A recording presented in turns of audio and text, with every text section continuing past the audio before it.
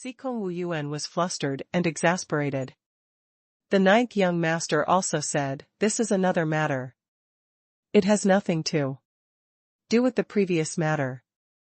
Ning Kaichen, no matter what, you must heal me. Now. This is your responsibility. What if I don't?" Jiang Ming felt that this had nothing to do with him, so he immediately began to put on a bad attitude. "I agree with Ning Kaichen," Yuan He said. "You guys should leave. We won't be going to the moonlight banquet. Now, you have to go. You owe us, so you have to go." However, the ninth young master was unwilling to let it go. He even wanted to fall in front of Jiang Ming and act pitiful. Jiang Ming did not give him such a chance. He stood up and retreated. The ninth young master fell to the ground, but there was nothing he could do. "What are you doing, Ning Kaichen?" Zhang Shaojing hurriedly helped the ninth young master up and said aggressively to Jiang Ming, "Even if you're unwilling, you can't treat us like this."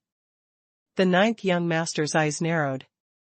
"Ning Kaichen, we didn't look for the king of the Shagwa kingdom. We're helping you out here. If the king of the Shagwa kingdom comes looking for us, things won't be so simple. Why don't you go find him then?" Jiang Ming felt that the ninth young master and Zhang Shaojing were too unreasonable and wanted to chase them away. "Zhang Shaojing," the ninth young master said, narrowing his eyes. "Let's go. And ask the king of the Shagwa kingdom to look at the issue." As he spoke, he signaled to Zhang Shaojing, who signaled to the servant. Jiang Ming saw them, but he did not say it out loud. What were these two people thinking? Could it be that they really wanted to look for Li Nanchu? However, just as he had expected, the two of them had indeed called Li Nanchu over. Alas, only Li Nanchu's attendant came. He was Li Nanchu's favorite, and everyone called him the head eunuch. "The king asked me to settle this matter."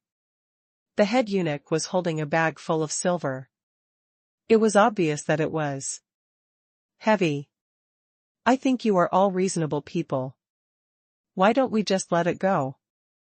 Everything will disappear like smoke. As for the ninth young master, the royal physician will come over to treat you. Don't worry." "I don't need the royal physician to treat me," the man said. "I need Ning Kaichen to treat me. Since he was the one who injured me, he has to take responsibility. Your Highness, you can't trust his medical skills. If you can't be cured, what will happen?" The eunuch tried to persuade him. The ninth young master snorted coldly and said, "What's the big deal? At worst, I'll just let Ning Kaichen take care of me for the rest of my life.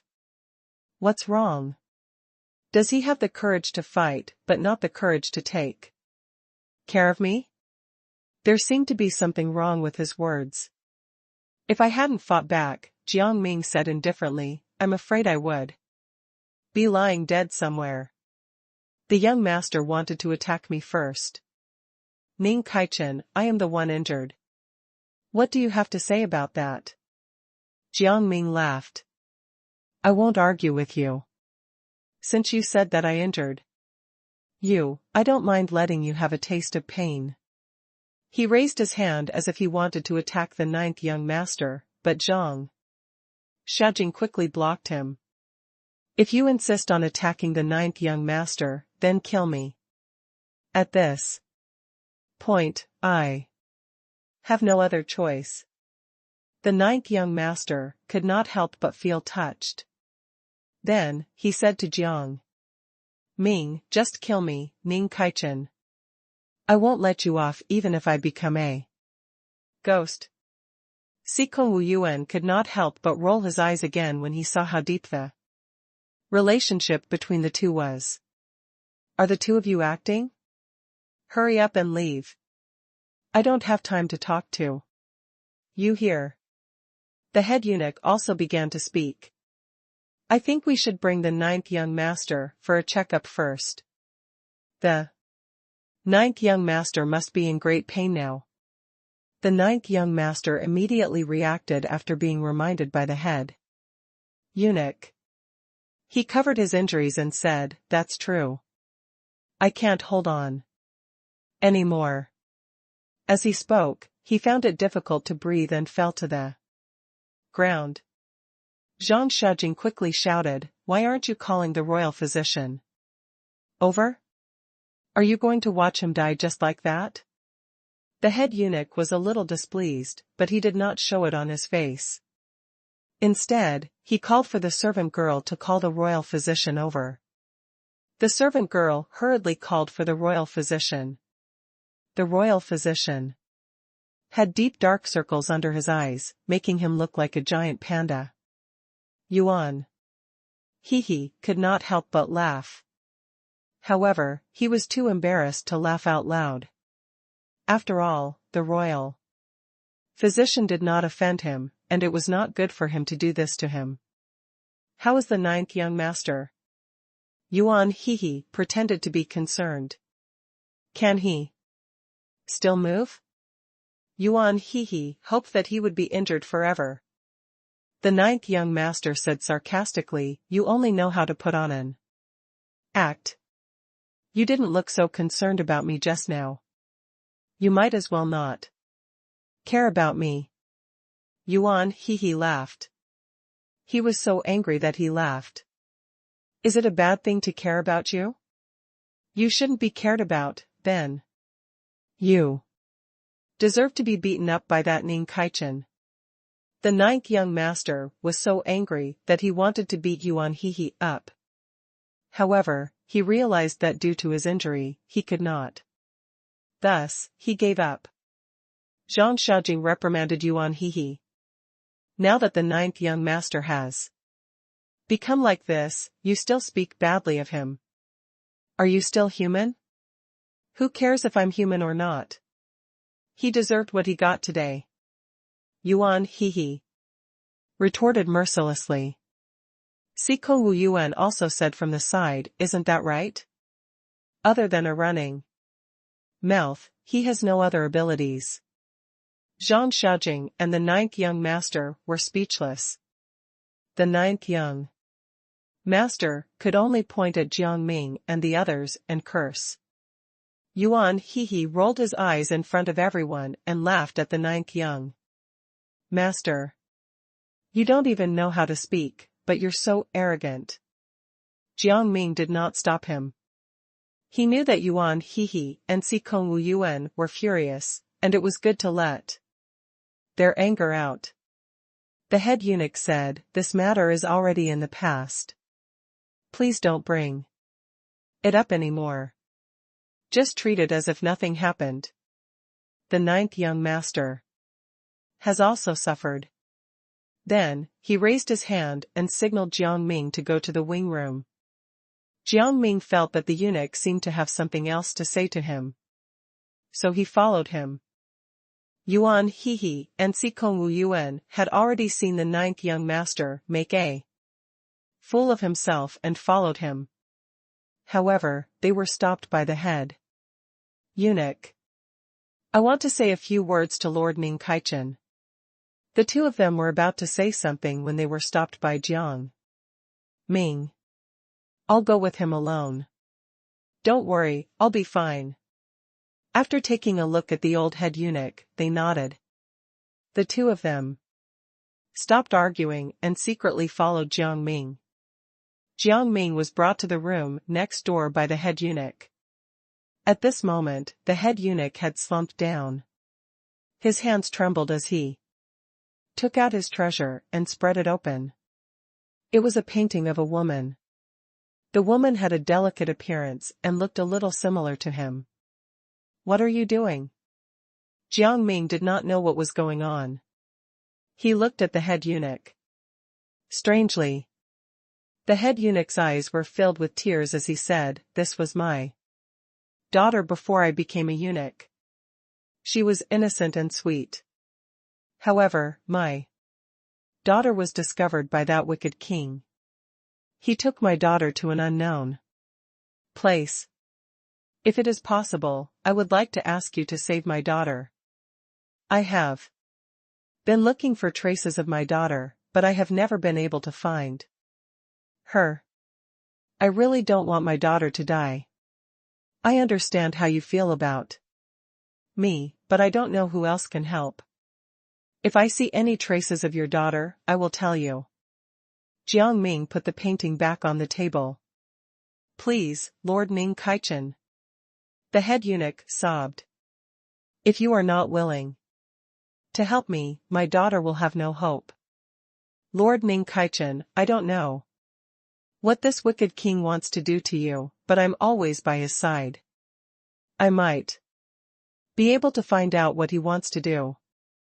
Why don't we make a deal? The head eunuch had an idea and hurriedly relayed it to Jiang Ming. Jiang Ming was not against it. Do you know what the moonlight banquet is? He asked.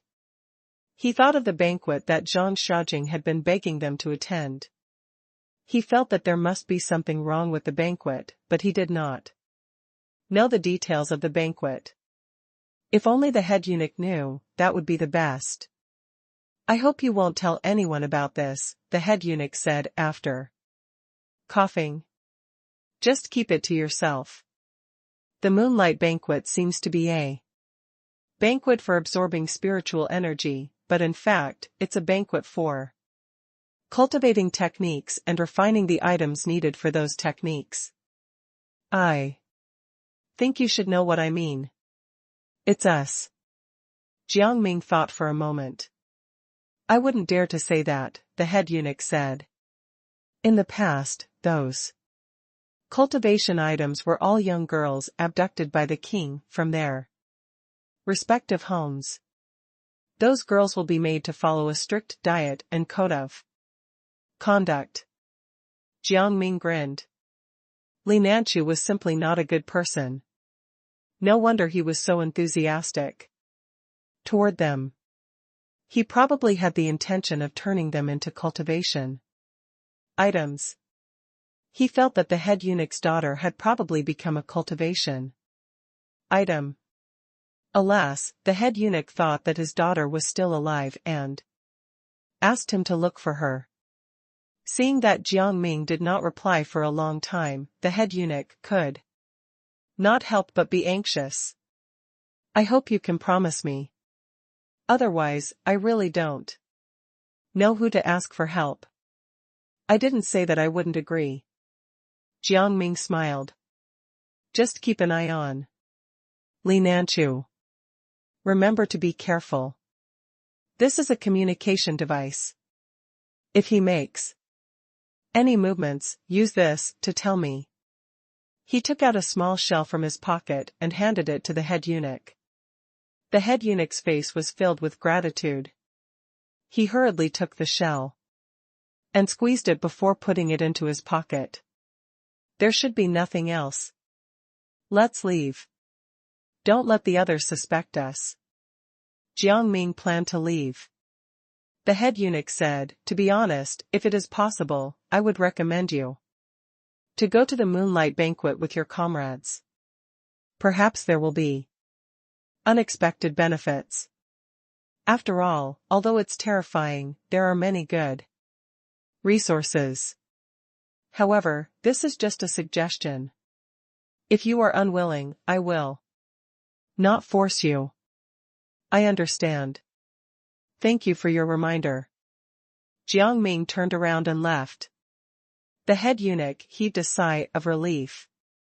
He shrunk his painting and put it in his pocket.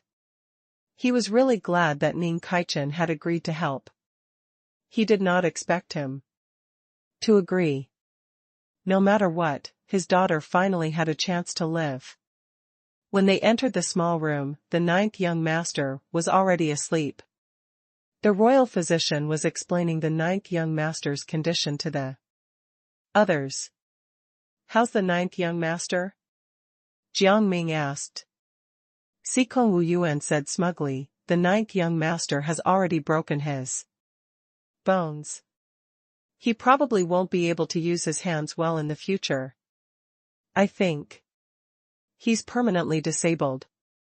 It shouldn't be like that. Logically speaking, he should be cured.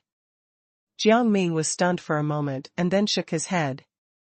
The royal physician said helplessly, "Unfortunately, there's no way to continue the treatment. Young master can only adjust to being disabled now. He probably won't be able to lift anything heavy again." Poor thing. Yuan Hehe mocked him.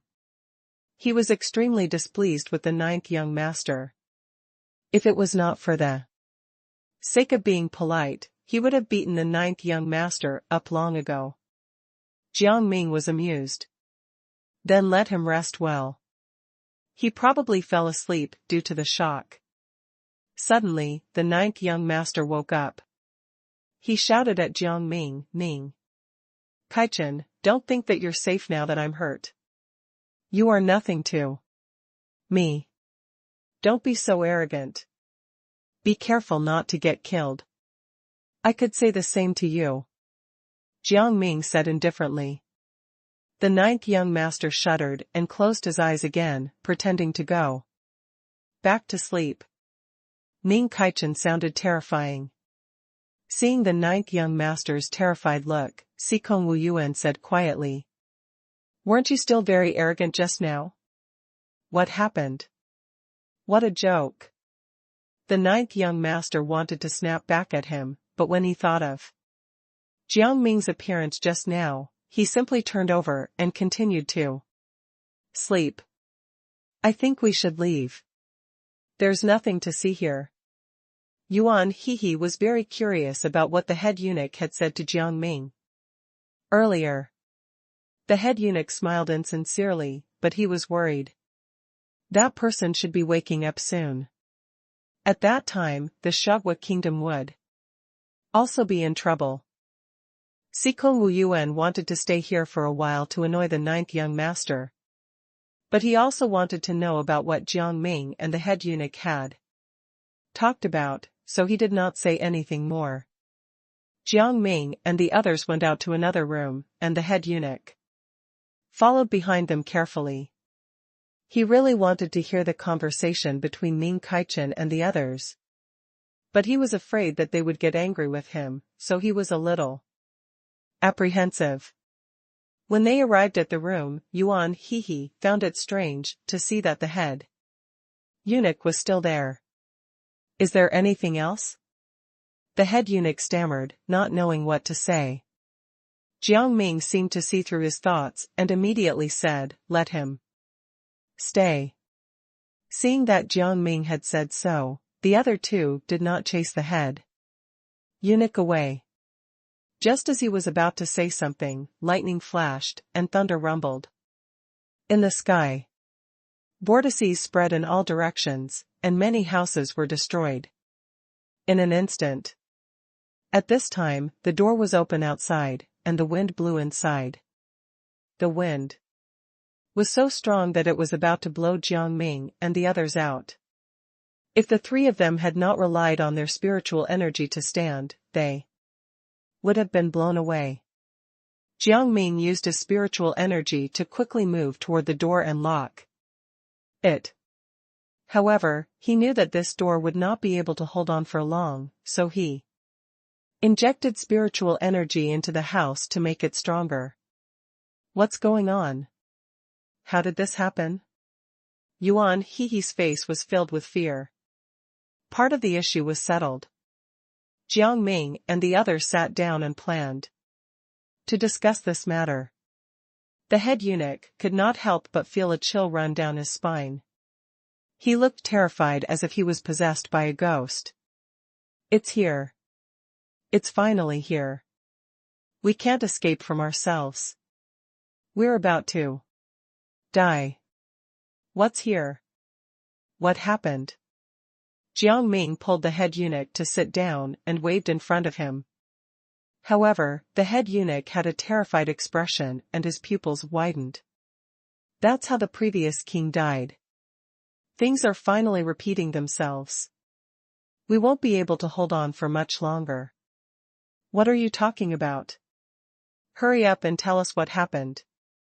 Sikong Wu Yuan patted his head and hurriedly said to the head eunuch. The head eunuch could not hear Sikong Wu Yuan's words at all. Instead, he covered his ears and repeated what he had just said like a madman.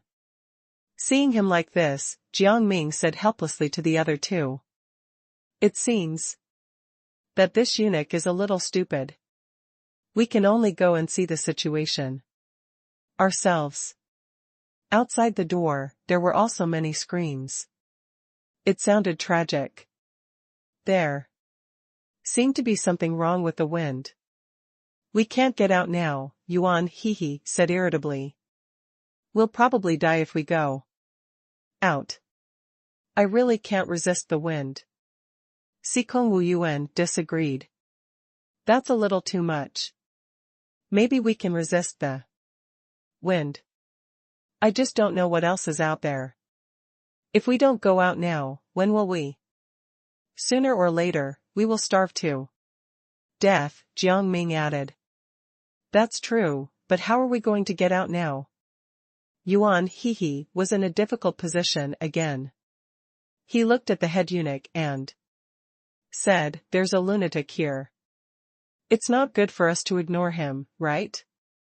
In the current situation, he can only stay here. I've already added spiritual energy to this house. He won't be in any danger for the time being. Jiang Ming stood up and made a bold decision. I'll go out and explore now.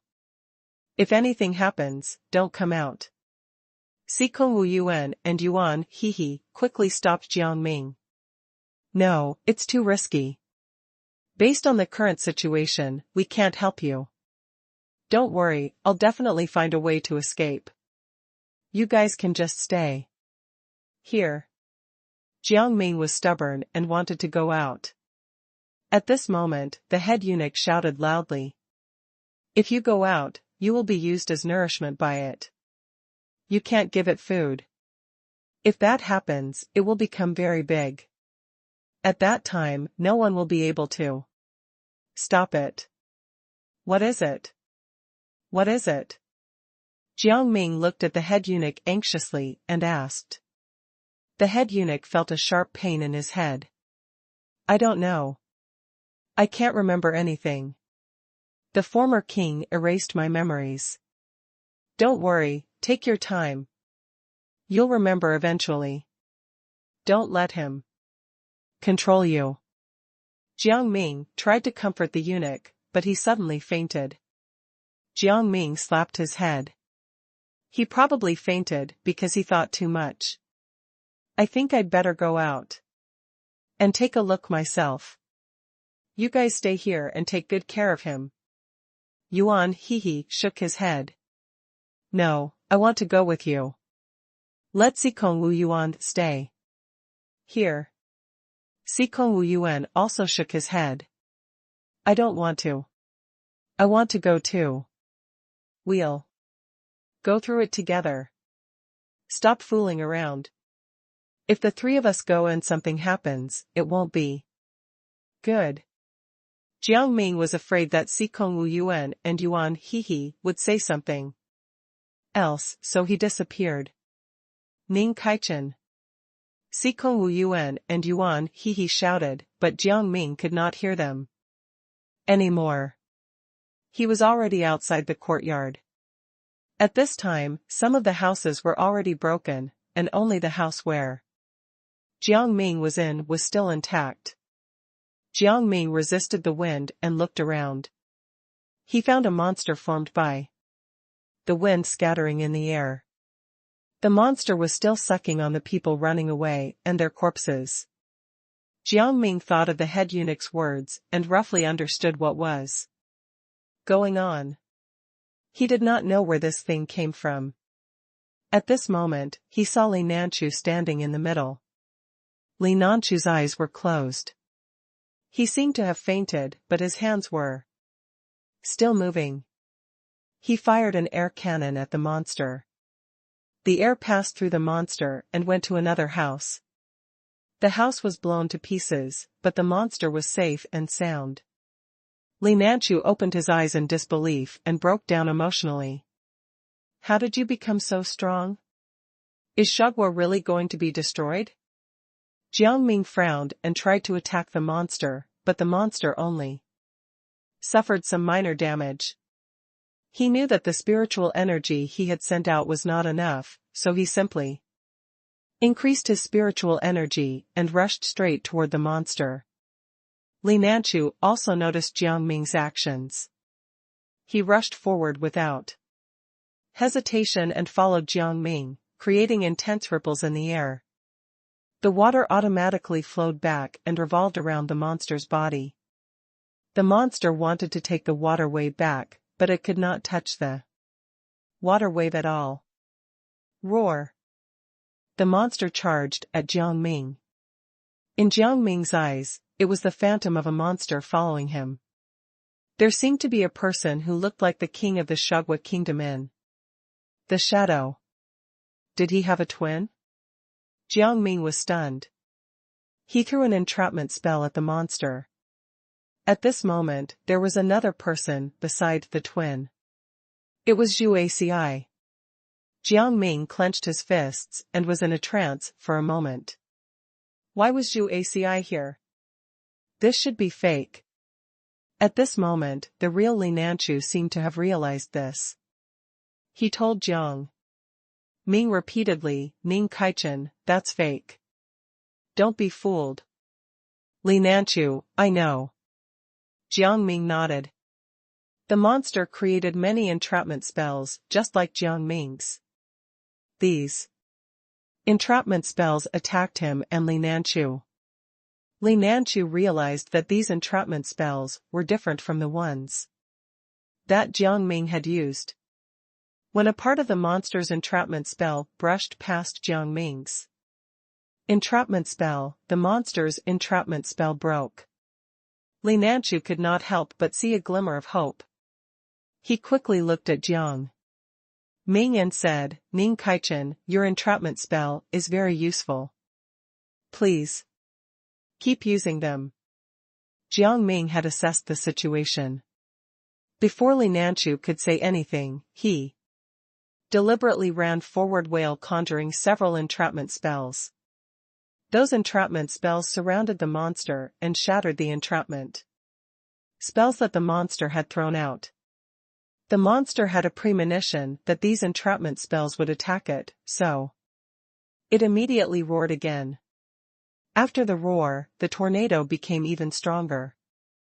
Following this roar, some animals rushed over. They looked strange. Some had ears, some did not, and some did not even look like the monster at all. This monster can summon beasts? Li Nanchu gulped. As these beasts approached, he suddenly realized that the beasts did not seem to be controlled by the monster. They attacked without warning, and the monster did not order them around. Li Nanchu was dumbfounded. Are we going to get rid of this monster or not? He asked Jiang Ming. This isn't my kingdom. If you want to solve this issue, do it yourself. The beasts destroyed the surroundings.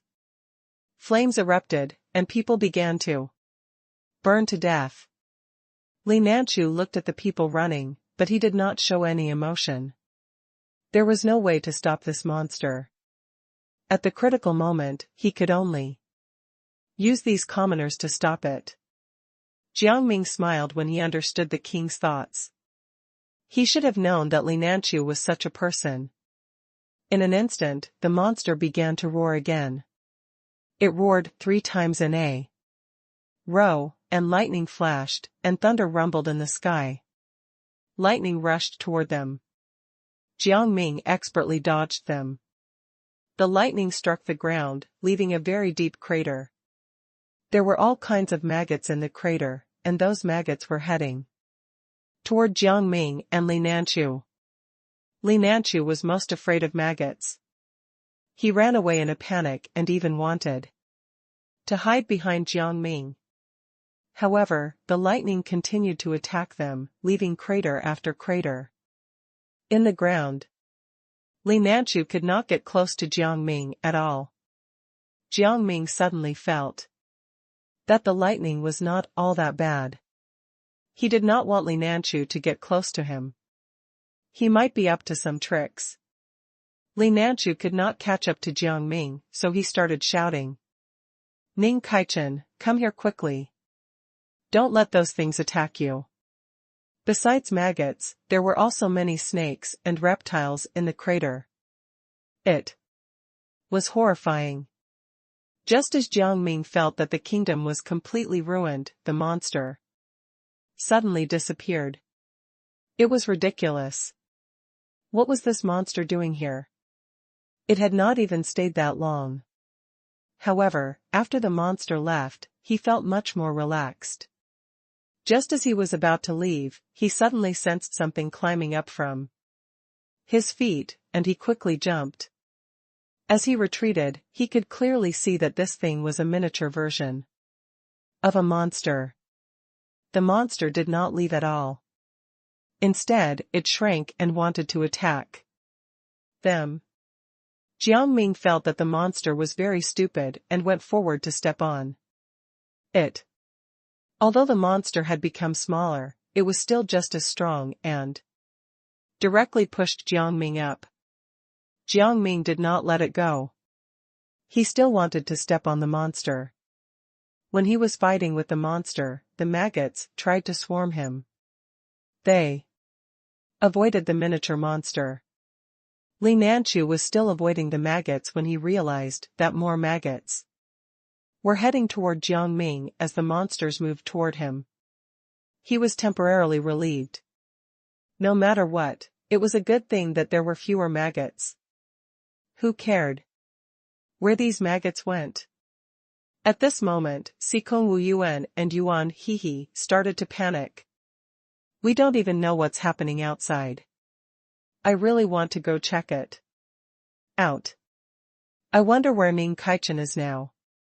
Sikong Wu Yuan sized up the house. The house was still standing, but he could not calm down. He felt that he was a coward who had been staying here all this time. He was not some child who needed to be protected. If we go out rashly, we will be in danger. By then, we won't be able to find Ning Kaichen, and we won't even be able to protect ourselves. Yuan Hehe hesitated. He had the same thoughts as Sikong Wu Yuan, but he knew his own strength. He did not want to be a burden to Ning Kaichen. Great. None of us are leaving. We're stuck in this place. Sikong Wu Yuan also felt troubled. He could not go alone.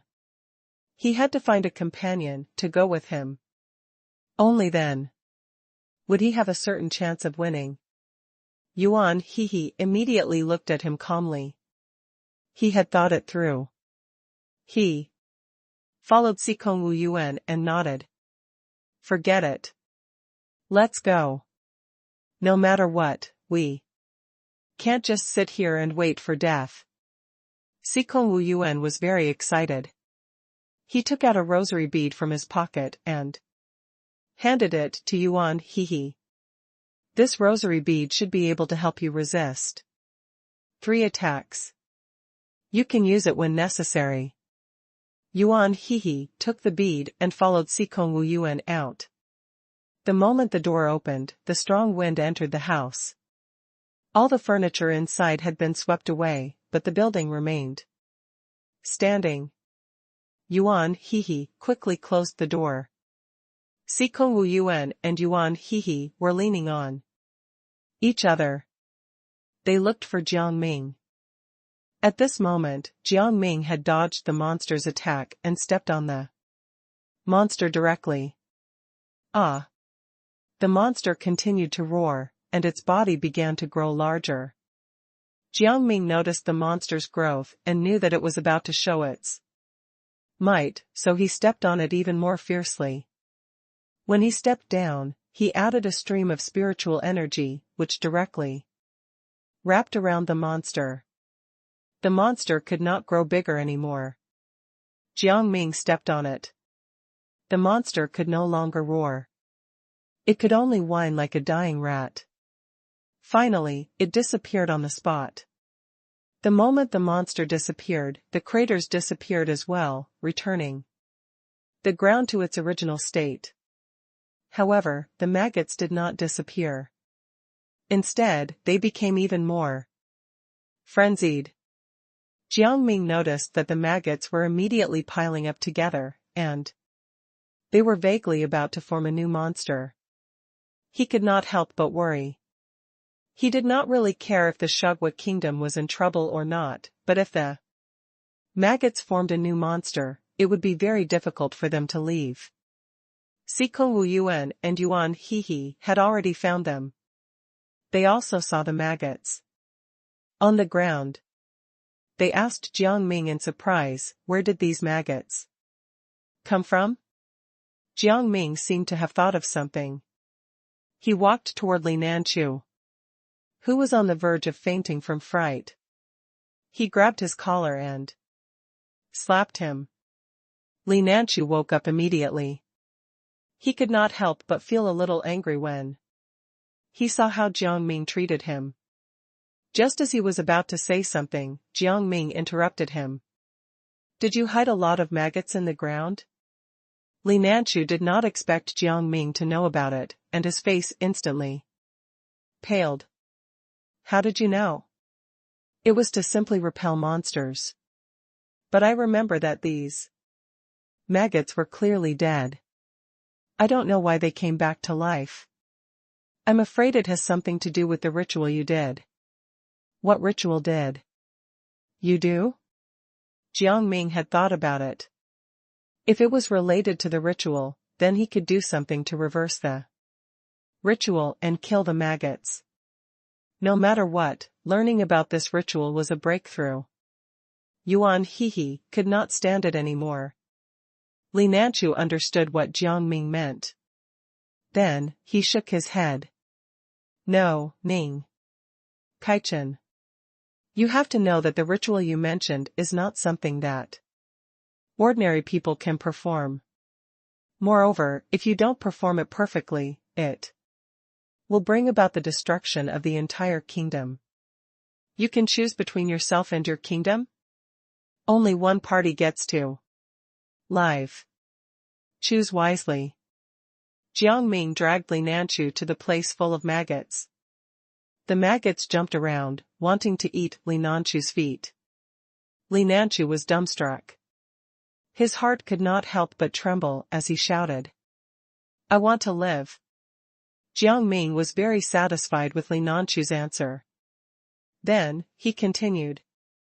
Then tell me about the array. Li Nanchu took out the array diagram from his pocket. This is the array diagram. I brought it with me. Jiang Ming instructed Sikong Wu Yuan and Yuan Hehe to spread out the array diagram. The magic array diagram suddenly shone with light. The light rose into the air and depicted the structure of the array. Jiang Ming took a look at it and simply cut it from the middle, tearing the array diagram into pieces. What are you doing? Li Nanchu was shocked once again. He was dumbfounded. Then, he said, this is the array diagram that you need. If you destroy it, it'll be useless. You won't be able to crack the array. How can I be sure you're not lying? Jiang Ming asked, confidently. The maggots had indeed died the moment the formation was destroyed, and they all collapsed to the ground.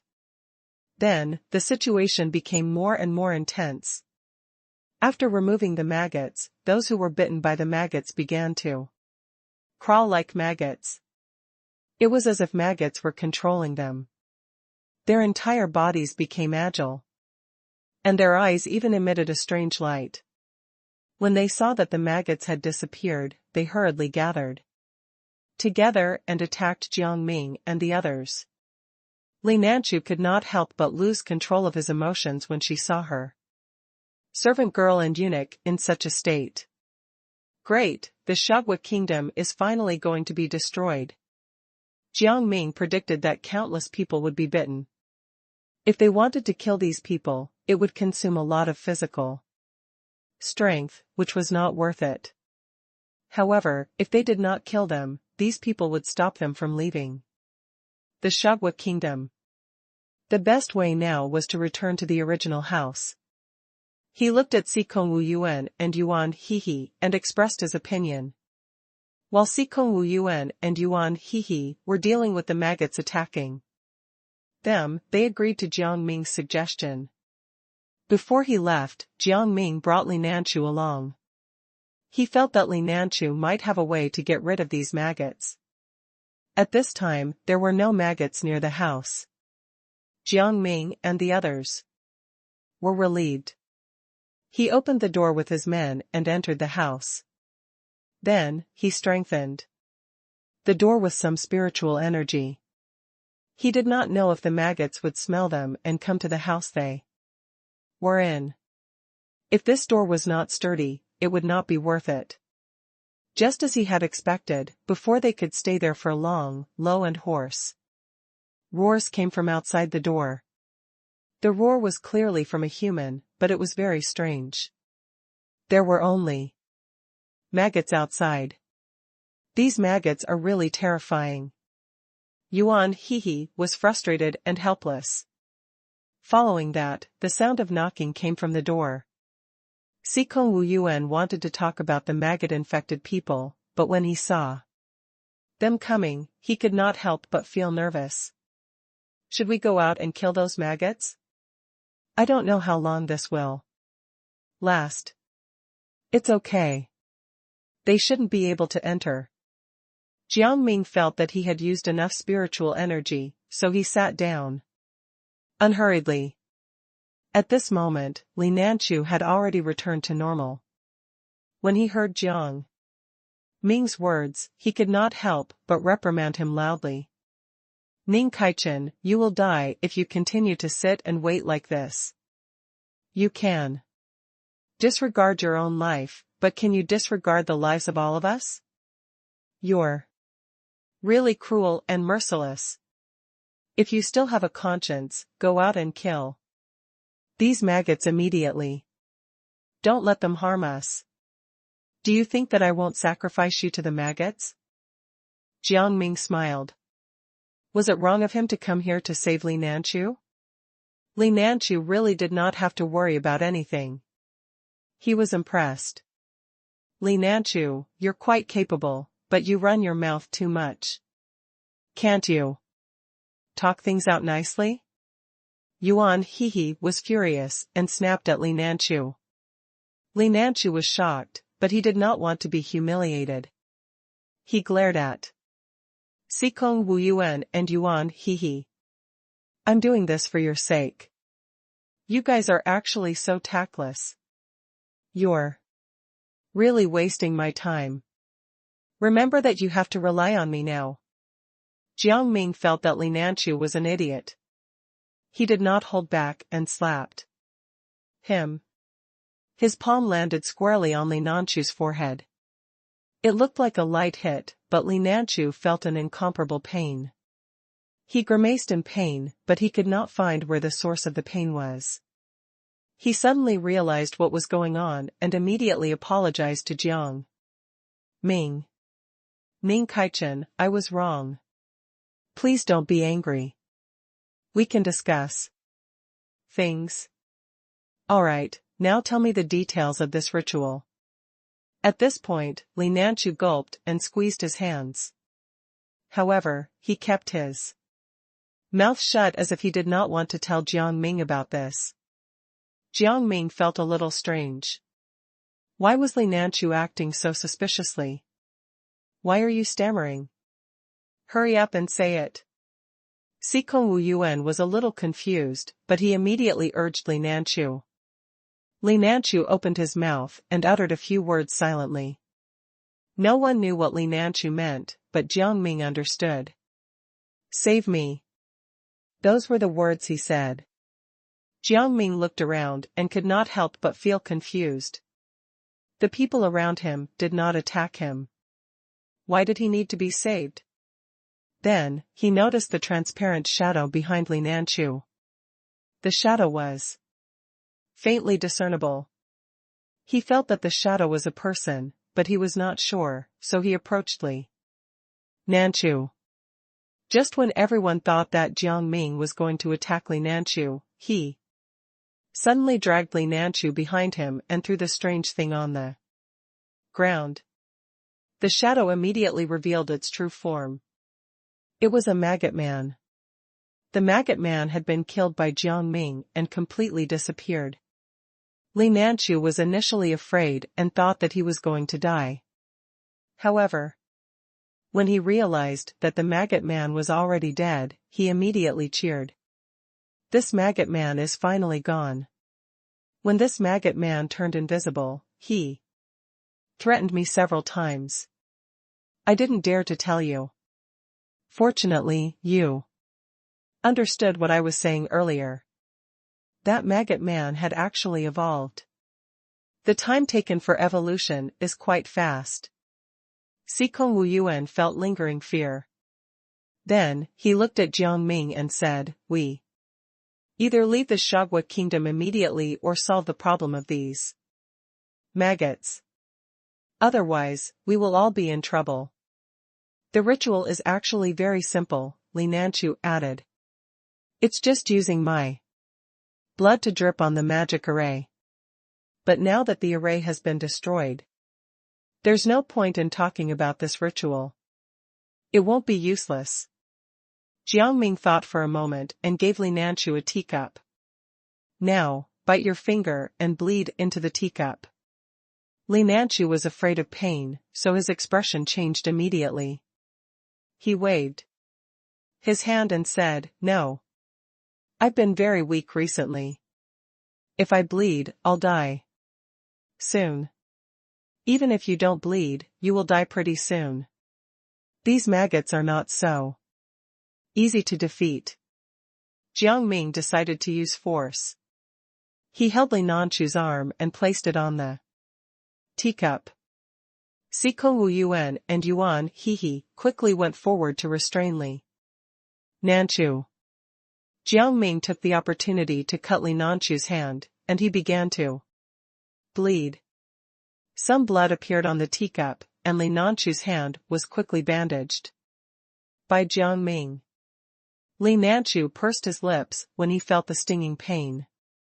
"If I had known earlier, I wouldn't have told you about this ritual. It hurts so much. If you didn't tell us, you'd have been finished." Jiang Ming did not have time to waste on Li Nanchu. He disappeared from where he was and reappeared at the door. He rose into the air and sprinkled the blood on the maggot man. The maggot man disappeared immediately. He quickly returned to the room and explained the situation to Sikong Wuyuan and Yuan Hehe. They immediately looked at Li Nanchu in unison. Li Nanchu could not help but protect his body. He quickly said, "You can't let me bleed again. If I bleed too much, I'll die. In the face of danger, I think you should sacrifice yourself. The citizens of the Shagwa kingdom will remember you fondly."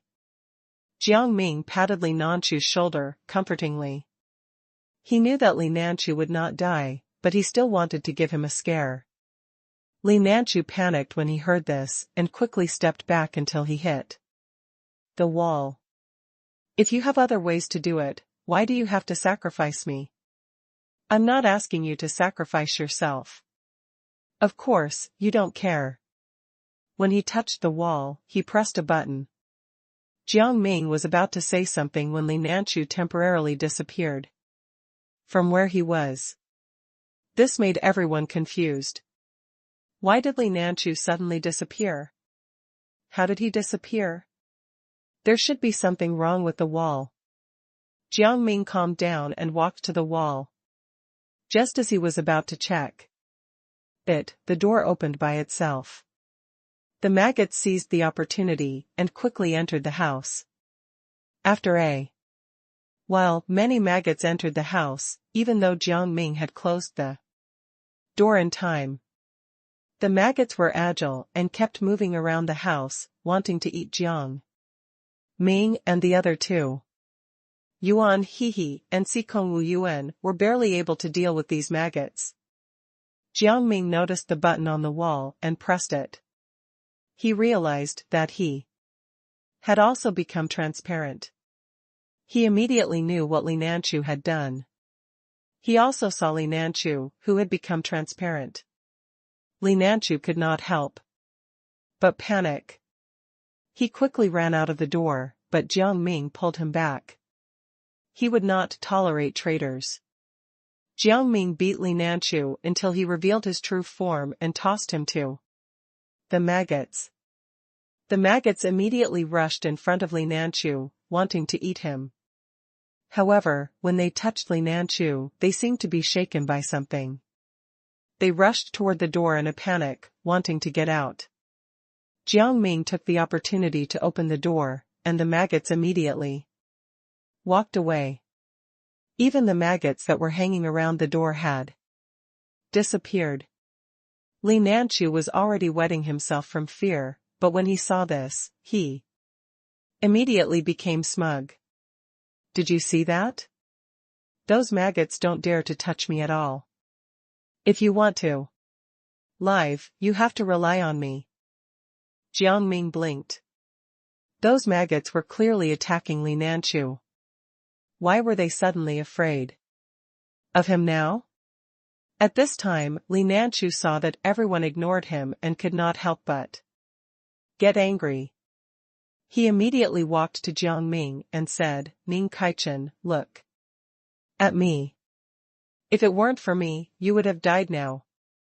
You should thank me, do you hear me?" Jiang Ming saw Li Nanchu's stupid face swaying in front of him and could not help but get angry. He pushed him aside. He did not understand. Why was Li Nanchu acting like a lunatic? If not for the fact that everyone here knew him, he would have died of embarrassment. Moreover, Li Nanchu had betrayed them. Jiang Ming held his breath and tried his best to calm himself down. His eyes emitted a murderous light. If you know what's good for you, then shut up. Don't make me angry. Yuan Hehe could not take it anymore. He took a step forward and punched Li Nanchu in the face. He felt that Li Nanchu should die and not stay here for too long. Li Nanchu felt the stinging pain and immediately became dissatisfied. He shouted at Yuan Hehe and the others. "Aren't you afraid that I'll let those maggots attack you by treating me like this? Should I kill you first then?" Jiang Ming was still thinking about the reason why the maggots left Li Nanchu. When he saw Li Nanchu being so noisy, he became impatient. Li Nanchu did not dare to say anything after being yelled at. In fact, he did not dare to go out either. After all, the situation was urgent. Although the maggots that had just entered were afraid of him, who knew if the other maggots were also afraid of him? He could not take the risk. Sikongwu Yuan heaved a sigh of relief. Li Nanchu finally quieted down. Who would have known that the king of the Shagwa kingdom would be so crude? It was really a disgrace to his reputation as a gentleman. Jiang Ming could not figure it out, but he felt that Li Nanchu's blood was the most important. He guessed that these maggots might have some kind of way to communicate with each other. He had just used Li Nanchu's blood to kill a maggot man. That maggot man might have sent a signal to the other maggot men before he died, which was why this happened. However, this possibility was only a guess and could not be verified. After all, he was not one of the maggots themselves. Seeing Jiang Ming's thoughtful look, Sikongwu Yuan did not want to disturb him, so he thought of the same question as Jiang Ming. However, although the result he got was similar to Jiang Ming's, he still couldn't figure it out. Yuan Hehe was cleaning up the traces of the maggots. Wherever the maggots went, there would be some terrifying mucus. The mucus was bloodshot and looked disgusting. He did not want to live in such an environment. Seeing the slime, Jiang Ming thought of something else. He looked at Li Nanchu and asked, "Do you have any folk songs or legends about monsters that have been passed down in the Shagwa kingdom?" Li Nanchu thought for a moment. His expression turned serious. "Wherever the maggots go, the royal family will fill the city." It said that this was a way to solve monster-related problems. I didn't understand it at the time, but now that I've seen maggots, I roughly understand the origin of these words. Huh? Yuan Hehe was dumbfounded. "Are you sure?" he asked. "Is that really the case? This is just a description of the phenomenon, not a solution, right?" Sikong Wu Yuan found it strange and asked. Jiang Ming thought about these words and did not have any opinion. There was no need to think about the direction of the maggots. The only thing left was the royal family. Logically speaking, the royal family of the Shagwa kingdom were all in the palace. How could the royal family be all over the city? If the royal family was said to be full of the city, it could only be said that a certain part of the royal family might be able to fill the city with the royal family. Jiang Ming suddenly had an idea and immediately looked at Li Nanchu. He felt that the breakthrough was still with the king of the Shagwa kingdom. "Ning Kaichen, what are you doing? What do you want to do to me?" Li Nanchu became nervous and could not help but retreat. Jiang Ming took a step forward and sized him up. "There should be spells passed down from generation to generation in the royal family, right? How did you know? It's your first time in the Shagwa kingdom. How do you know everything?" Li Nanchu could not understand. "I made an educated guess." Jiang Ming shrugged. "The important thing now is that you have to answer me. Don't pay attention to anything other than my question." "Yes. There is." Li Nanchu stuttered, not knowing what to say. "Why are you stuttering? What is that spell?" Jiang Ming found Li Nanchu's expression strange, but he did not think too much about it and continued with the next question. Yuan Hehe and Sikong Wu Yuan listened carefully. They had a vague feeling that this spell could change the current state of the Shagwa kingdom. The spell technique is used by the kings of the past dynasties to rise into the air and then release the light of the sun and moon to shine on the ground. Li Nanchu continued to stutter.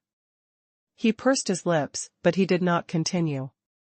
"The sun and moon shine on the ground, and the royal family fills the city."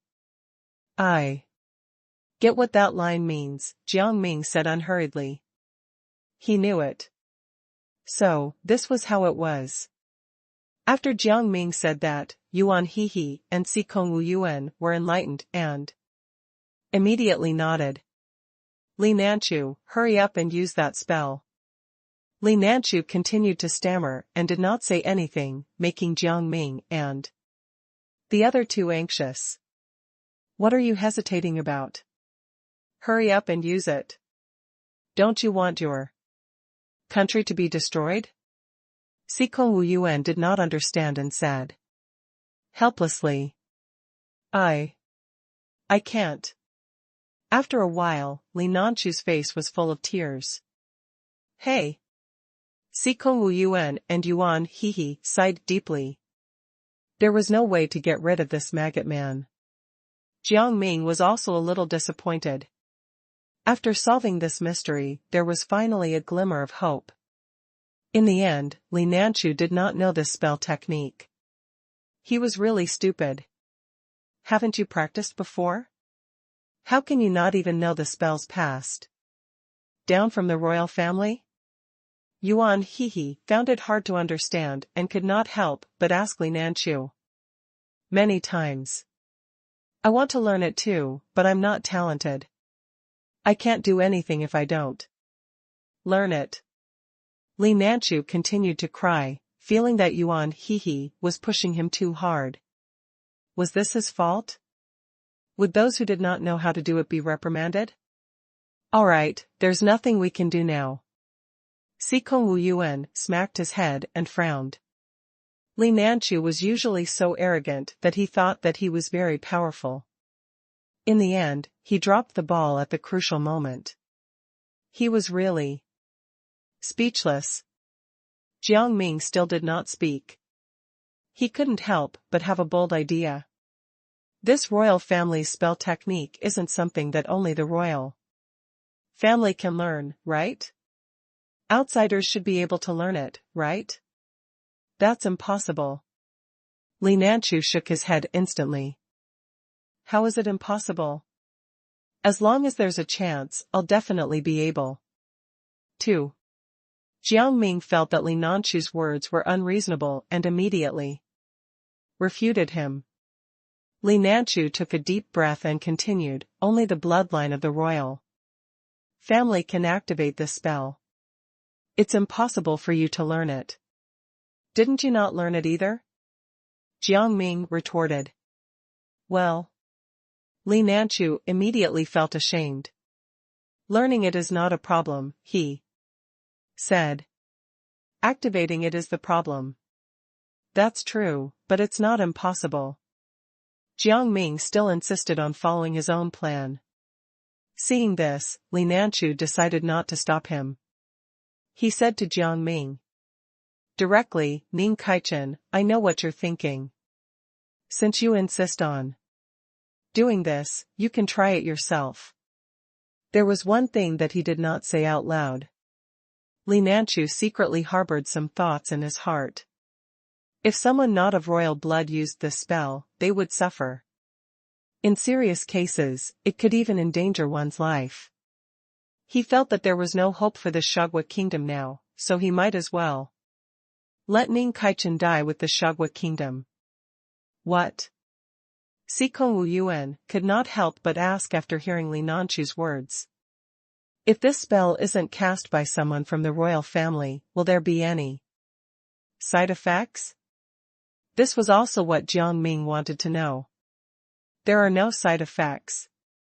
Li Nanchu shook his head, feeling a little guilty for some reason. Jiang Ming noticed his guilty conscience. Jiang Ming's face instantly turned cold. Li Nanchu, is this secret spell really that safe? Li Nanchu felt that Jiang Ming had noticed him. He let out a sigh and continued to repeat what he said just now. I really don't know.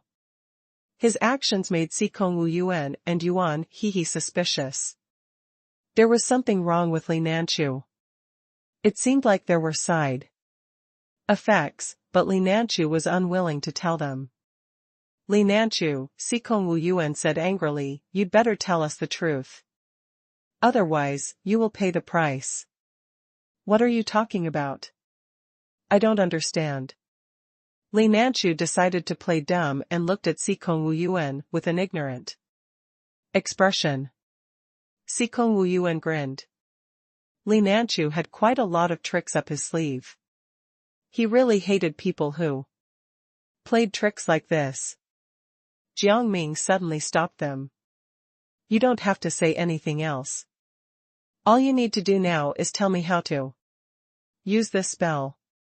He could tell that Li Nanchu would not tell them the truth. Instead of wasting time and asking, he might as well learn the spell.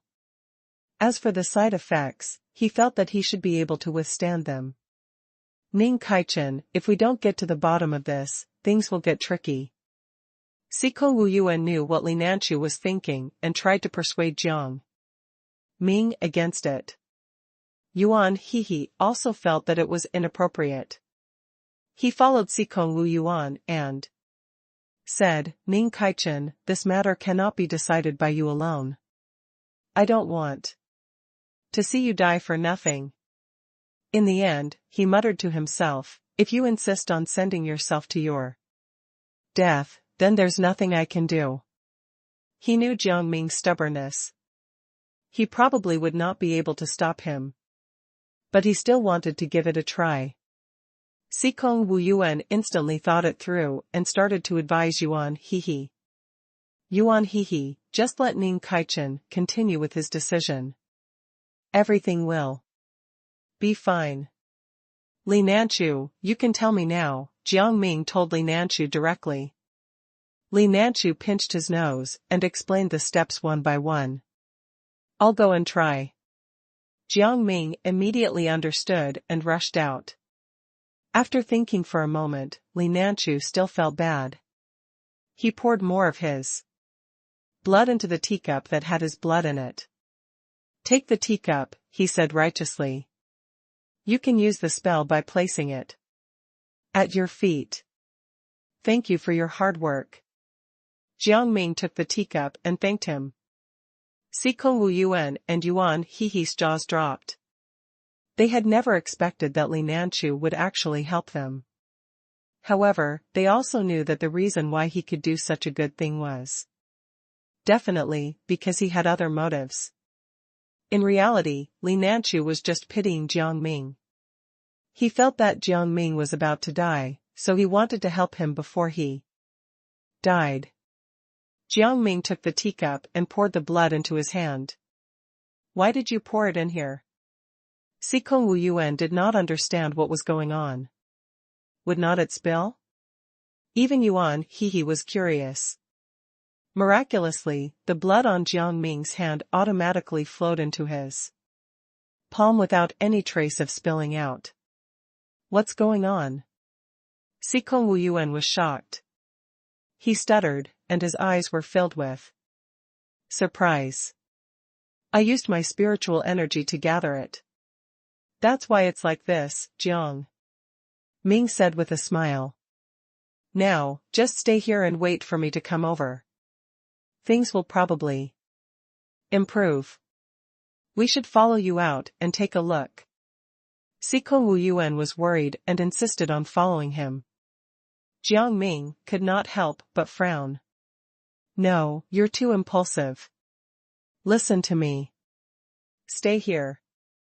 This time, it was Yuan Hehe's turn to hold Sikong Wu Yuan back, but Sikong Wu Yuan did not say anything. Seeing this, Yuan Hehe decided not to say anything. I wish you all the best. Even though Li Nanchu already knew the outcome, he still pretended to sincerely wish him well. He felt extremely refreshed. He had Sikong Wu Yuan and Yuan Hehe under his control. Ning Kaichen was the only one who didn't listen to him. However, Ning Kaichen was about to die, so he was no longer a threat. Jiang Ming disappeared from where he was and then flew into the air. When the maggots saw Jiang Ming, they immediately crawled over.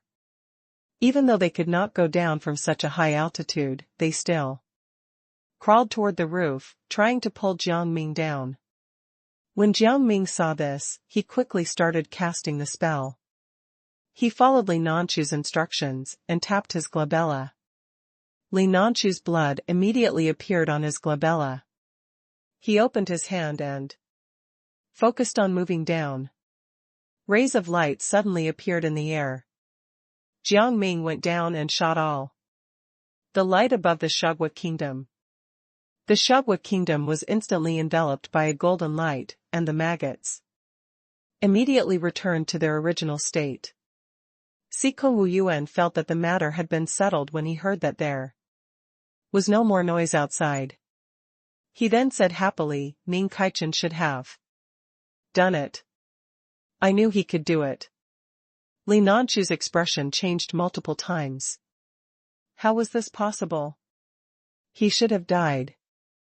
By the time Li Nanchu had come back to his senses, Sikong Wu Yuan and Yuan Hehe had already gone out to check on the situation. They had just left when they were stopped by a woman. The woman raised her hand and trapped the three of them. Then, she laughed loudly. Does it matter if the maggots are gone? In the end, you still fell into my hands. The woman's laughter attracted Jiang Ming. Jiang Ming was watching the lively scene at the beginning when he heard laughter. This was the scene he saw when he arrived. He felt that he should punish this arrogant woman in front of him. "Kid, didn't you go to cast a spell? Why are you here?" When the woman saw Jiang Ming, her expression could not help but change. She was obviously afraid. "If I hadn't shown up, you would have taken my friends away." "Who are you?" Jiang Ming raised his eyebrows and felt that this woman was a little crazy. The woman did not say anything. Instead, she glared at Jiang Ming. "You should die. You are simply a sinner in this world. Where do you want to take them?" Jiang Ming grinned and asked. "Water wave illusion. Kill him." The woman still did not reply. She started to dance. The objects around her began to move according to her movements. A stream of water surged out of the woman's body, rolling the objects together and rushing toward Jiang Ming. Jiang Ming raised his left hand and restrained the objects. He seemed to be immersed in an ocean, and the water rushed out of his face and nose. In Jiang Ming's opinion, he was just blocking the attack. Sikong Wu Yuan and Yuan He's hearts tightened, and they felt helpless. If they could, they hoped to fight alongside Jiang Ming. However, they were trapped and could not help Jiang Ming at all. At this moment, the woman realized that her attack had no effect on Jiang Ming at all. She could not help but feel strange and went forward to check the reason.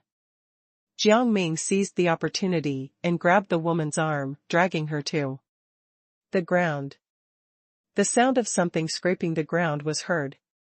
Jiang Ming felt that the sound was strange. He looked down and found that there was a large spark behind the woman.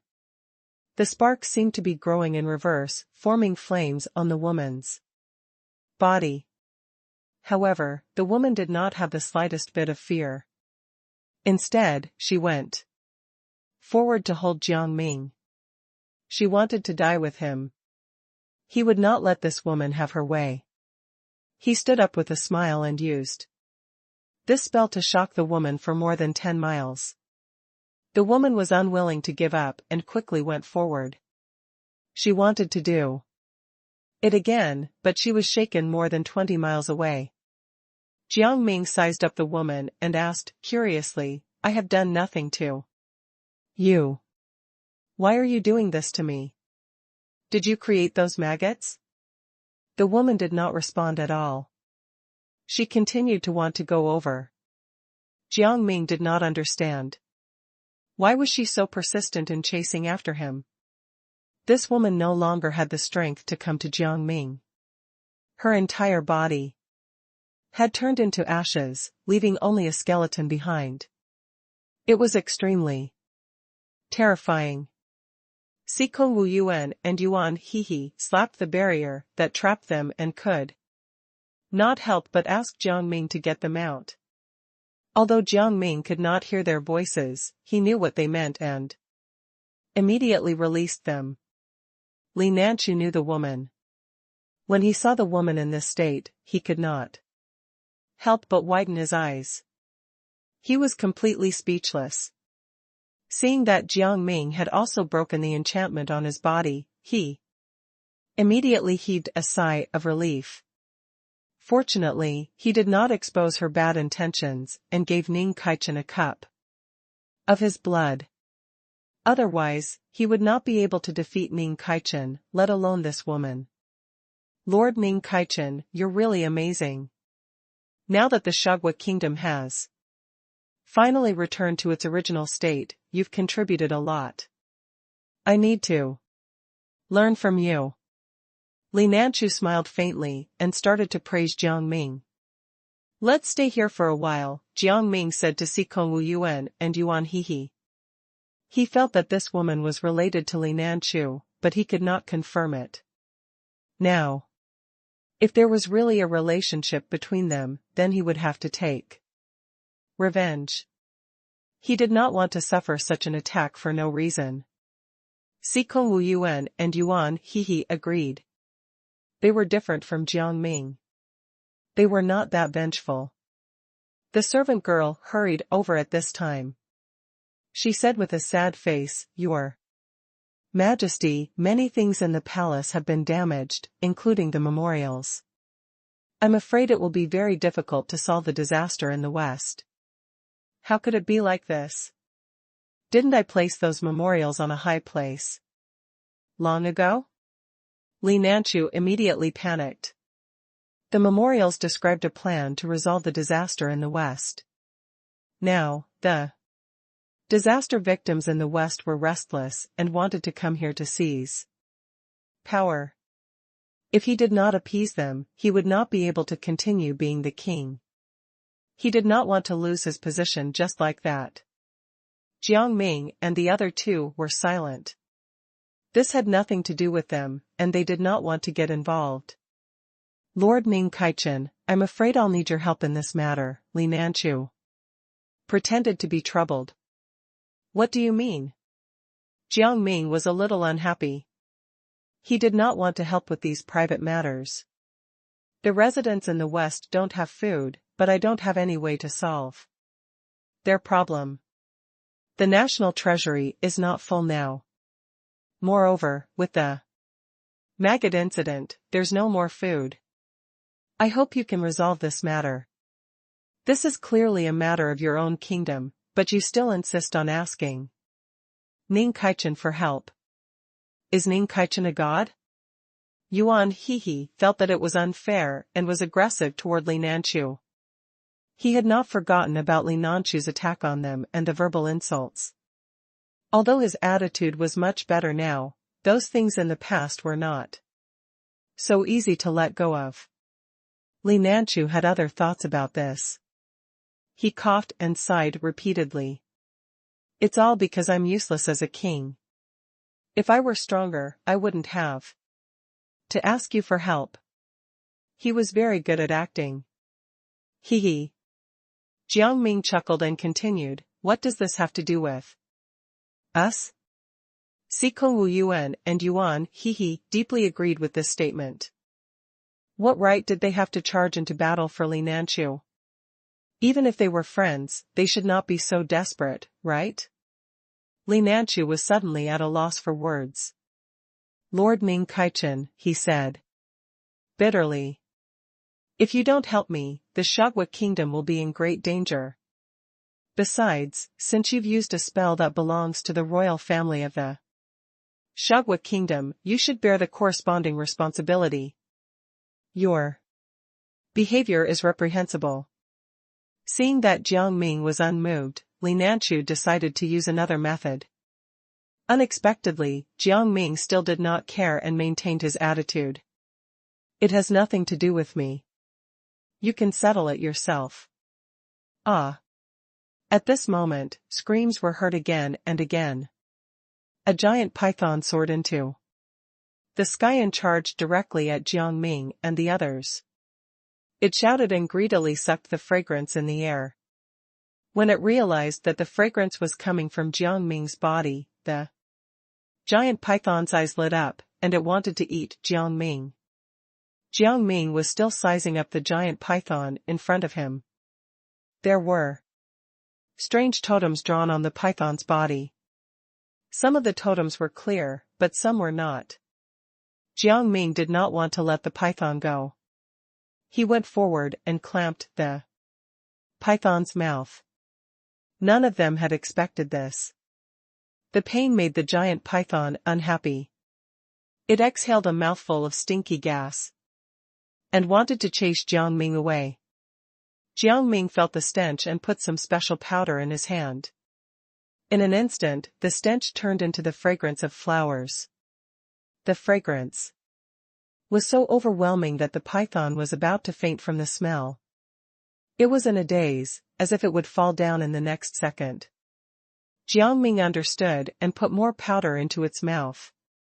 While the python was in a daze, he conjured a small knife out of his spiritual energy and made the small knife cut off its tongue. The pain made the python react.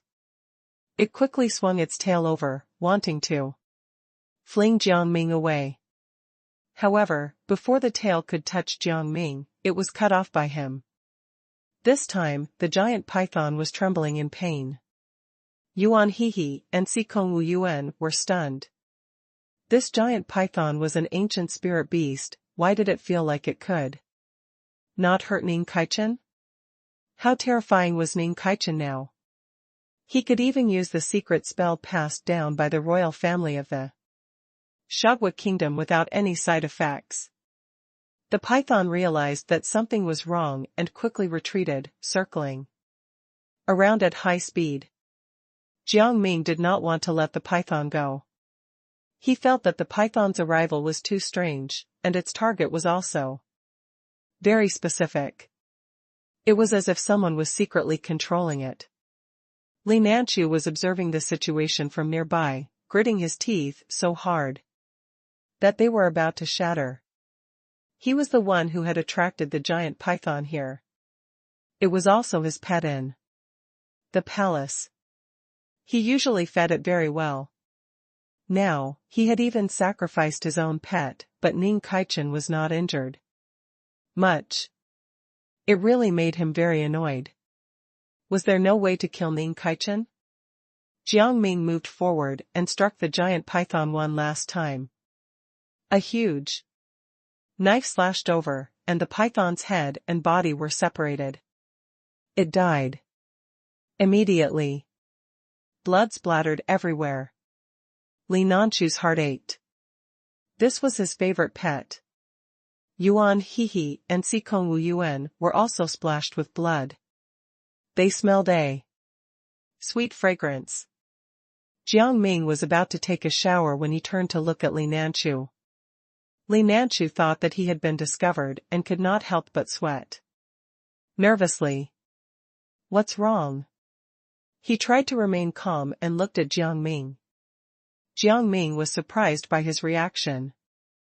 He said, "Get someone to prepare water.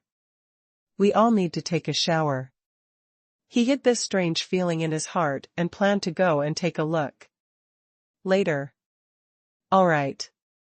Li Nanchu heaved a sigh of relief and immediately ordered the maids to prepare the baths. As for helping the poor in the West, he planned to find someone else for the time being. Ning Kaichen was so difficult to manipulate, so it was better for him to stay here. After taking a shower, Jiang Ming gathered Yuan Hehe and Sikong Wu Yuan together and told them about the strange incident. I don't know what evil intentions Li Nanchu has. I think he probably has the intention of killing us. He was the one who started everything. Yuan Hehe hit the nail on the head and curled his lips. I think so too, but that cup of blood is even stranger. Still, it doesn't matter. Who knows if Li Nanchu gave him the blood because he felt guilty? Sikong Wu Yuan did not think much of it. Jiang Ming did not know whether to laugh or cry, but he did not deny it. He felt that Sikong Wu Yuan and Yuan Hehe were right. At this moment, Li Nanchu was pacing back and forth in the main palace. He felt that Ning Kaichen had noticed his emotions and was afraid that he would suspect him. He looked into the distance and looked around. He threw a golden coin from the rock wall. The gold coin was embedded into the rock wall, opening a door. Li Nanchu walked through the door. Now, it was time for him to rise. Jiang Ming and the other two had a visitor. This person indicated that he was Li Nanchu's minister, Chen Siyuan, and that he wanted to collect the lonely paper figure. At this moment, the paper figure was standing alone at the edge of the wall. Jiang Ming thought that he had hidden himself flawlessly, but he did not expect that the paper figure would still be discovered. Especially when the person who discovered it was a minister they had never seen before. Sir Ning Kaichen, Chen Siyuan respectfully raised his hand. This paper figure is the property of the royal family. Please be magnanimous and return him to me. This paper figure is alone. It has already become ours.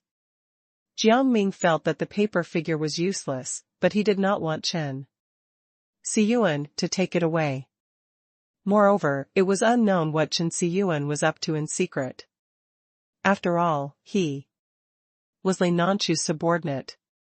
Lord Ning Kaichen, do you want to see who this paper figure will follow? Chen Siyuan asked confidently. As long as the paper figure goes with anyone, they can take it away. Jiang Ming could tell that he had other motives. He thought for a moment and said, why should I agree to this? He sized up Chen Siyuan's body and pondered. Since you're unwilling to do such a thing, then I will leave. Chen Siyuan was expressionless. He stood up and planned to leave. Jiang Ming was slightly surprised to see that he was really leaving. Chen Siyuan seemed to care a lot about the paper figure, but at the same time, he did not seem to care as well. Sikong Wu Yuan noticed that the paper fight seemed to be acting a little strange. He went over and saw a nail on his back. The nail was deeply embedded in his flesh, and even the head of the nail was about to go in. What is this? Sikong Wu Yuan muttered to himself as he stepped forward, wanting to pull the nail away. He felt that this nail was something important that attracted Chen Siyuan. Otherwise, Chen Siyuan would not have suggested such a competition. However, just as he was about to touch the nail, Chen Siyuan stopped him. Sikong Wu Yuan was shocked. He did not even know when Chen Siyuan had arrived. Lord Chen, what are you thinking of doing? Yuan, hurriedly blocked Chen Siyuan's path. He narrowed his eyes, and his voice was clearly threatening. Jiang Ming did not go over, but he stood up and saw the nail clearly. Before Chen Siyuan could continue, he raised his hand and uprooted the nail. The paper figure screamed in pain, and he was on the verge of death. The strange thing was that although the nail came out in front of Jiang Ming, there was no blood on the paper figure's body. The blood seemed to have disappeared into thin air. Chen Siyuan could not help but lose his composure. Lord Ning Kaichen, didn't I say not to pull out the nails? Why did you pull it out? The paper figure will die. I don't think he's dead. You're thinking too much. Jiang Ming noticed the state of the paper figure and grinned. Although the paper figure had fallen, based on what he saw, the paper figure must have faked its death. As for who put the nail in, he probably knew. Hearing Jiang Ming's words, Chen Siyuan was surprised and scolded him. He has already closed his eyes. You can come over and take a look to see if he's breathing. He must not be breathing. As he spoke, he went forward to test the paper figure's breathing and said, it's obvious that he's not breathing. Jiang Ming did not go forward. Instead, he kept looking at Chen Siyuan. Chen Siyuan could not help but panic. Why are you looking at me like that? Is there something wrong with what I said? There's nothing wrong with your words, but if one wants to fake one's death, one has to stop breathing. What's the use of going forward to test to see if he's breathing? Chen Siyuan did not expect Jiang Ming to be able to see through his excuse. He immediately tried to cover it up. How is this possible? How can a paper figure fake his death? He is not a real person. If he's dead, he's dead. As a minister, you probably haven't learned much about medicine, right? It's better to listen to someone who knows medicine. Sikong Wu Yuan supported Jiang Ming and did not give Chen Siyuan a chance to speak. Chen Siyuan's face immediately turned red. He said awkwardly, what are you saying? I've also learned some medical skills. Please don't be like this. In Addition, I've been in contact with this paper figure for more than 10 years. You can rest assured that he won't fake his death. There's no reason for us to do this to you. Besides, you're Li Nanchu's staff. I don't think you'll tell us the whole truth. Again, do you still want to take this paper figure? You might resort to dirty tricks to take it. Jiang Ming pointed this out. Siko Wu Yuan and Yuan Hehe looked at Chen Siyuan warily, their expressions turning cold. Lord Chen Siyuan, please leave first. We will deal with the paper figure, or do you still want to continue the game? They were testing Chen Siyuan. Just as they thought, Chen Siyuan shook his head. Since the paper figure has suffered such a disaster, let him rest. I won't play that game. I'll leave first. We'll talk later. Chen Siyuan could not help but feel irritated after leaving the house. The paper figure was his, to begin with. Ning Kaichen and the other two were really hard to fathom. If he could, he really wanted to kill all three of them. However, there was one thing he was sure of. They did not like Li Nanchu, or they were suspicious and wary of him. Perhaps he could just sit back and reap the benefits. Thinking of this, Chen Siyuan's mood suddenly became better. He left with a smile. After Chen Siyuan left, Jiang Ming went to check on the paper figure's injuries. Just as he had seen, the paper figure had indeed faked his death. The paper figure was fine. Why would he fake his death? Shouldn't this nail relieve his pain? This paper figure is different from ordinary people. However, this should be able to wake him up, Jiang Ming said calmly. Sikong Wu Yuan was confused. Jiang Ming picked up a needle and stabbed it into the paper figurine. A hole appeared on him. However, the spiritual energy in the paper figure's body glowed and restored the hole to its original state. The paper figure woke up, but he suddenly could not speak. He stammered and gestured. Jiang Ming asked, "Do you know Chen Siyuan?" Hearing Chen Siyuan's name, the paper figure looked terrified and retreated repeatedly. He could not help but be afraid. He curled up in a corner and shivered. What's going on? Yuan Hehe was dumbfounded. It seems that Chen Siyuan treated this paper figure very badly. Jiang Ming came to a conclusion. However, since this paper figure is already here, he won't be abused by Chen Siyuan anymore. However, the paper figure suddenly became agitated. He waved his hand as if he wanted to tell Jiang Ming and the other two something. We might have to go to a new place. Jiang Ming glanced at Yuan Hehe and Sikong Wu Yuan. The other two were dumbfounded. They did not understand why Jiang Ming would say such a thing. Just as they were about to ask Jiang Ming, he walked straight out of the door. Then, a strange scene happened. The paper figure instantly headed toward Jiang Ming. Just when Sikong Wu Yuan and Yuan Hehe thought that the paper figure was going to attack Jiang Ming, the paper figure only went in front of Jiang Ming and seemed to be leading the way. Sikong Wu Yuan and Yuan Hehe finally understood what Jiang Ming said and quickly followed. The paper figure led them through one alley after another, and they directly arrived at a remote courtyard. When they reached the door, the paper figure refused to go in. He began to tremble. Jiang Ming understood the paper figure's emotions.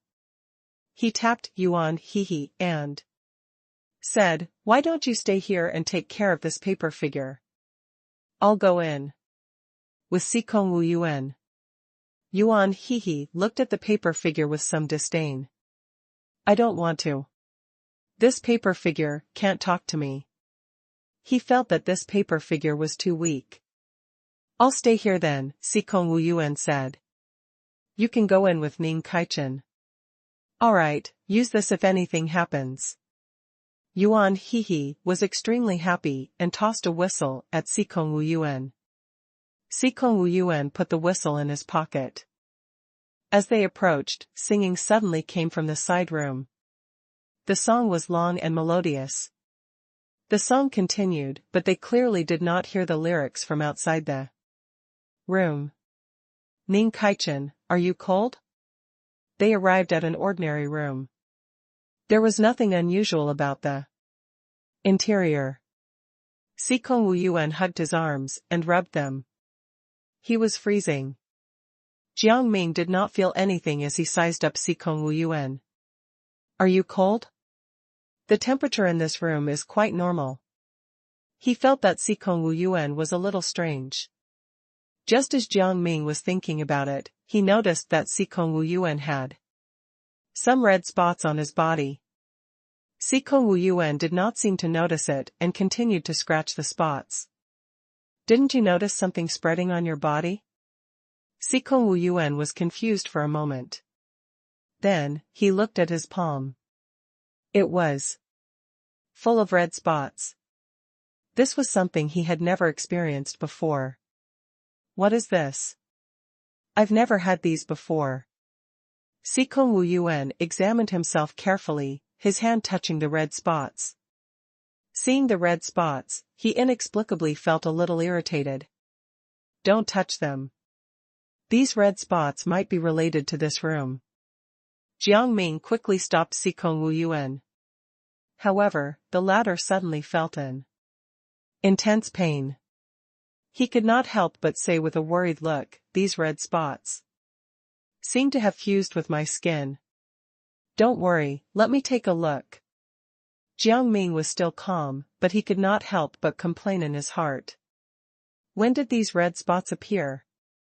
While Jiang Ming was watching, Sikong Wu Yuan noticed something small coming over. He raised his hand to block it. It was not injured at all. It crawled into Sikong Wu Yuan's body. Sikong Wu Yuan felt as if a small hole had opened up in his body, and something had entered it. He opened his mouth, wanting to say something, but his head was buzzing with pain. Then, he realized that he could not control himself anymore. He looked down again, and his own hand was aimed at Jiang Ming. Jiang Ming was quite agile and tied Sikong Wu Yuan up. Sikong Wu Yuan looked at the rope and suspected that Jiang Ming always had a rope with him. "You've been possessed again." Jiang Ming looked at Sikong Wu Yuan sympathetically. He felt that Sikong Wu Yuan knew what he was talking about. Sikong Wu Yuan was speechless. No one could be this unlucky. "But you're still fortunate. At least you've kept your consciousness for now." Jiang Ming saw Sikong Wu Yuan's troubled expression and comforted him. Sikong Wu Yuan became sad. Then, Sikong Wu Yuan noticed that his body was moving again. He took a step forward and flew toward Jiang Ming, throwing out one punch after another. However, these punches did not hit Jiang Ming. Jiang Ming countered them. Sikong Wu Yuan dodged, feeling frustrated. He could not control his own body, and he did not want to end up hurting Ning Kaichen. He tried to break out of the enchantment, but it was still impossible. Even the spiritual energy in his body did not listen to him and kept imprisoning him. Sikong Wu Yuan was furious. He was someone who had experienced so much, but he could not even handle a mere possession? Jiang Ming took the opportunity to get behind Sikong Wu Yuan and stabbed him in the back of his neck. Sikong Wu Yuan immediately regained some control of himself. Then, an invisible thing suddenly appeared on his body. The invisible thing hurriedly scuttled forward, and no one could detect it at all. However, Jiang Ming saw it clearly. He knew that the invisible thing had Sikong Wu Yuan under its control. He took a step forward and pulled the invisible thing back. With this pull, the invisible thing immediately revealed its original face. He was a weird male creature. The most eye-catching thing was his teeth, which were yellow. He was wearing tattered clothes. He had the face of a sharp-mouthed gills monkey and had 2 ears on his head. In order to prevent this creature from doing anything to him and Sikong Wu Yuan, Jiang Ming tied him up. "Let me go. Be careful. I'll kill you later." Sikong Wu Yuan asked coldly, "Who are you? You look neither human nor ghost." The creature was hit where it hurt. He glared at Sikong Wu Yuan and said, "I am the monkey god of the Shagwa kingdom. Logically speaking, a new resident like you should be respectful to us." "Us? Do you have any companions with you?" His words made Jiang Ming and Sikong Wu Yuan wary. They looked around and soon found another creature like the first one. He was transparent, but he was pulled out by Jiang Ming to reveal his true form. "My brother, I was still discovered." The other monkey god hugged the monkey god from before, his eyes filled with tears. "What are you crying for? If it weren't for you, would I have been restrained by these humans?" Then, the first monkey god laughed out loud. "You will never be able to catch me. We will meet again if fate allows it." After saying this, the monkey god immediately left with his brother. Where did the two of them go? Sikong Wu Yuan then looked around carefully, but he still could not find the monkey god. Then, they continued to walk forward, but they were always on guard, afraid that the monkey god and his brother would make a comeback. The second room was slightly better than the first, but there was some strange furniture. Jiang Ming noticed a painting on the wall and touched it. Then, he heard a third person's voice. "Don't touch me. I'm not someone you can touch." Jiang Ming was dumbfounded. He looked around. He had no idea who the third person was. Then, he made a bold guess. Could it be that this painting was talking? In the end, he looked at the painting and asked, "Is that you who's talking?" Sikong Wu Yuan could not help but laugh. "Ning Kaichen, are you playing the fool? How can this painting talk?" However, at this moment, he suddenly heard some voices. "Humph, you're really rude. Why can't I speak?" Sikong Wu Yuan realized something. He looked at the painting in horror and said to Jiang Ming, "I think you're right. It can really talk. I think it might not be what the painting said. It might be that someone is tricking us using this painting." Jiang Ming immediately changed his mind and began to look for that person again. Then, he heard some additional sounds. "There's no need to look for me. I'm not a human at all. I'm this painting. If you don't believe me, then forget it. However, you have to pass my rest. Otherwise, I won't let you leave. Stop playing tricks." Jiang Ming did not like this kind of behavior, so he immediately conjured some spikes in his palm. The spikes pierced into every corner of the room. A cry of pain was heard. Jiang Ming nodded. He did not really stick the spikes into the painting. If the voice was really coming from that painting, it would not have let out such a painful cry. Following the voice, he walked to a corner.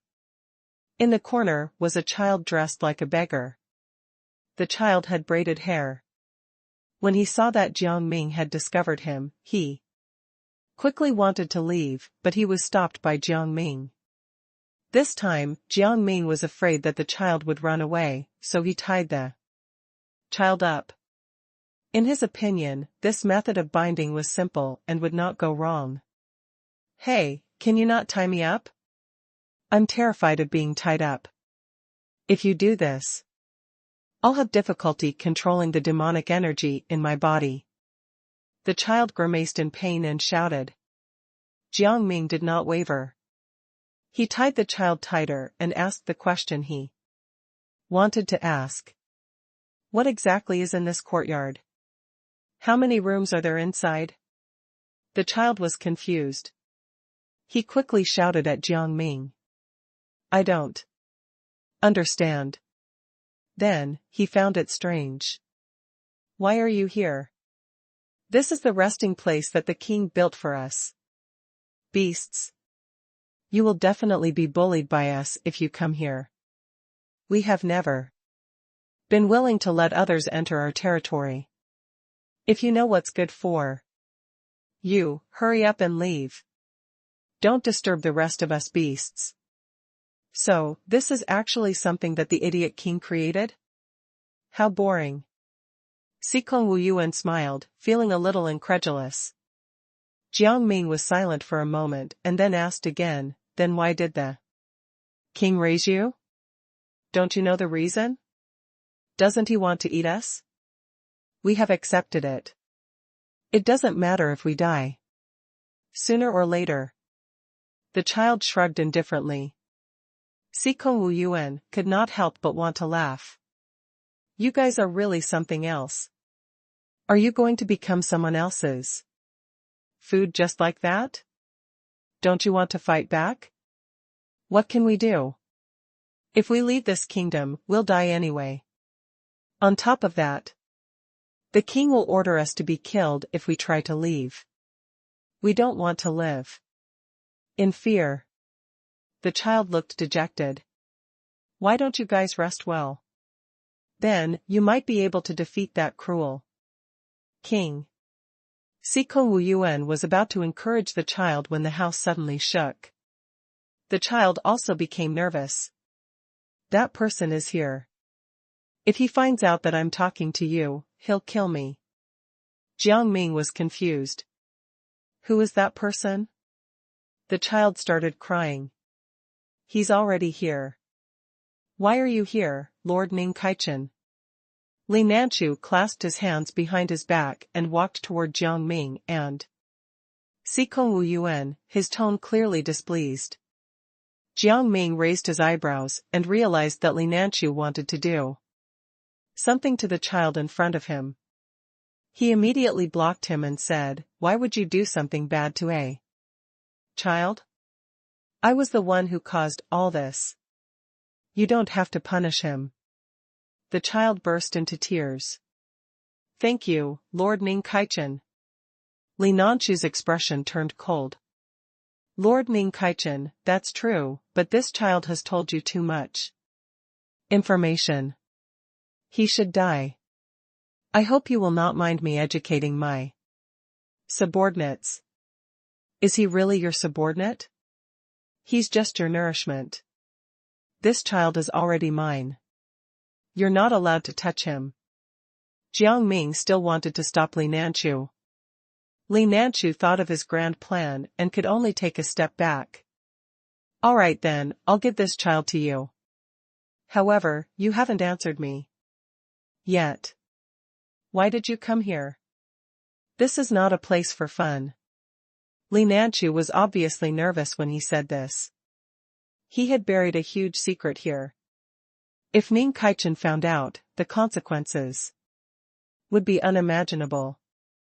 We were just strolling around, Jiang Ming said indifferently. We saw that the courtyard here was quite exquisite, so we came here. What's wrong? Aren't you willing to let us come here for a visit? Not really. It's just that there's nothing to see here. Moreover, there are only some beasts here. They are naughty and mischievous. Who knows what they might do to you? I think you should go somewhere else. I'll take you away. Now. Jiang Ming did not say anything and nodded. Sikong Wuyuan wanted to say something but was stopped by Jiang Ming. When they returned to the courtyard, Li Nanchu said, I'll send someone to deliver some things to keep you entertained. Don't worry. After tomorrow is the Moonlight Gala. When the time comes, the three of you should come and have fun. It'll also relieve your boredom. All right, we'll go. Jiang Ming nodded again. Yuan Hehe, who was watching from the side, felt strange. Did not they go to the courtyard to check something out? How could they have been brought back by Li Nanchu? Li Nanchu was not a good person. Also, where did this child come from? He saw the child. The child thought that Yuan Hehe was Jiang Ming's playmate, and gave him a friendly smile. Yuan Hehe smiled back at him. He seemed friendly, but he was not. He felt that this child was not a good person. After Li Nanchu left, Yuan Hehe eagerly asked about the matter. Sikong Wu Yuan told him everything that had happened. Yuan Hehe said angrily, there must be something in that courtyard. Otherwise, why would Li Nanchu be so nervous? We can't go over now. Even if we find Li Nanchu, he'll still be secretive. We need to wait. Jiang Ming made up his mind. The child did not say anything. After Jiang Ming finished speaking, he took out a ring from his pocket and handed it to Jiang Ming. This thing might help you understand.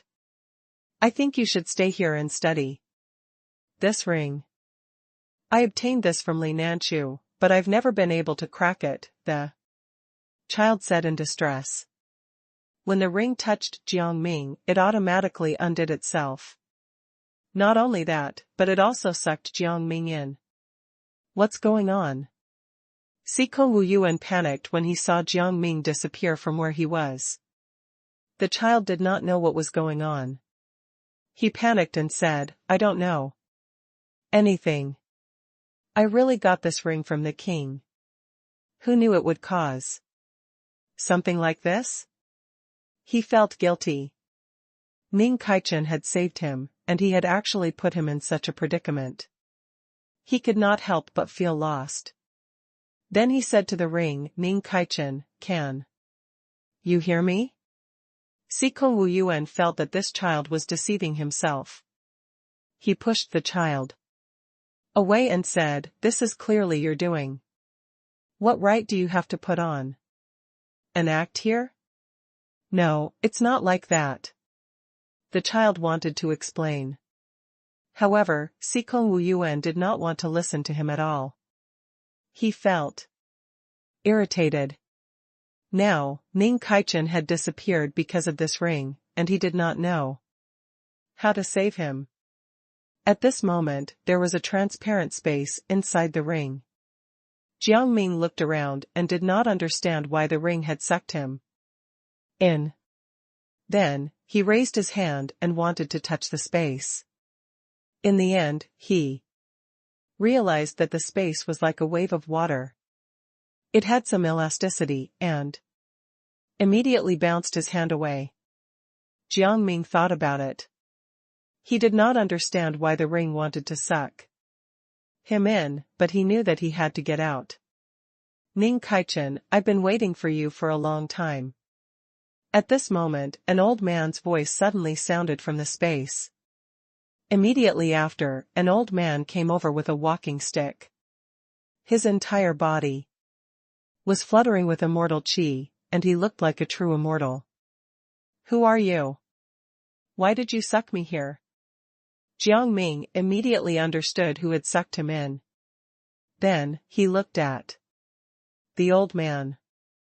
The old man narrowed his eyes and smiled. He said to Jiang Ming, you should know why I sucked you here. The old man was confused. Jiang Ming grinned. Since there's nothing else, I'm leaving. Let me out quickly. The old man did not speak. Instead, he raised his walking stick and knocked on the ground. A glittering immortal shell suddenly appeared around him. The old man took the immortal shell and handed it to Jiang Ming. I don't know if you've seen the immortal shells in the sea area. The immortal shells contain boundless energy, but this one lacks someone to follow. I think you're quite suitable to be its owner.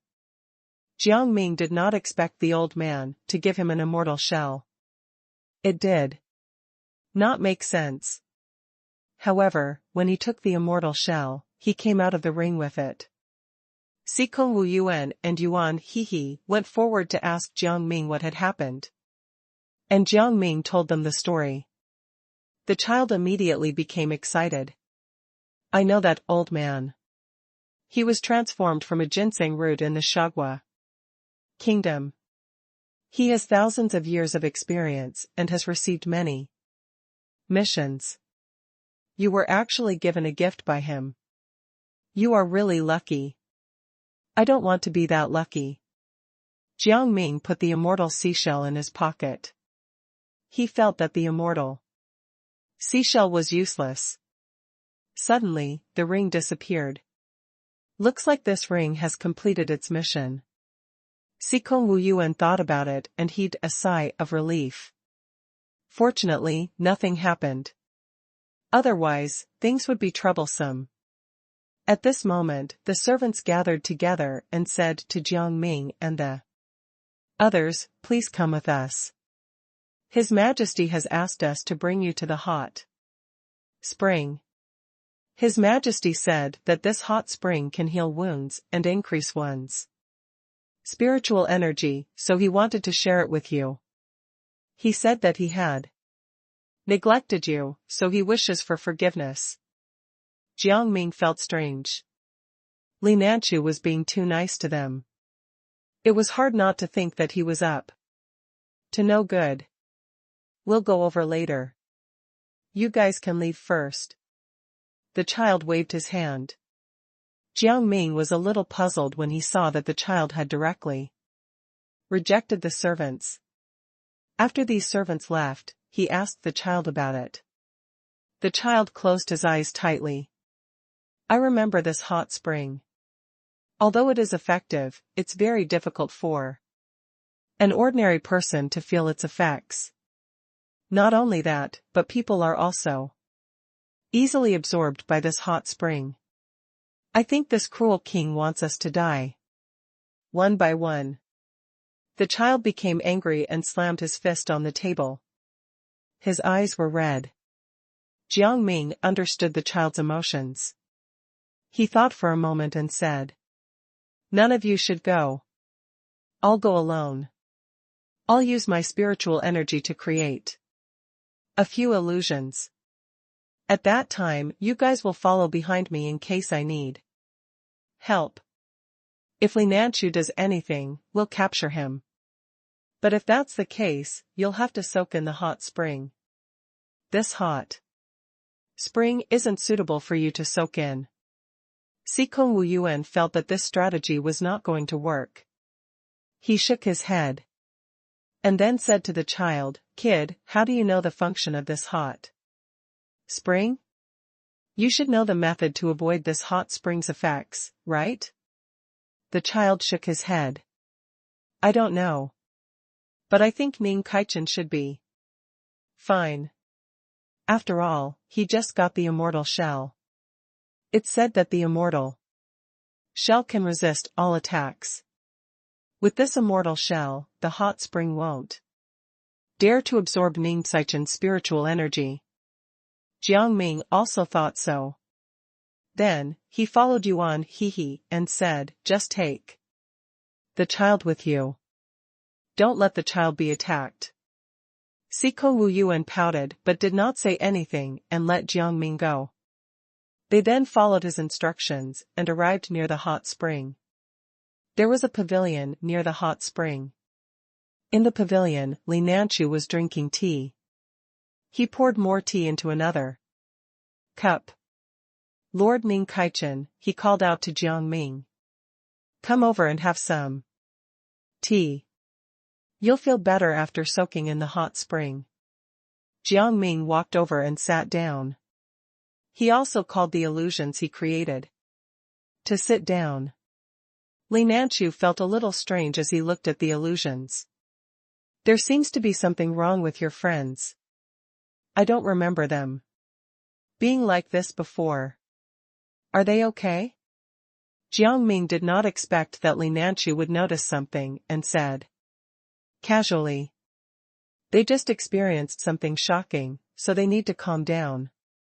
In the dark, Xikong Wu Yuan and the others could not help but feel nervous. They felt that Li Nanchu should not have found out, and they had no way of knowing if he had. Then, he looked at the child. The child quickly shook his head and said, I didn't send the signal. You all saw it too. I was saved by Lord Ning Kaichen. I am Lord Ning Kaichen's servant. Now, if I bite the hand that feeds me, it will be over. After thinking about it, it made sense. They simply continued to lie in ambush. On the other hand, Li Nanchu seemed to have noticed something was amiss, but at the same time, it seemed as if he had not. When he heard Jiang Ming's words, he did not continue asking. Instead, he continued drinking his tea. Then, he called the servant over and brought some special tea leaves to brew for Jiang Ming. The two of them chatted for a while and then moved on to the main topic. This hot spring was dug by me. I soak in it for a while every single day, and I feel very good. Lord Ning Kaichen, you can soak in it for a while longer. Li Nanchu pretended to be kind as he spoke. Then, he took off his clothes and went straight to the hot spring. He had another plan in mind. He was already used to the hot spring, but it was Ning Kaichen's first time in the hot spring, so he might slip and fall. When the time came, he would pretend not to see or pretend to look for someone. Then, Ning Kaichen would die. He felt that Ning Kaichen was a threat that he had to get rid of. However, nothing happened to Jiang Ming when he entered the hot spring. Instead, he continued to soak in it comfortably.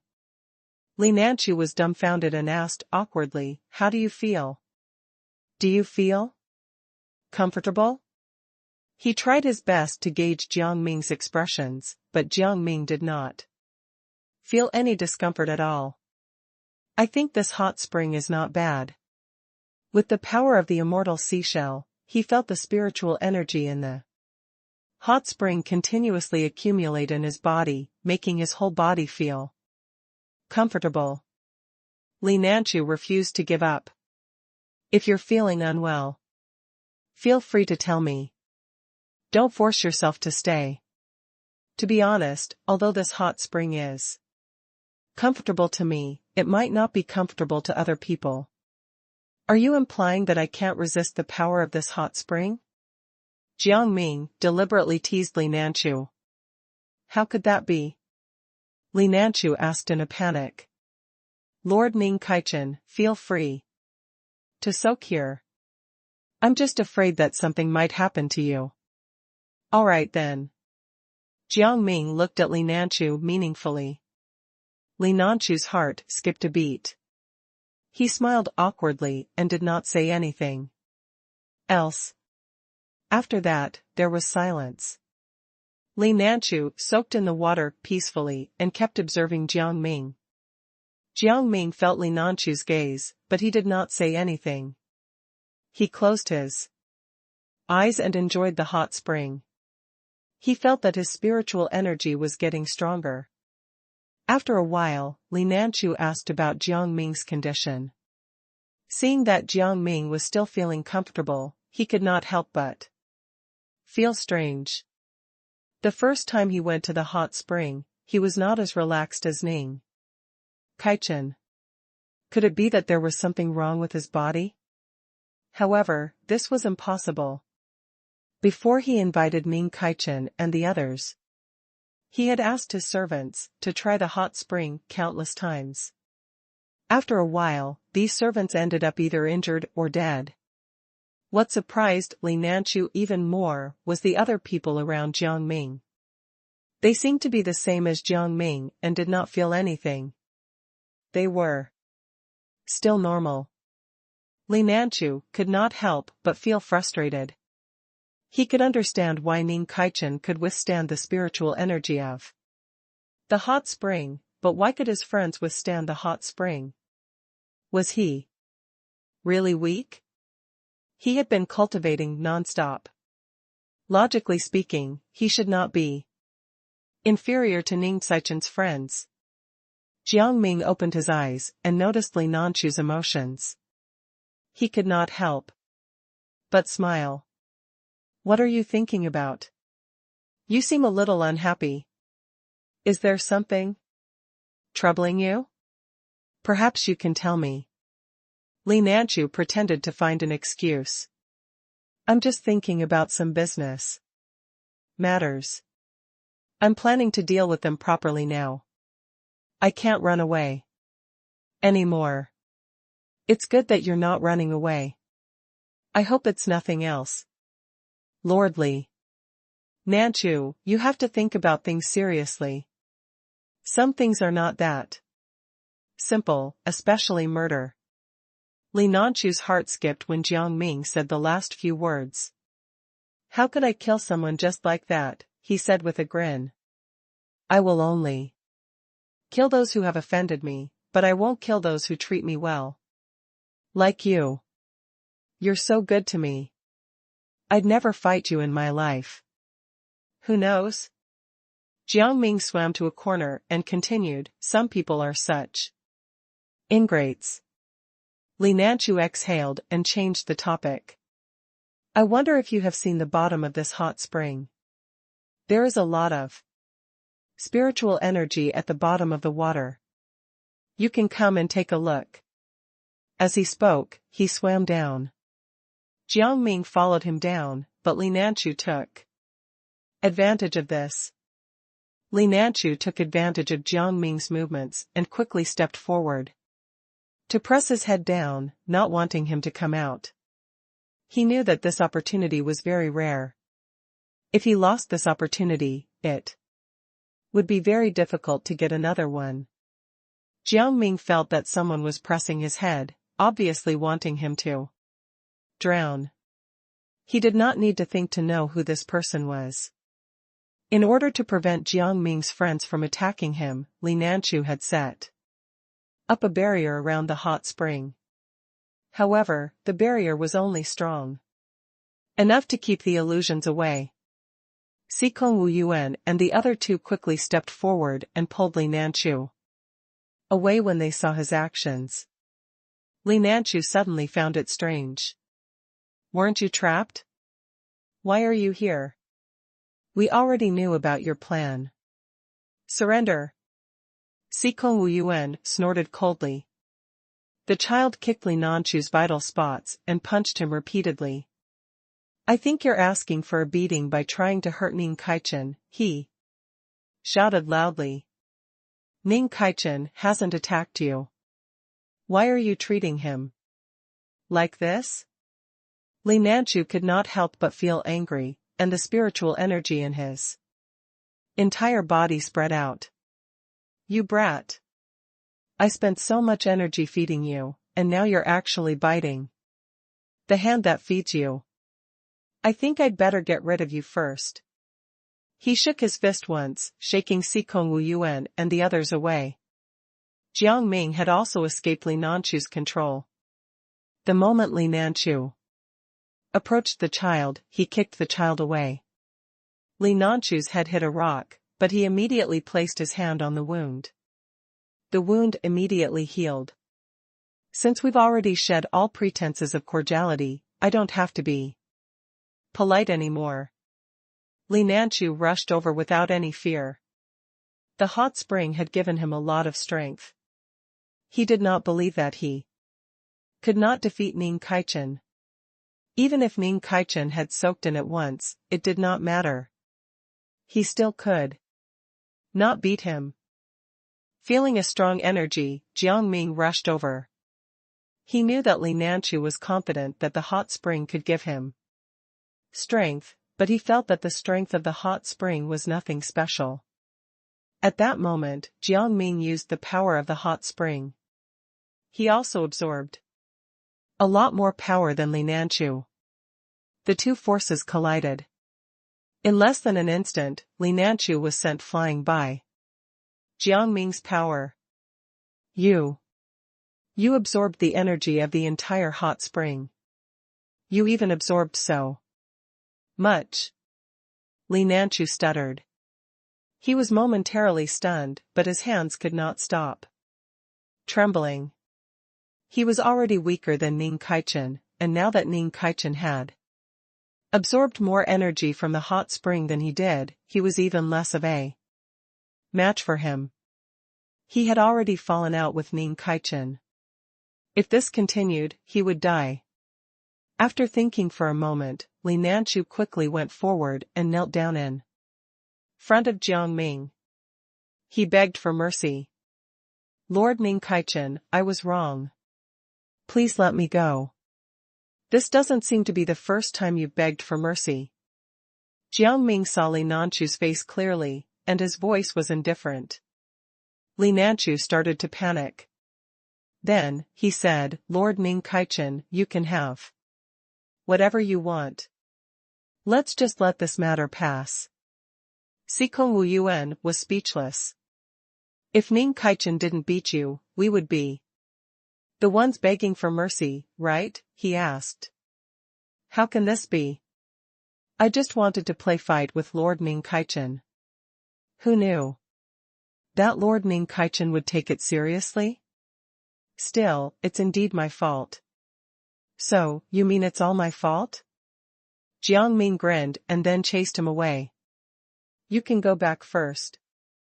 I want to soak in the hot spring.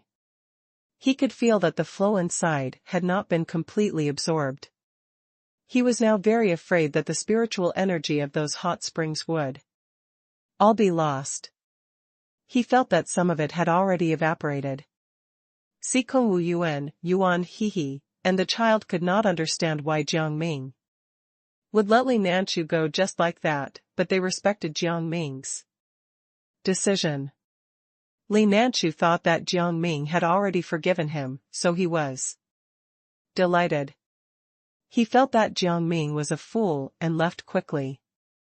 He wanted to study the effects of this hot spring. Since Ning Kaichen could absorb most of the spiritual energy in the hot spring at once, he could do the same. He felt that the spiritual energy of this hot spring should not have been completely absorbed. In this case, he would receive the final bit of spiritual energy. However, he did not know that when he left, Jiang Ming had already jumped into the hot spring and continued to absorb the remaining spiritual energy. Seeing Jiang Ming's actions, Sikong Wu Yuan he, and the child seemed to have understood something. Then, they stepped to the side, not wanting to disturb Jiang Ming. As Jiang Ming gradually absorbed the spiritual energy, the color of the hot spring gradually turned red. Then, it completely lost its color and became an ordinary hot spring. After absorbing everything, Jiang Ming felt full of energy. Then, he looked at the beast in the distance and attacked it. At that moment, the mountain shattered into pieces. With a rumble, the nearby servant girls and servants were alarmed. They came in to check on the situation, but they were stopped by Yuan he and the other two. Congratulations, Lord Ning Kaichen, for obtaining the true teachings of the hot spring. The child understood and knelt in front of Jiang Ming with a smile on his face. Jiang Ming was his master now. Jiang Ming's strength was also beneficial to him. Beasts could obtain some benefits according to their master's strength. Kid, you understand. Sikong Wu Yuan was confused at first, but he also went forward to congratulate Jiang Ming. Jiang Ming twisted his wrist. I don't feel anything special. But my mana has improved a lot. How is that possible? Sikong Wuyuan was stunned. The spiritual energy in this hot spring is very dense. This hot spring can help many people increase their spiritual energy. This is too strange. The child also thought about it. He sized up Jiang Ming's body and could not help but make a bold guess. Ning Kaichen, could it be that your strength has already surpassed the spiritual energy of the hot spring? The child was shocked and bowed down to Jiang Ming. Jiang Ming was shocked by his actions. He did not know whether to laugh or cry. Kid, what are you doing? Yuan Hehe had forgotten that he was also a child and started to laugh at this. Beast-like child. No wonder he's a child. He's behaving like a child. We've all seen Ning Saichen's power. We already knew he was powerful. Yuan Hehe was extremely arrogant when he said this. His eyes were filled with excitement. Aren't you a child too? The child pinched his nose, feeling embarrassed. Then, he became curious again. The reason was that Yuan Hehe looked as old as him. Only then did Yuan Hehe remember that he was also a child, and he looked the same age as the beast child in front of him. That's not the main problem, he coughed awkwardly. Now, we just have to wait for the start of the moonlight banquet. Jiang Ming changed the topic.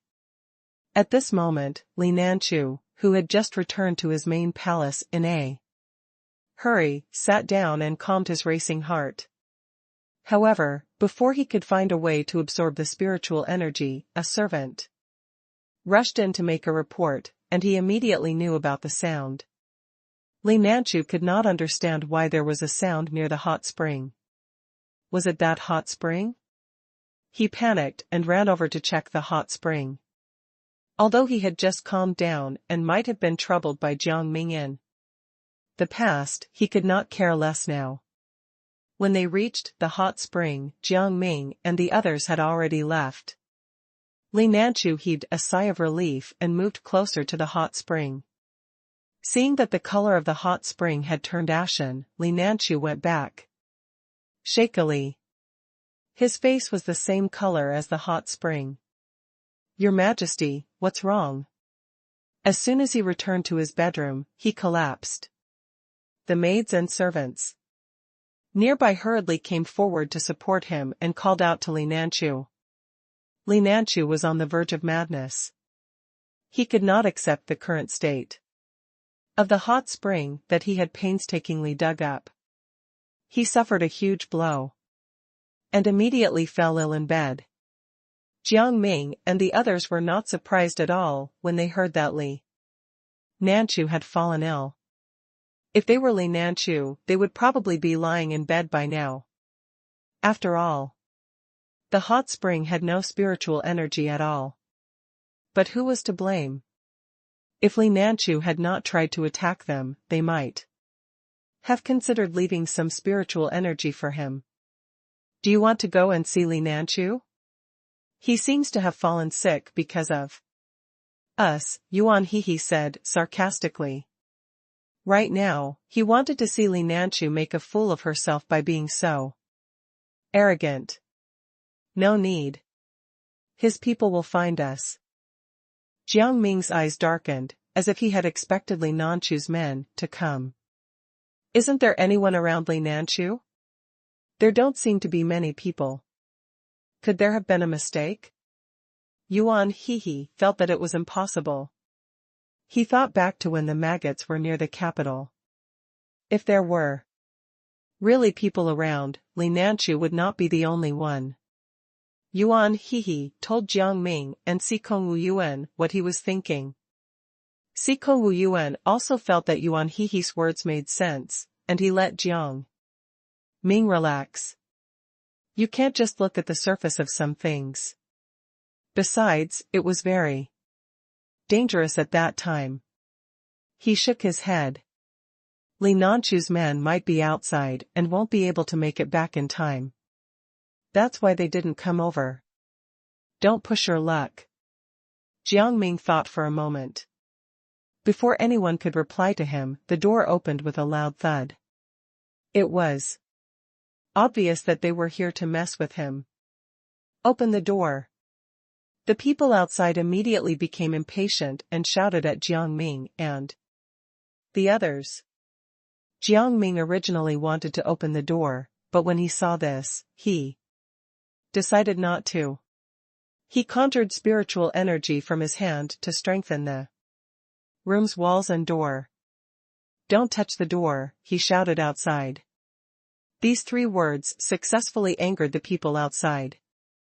They started shouting. Jiang Ming listened to the noise and specially added a layer of soundproofing to the room in advance. Sikong Wu Yuan and the others could not hear what the people outside were saying at all. However, they felt that the people outside must be furious. I'll open it later. I have to see who this divine being is. Jiang Ming began to drink tea slowly and even called Sikong Wu Yuan and the others over to drink. He's going to explode from anger, no one is bothered about him. Yuan Hehe was overjoyed and quickly sat down to have a drink. He loved watching drama unfold. Sikong Wu Yuan sat down to drink tea. The people outside shouted for a while and felt that something was amiss. Then, they tried knocking again. After confirming that there was no sound, one of them raised their foot and was about to kick the door open. Unexpectedly, before he could kick it open, the door opened by itself. The man instantly fell to the ground due to inertia, but he managed to stabilize himself. However, he forgot that there was someone in front of him. He tripped over the other party. As for this person, it was Yuan Hehe. What is wrong with you? Yuan Hehe laughed. It was Li Nanchu's younger brother, Li Nanping. He had been going all over the world to conquer land, but he had only returned because of his brother. Seeing that his brother had suffered an injustice, he quickly came over to seek justice for his brother. Now that Yuan Hehe was mocking him, Li Nanping's temper flared up immediately.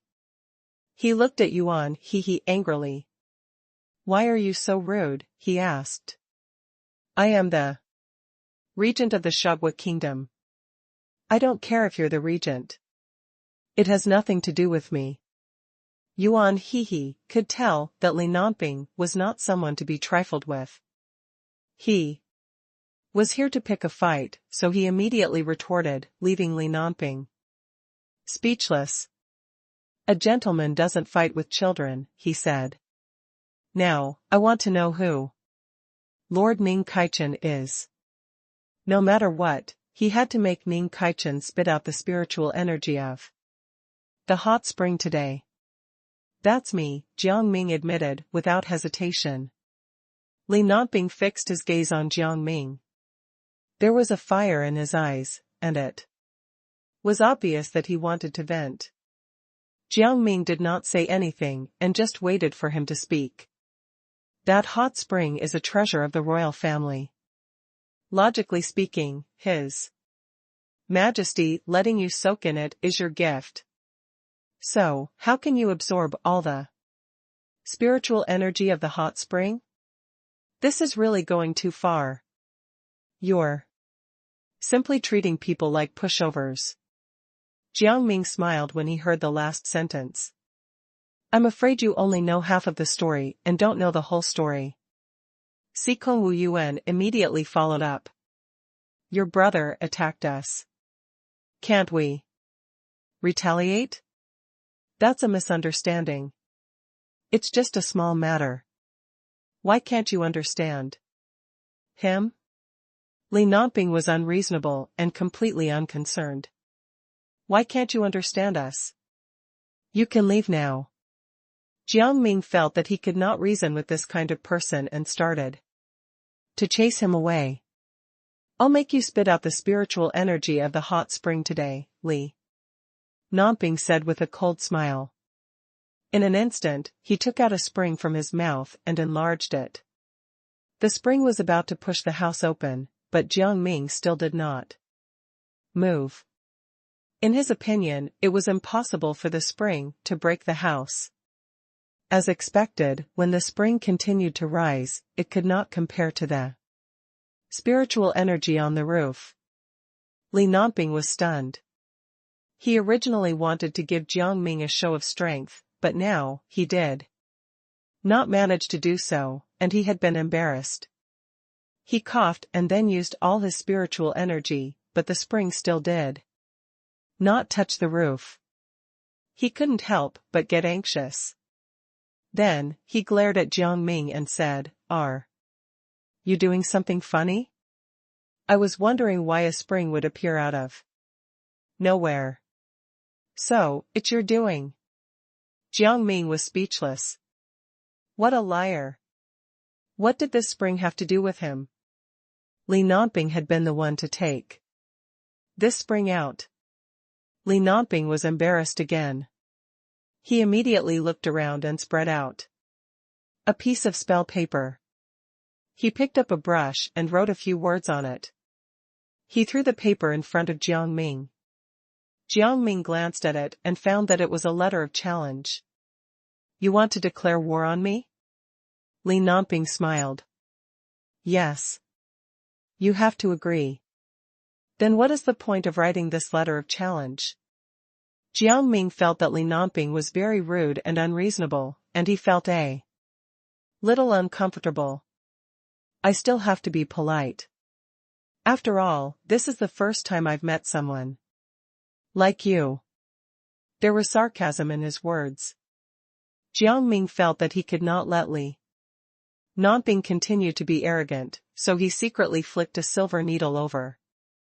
The silver needle instantly reached the bottom of Li Nonping's feet, but Li Nonping did not notice it at all. He thought that Jiang Ming was a punching bag, so he laughed and walked out of the door. As he walked, he urged Jiang Ming to leave as well, indicating for them to fight outside the door. He could not see through the secret in this room, so it was best to go out and fight in open air. Unexpectedly, he tripped the moment he lifted his foot. Not only that, but he could not stand up again. What's going on? Li Nonping was upset. Now that he had used all his spiritual energy, he still could not stand up. Li Nonping could not help but feel even more frustrated. "Aren't you going to help me?" Jiang Ming and the others were not moved at all. They just stood there and watched him make a fool of himself. Li Nonping was furious that no one had come to help him. He immediately felt that it was Ning Saichen's doing. He immediately glared at Jiang Ming. "Don't play tricks. Let's fight each other like men. You couldn't beat me by playing dirty, but now you want to beat me in a head-on fight. You're very interesting." Jiang Ming sneered. Li Nonping's hostility instantly decreased, and he instantly became angry. When he heard his brother talking about how powerful Ning Kaichen was, he thought that it was just a lie. He did not expect Jiang Ming to be that powerful. He could not even get up now. A real man would still face me. He tried to find a sentence that would lean toward him. Jiang Ming said coldly, "You don't have to say this. It's fine if you want to fight me one-on-one. As long as you can get up, of course." "How can you fight if you can't?" Yuan he giggled. "I think it's better for you not to be the regent. You might as well let someone else be the regent. Your strength is not enough to make people respect you. How can you insult my reputation as the regent?" Li Nonping was enraged, but he still could not get up at all. However, he had other thoughts. He looked at Jiang Ming and secretly sent out a dragon, which he had created with an illusion. The dragon was very stealthy.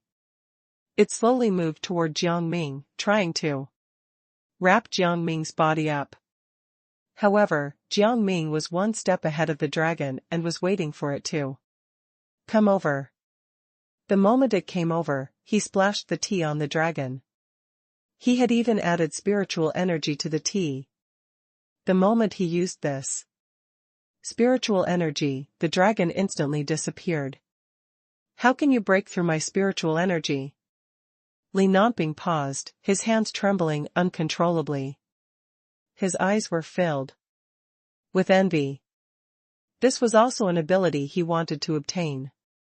Jiang Ming realized that his sensitivity was better than before, and he could not help but feel satisfied. It seemed that the hot spring was not that useless after all. Didn't you say that I used a dirty trick? Isn't this the same move you're using now? Is this what a real man does?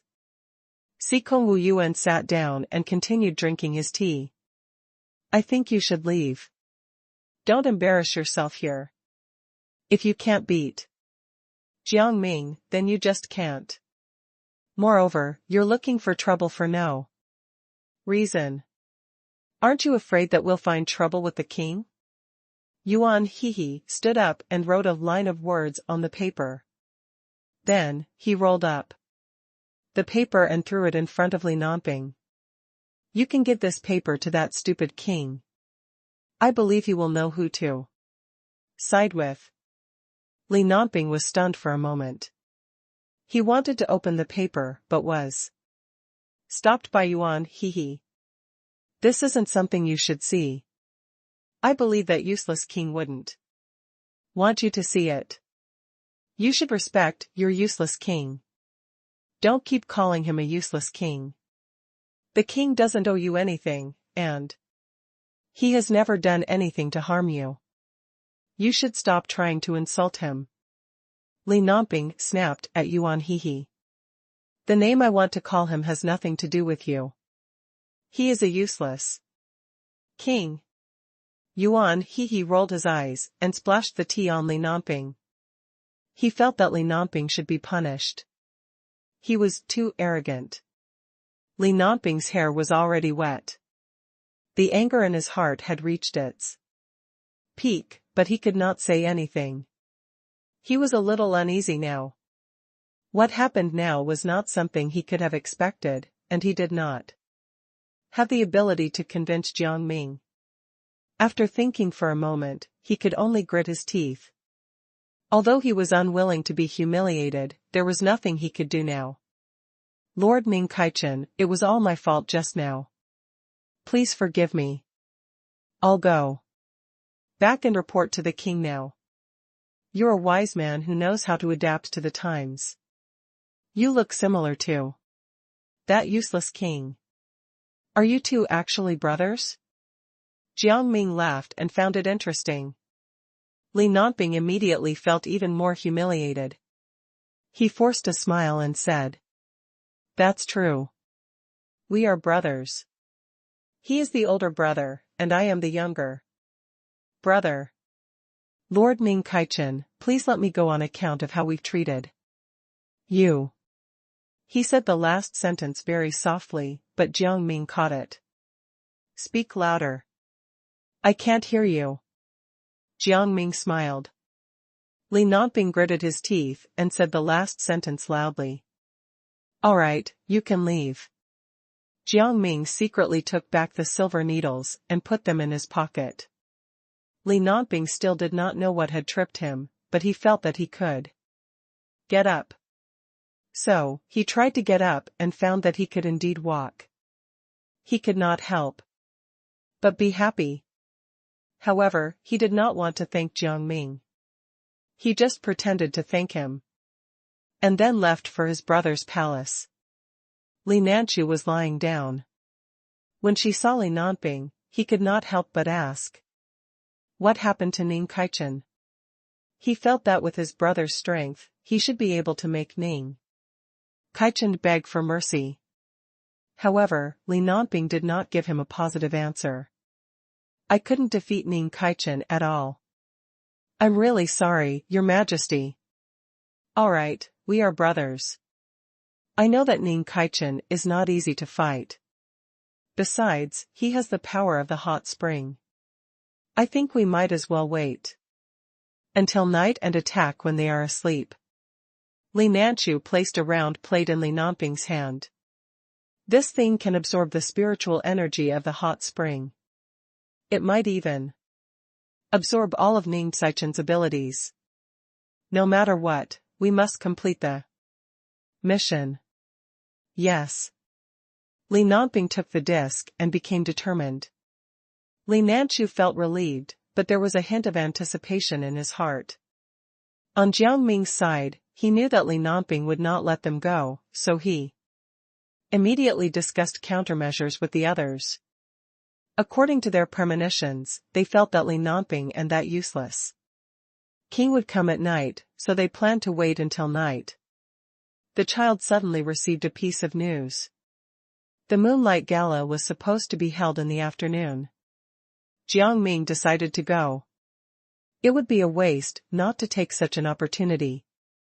Besides, it would be useful for them if they went. The child brought Jiang Ming and the others out of the door and headed toward the venue of the Moonlight Banquet, the Iha Hall. When they arrived at Iha Hall, they saw that the first floor was a restaurant. Although the tables on the first floor were full, there was no noise at all. Everyone was expressionless, and there was no laughter as they ate. The children were not naughty at all. They all sat down calmly and were eating like adults. It's really strange inside. They look like puppets. Yuan Hehe trembled and could not help but say this. However, before he could finish speaking, those people seemed to have heard him. They looked at him in unison and stared at him without blinking. It was very terrifying. Yuan Hehe smiled awkwardly. You guys eat. Don't mind me. I wasn't talking about you guys. Although his reason was very lame, those people turned around and continued eating. Jiang Ming and the others had been here for a while, but the manager and the waiters did not come out to welcome them. Jiang Ming looked around and found that there were only guests on the stage. There was no host at all. This place is really strange. I think we should go upstairs and take a look. He walked forward and found a staircase made of wood. They walked up a flight of stairs and found that there was still another flight of stairs. Then, they walked forward, turned around, and went up the stairs again. Then, he found that there was another staircase. After continuing up, another staircase appeared. Why are we in an endless loop? Sikong Wuyuan paused, finding it hard to understand. Jiang Ming did not say anything. Instead, he raised his hand and released some spiritual energy into the air. The spiritual energy immediately broke the endless loop of nothingness, and they arrived on the second floor. However, a fox stood in front of them. The corners of its mouth curled into a smile. Congratulations on coming to the second floor. Where would you like to eat? Isn't this the actual banquet location? Why is there no movement at all? Jiang Ming asked the fox. The fox was shocked. How do you know about the Moonlight Banquet? Besides, this Moonlight Banquet requires an invitation. Do you have an invitation? At the mention of the invitation, Jiang Ming looked at the child. The child smiled awkwardly. I don't have one. Since you don't have an invitation, please leave.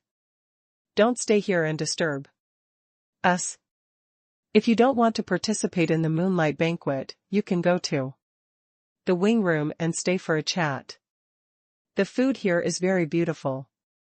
The child winked at Jiang Ming and said to him in his heart, you should agree to his request first.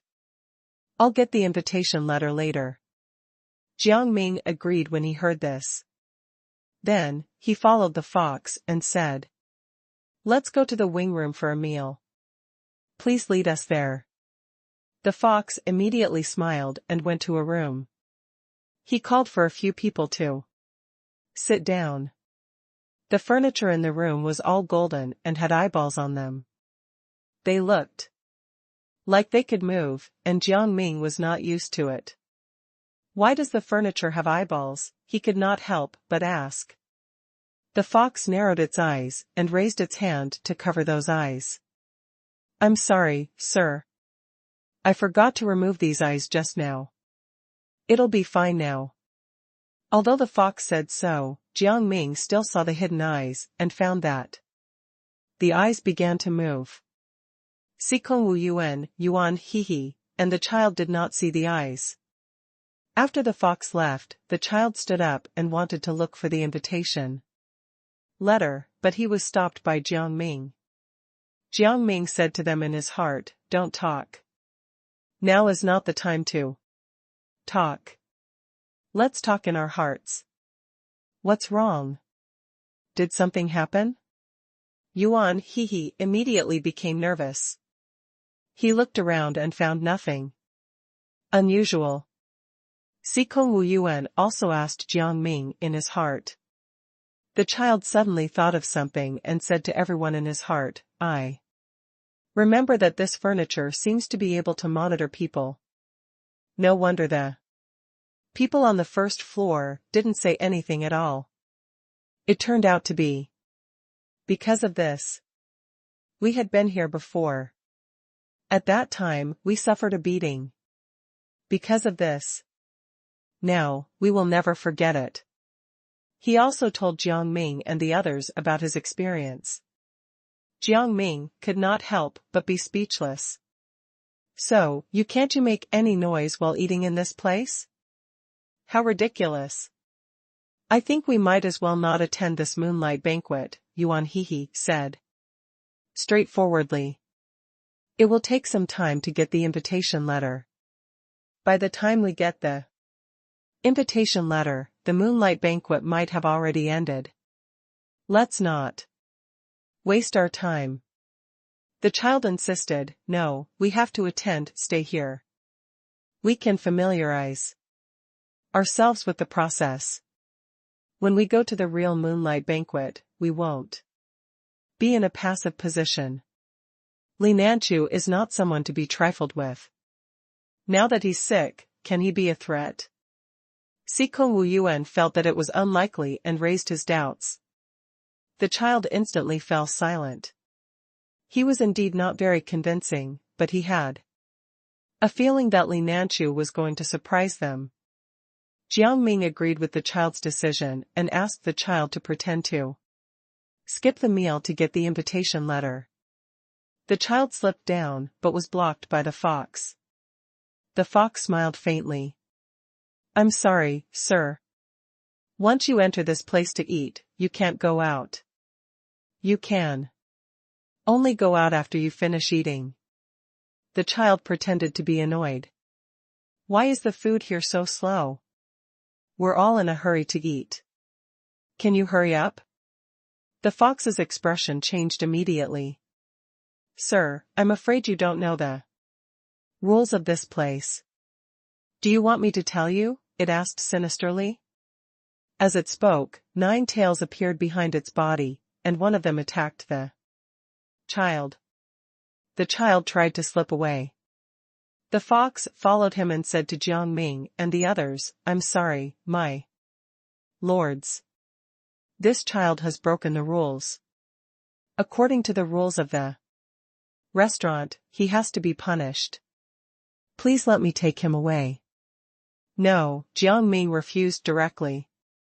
He put the child behind him and complained in his heart. What was wrong with this place?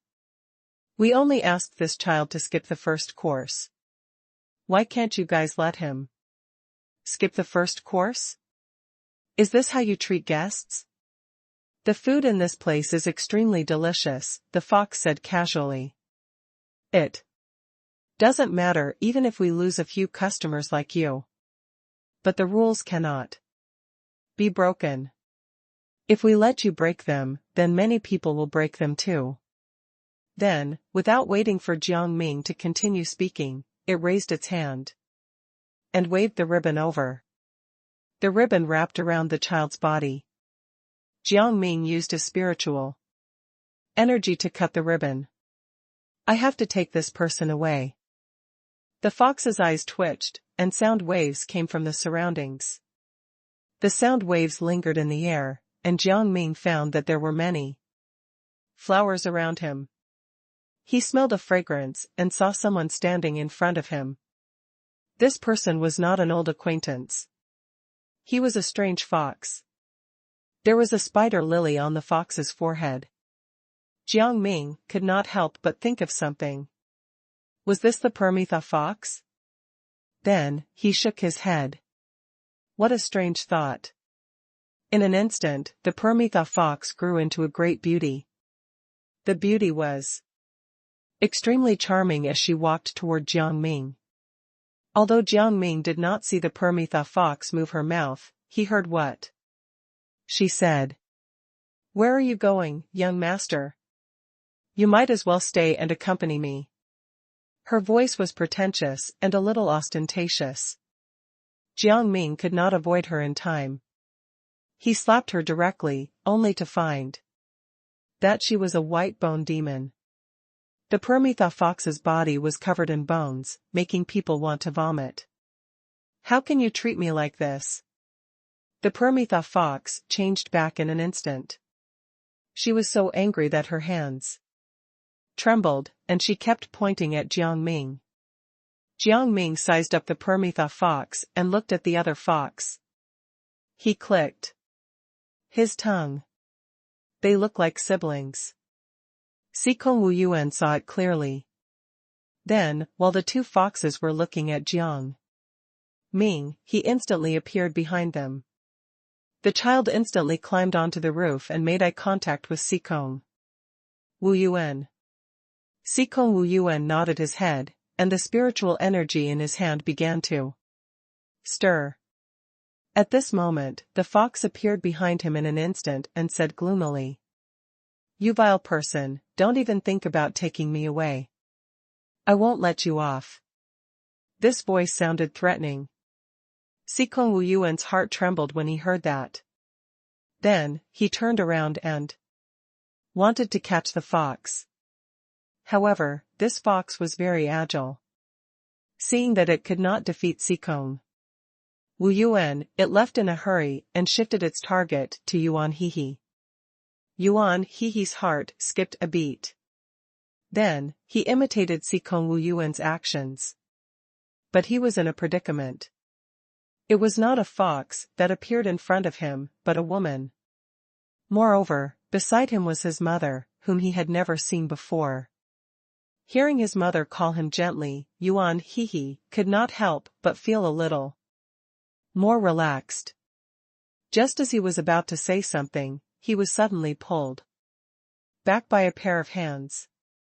It was Jiang Ming who pulled him over. He looked at Yuan Hehe with slight displeasure. How did you fall into this state out of nowhere? Yuan Hehe was confused for a moment. Then, he thought of something. She looks like my mother. I fell for her. Then, the fox did not give them a chance to continue chatting. It came to Jiang Ming's forehead and pointed at his glabella, trying to confuse him. However, Jiang Ming saw through it.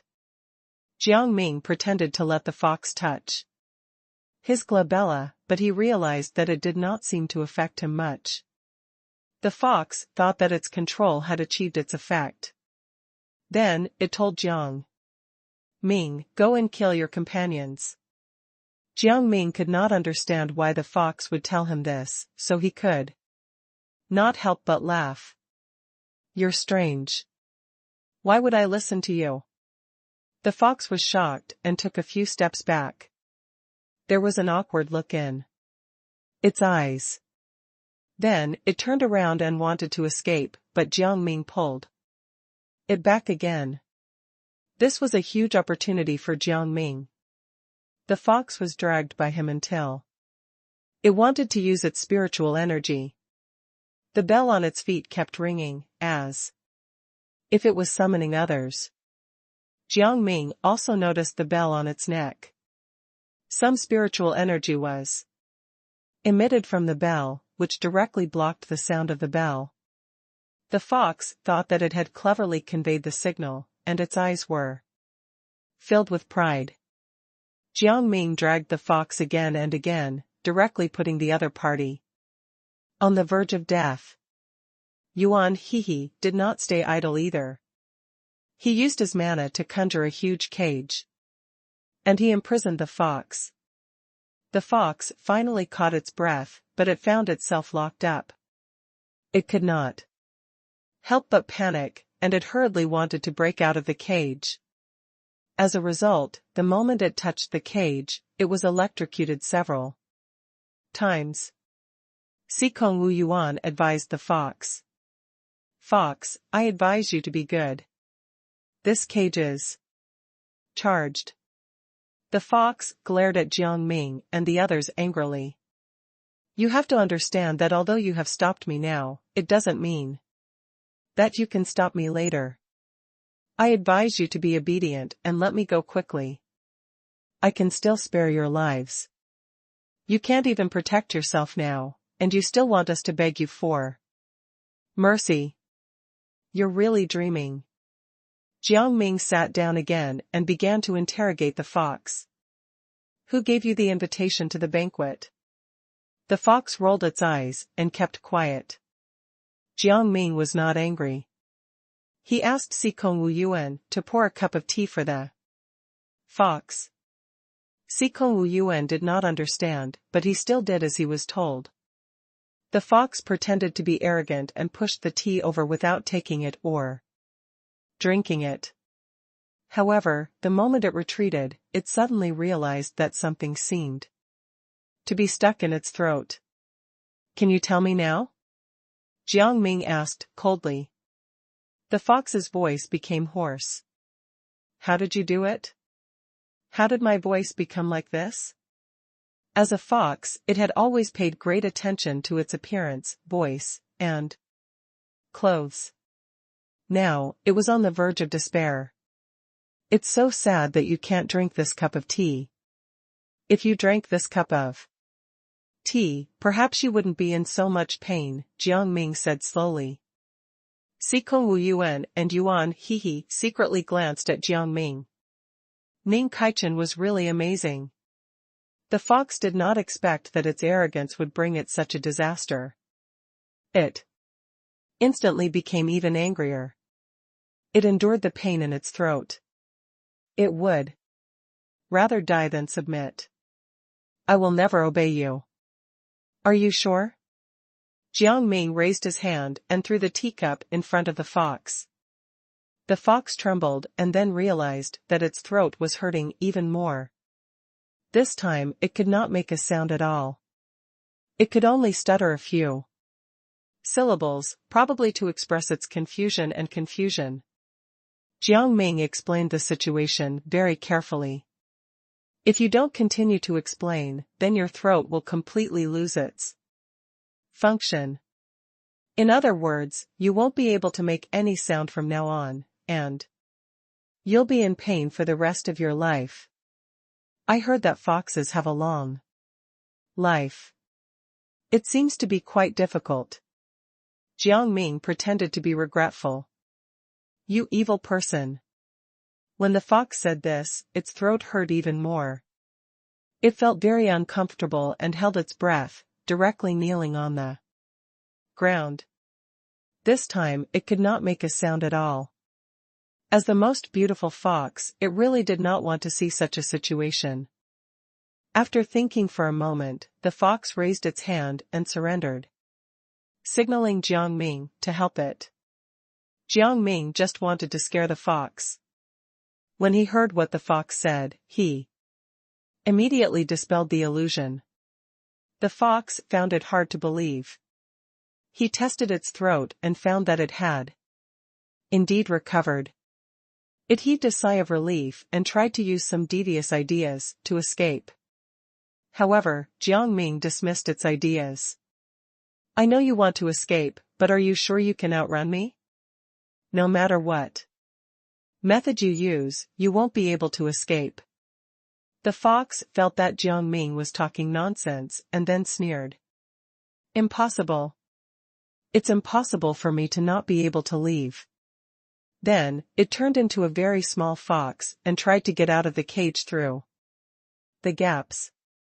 However, as soon as it reached the crack, it realized that its entire body had been electrocuted. And it was at this moment that he directly collapsed to the ground, completely unable to move. Jiang Ming continued drinking his tea. Do you still want to play tricks now? Of course, if you're not afraid of pain, you can continue to try to get out. Jiang Ming was right. Just a single second of trying to escape made the fox's entire body ache. It continued to look around and began to understand the situation. It immediately told him who the host of the banquet was. It's the current king, Li Nanchu. I knew it was that fool of a king. Yuan Hehe was speechless. He hated Li Nanchu. At this moment, someone knocked on the door. Some voices came from the people outside. Lord Fox, we still need to greet the guests outside. When will you come over? You should be done here, right? The fox immediately shouted. Come and save me. I've been kidnapped by the guests here. Jiang Ming raised his hand and used his spiritual energy in the room. When the people outside heard the fox's words, they hurriedly knocked on the door, but they could not enter at all. Since the door was not locked, even the key could not be used. Seeing that the situation was critical, the servant hurriedly went to look for Li Nanchu. Li Nanchu had a rough idea of who had captured the fox, so he took the initiative to go over. He felt that these people were probably here for the banquet. Otherwise, there was really no reason to kidnap this fox. Then he went to the door and found that the room was sealed with spiritual energy. He could not help but shout inside, Lord Ning Kaichen, are you here to participate in the moonlight banquet? I can bring you there. Upon hearing Li Nanchu's voice, Jiang Ming withdrew his spiritual energy and opened the door. Li Nanchu did not get into a conflict with them. Instead, he tried to curry favor with them. If you wanted to come to this gala, you could have asked someone to tell me, Lord Ning Kaichen. You don't have to talk to my subordinates. My subordinate is insensible and has made you unhappy. Please don't blame it. The fox found it hard to believe. Your Majesty, how can you apologize to such a vulgar person and even speak like that? Normally, you should have cut this *tch into pieces. These words were not pleasant to hear. Li Nanchu was afraid that his subordinate would be punished, so she quickly went forward and gave the fox a slap. What nonsense are you talking about? Shut up. Waiter, take it out. Don't let it talk nonsense here and ruin my relationship with Lord Ning Kaichen. The fox's head buzzed. It had already suffered enough from Jiang Ming, and now it was being beaten up by Li Nanchu. It could not help but complain. It could not understand why. It did not dare to say anything more. After all, Li Nanchu was its financial backer.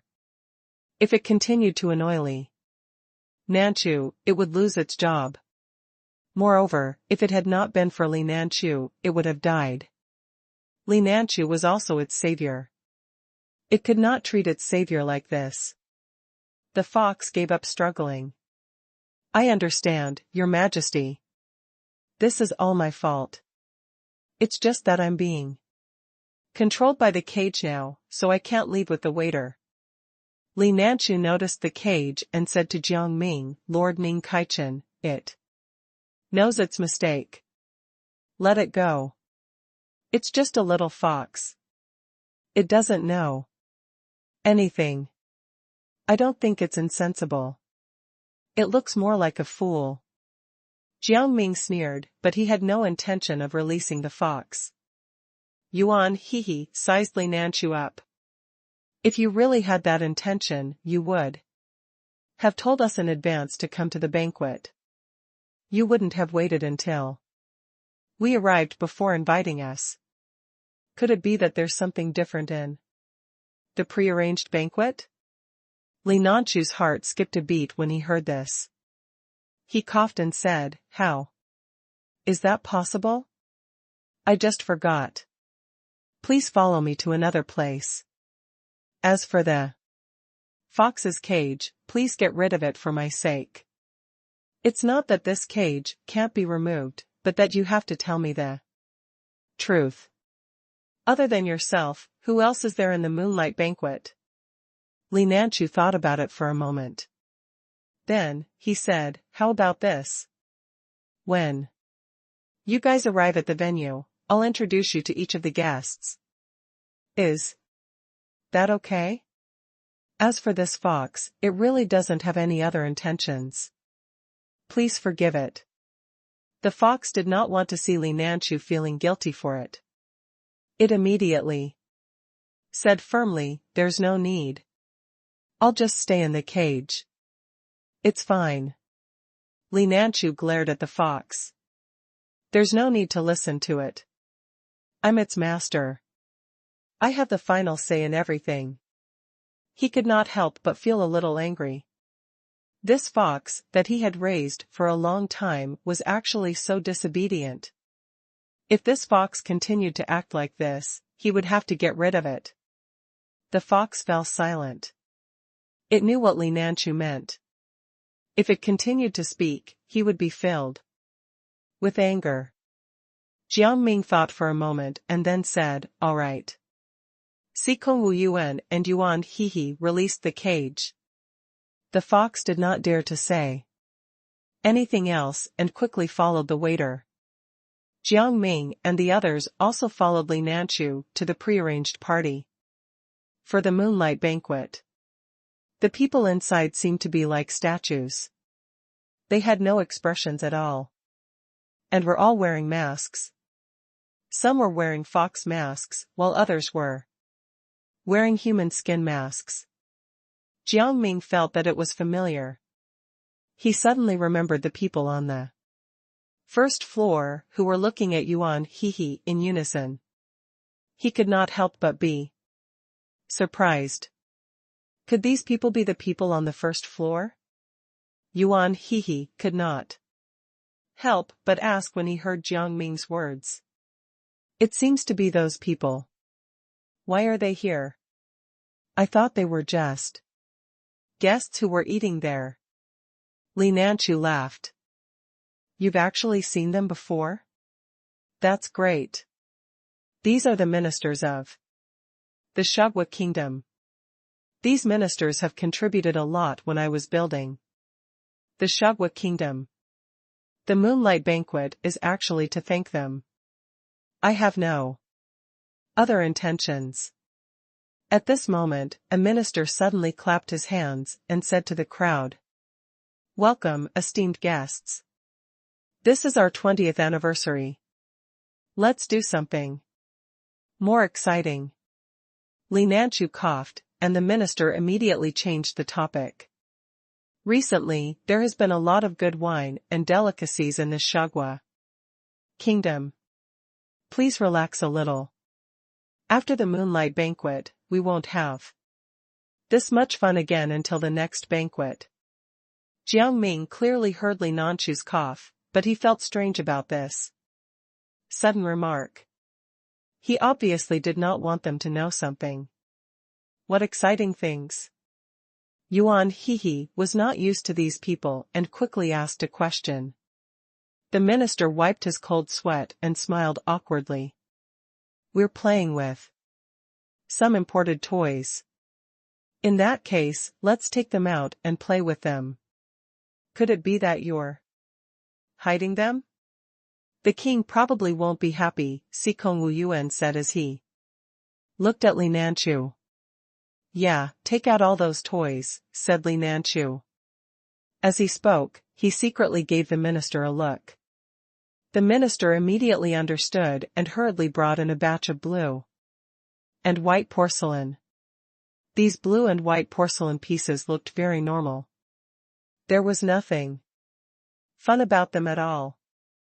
Yuan Hehe could not help but frown. What's so fun about these things? He felt that Li Nanchu was trying to trick them. At this moment, a few balls suddenly jumped out of the blue and white porcelain. When they stopped moving, Jiang Ming and the others realized that these balls were snakes. These snakes were all different in shape, and even the colors on them were different. The only thing they had in common was that they seemed to have been tamed. Li Nanchu pretended to call them over. You can play with these snakes. They will obediently do as you say. These snakes looked very fun, but Jiang Ming felt that they were not what the minister was referring to earlier, but he could not say anything else. He tried to move forward and said to one of the snakes, slither around. The snakes really listened to him. They quickly followed his instructions and even slithered in a circle for Jiang Ming. The other ministers also began to command the other snakes. There were so many snakes that Yuan Hehe was also interested. However, he found that there seemed to be something wrong with the snakes' tails. When he got closer, he found that there was an especially small ring that was tightly gripping each of the snakes' tails. Yuan Hehe could not help but feel strange. He told Sikong Wu Yuan about this in his heart. Sikong Wu Yuan's curiosity was piqued. He took the opportunity when Li Nanchu and the others were not paying attention to remove the rings. However, at that moment, the snakes suddenly became violent. They grew larger and attacked the ministers. The ministers fled for their lives, but they could not match the speed of the snakes. The snakes wrapped around the ministers and threw them out. Those ministers did not even make a sound. Not only that, when they were thrown out, they were still motionless, as if they had already become living corpses. Jiang Ming felt that something was amiss about them. However, he could not care less about them. The rings on the snakes' tails broke free one by one, and the snakes attacked him, Yuan Hehe, and the others. The child's spiritual energy could not compare to the spiritual energy of these snakes. He ran around in all directions in fear. What's with these snakes? Why are they suddenly like this? Li Nanchu panicked. Did someone take one of the snake's rings? Who took it away? Sikong Wu Yuan could not help but feel embarrassed. I took it. Li Nanchu was instantly enraged. How can you take the rings away? The rings are used to control them. If even one of them is removed, the other snakes will not be under our control anymore.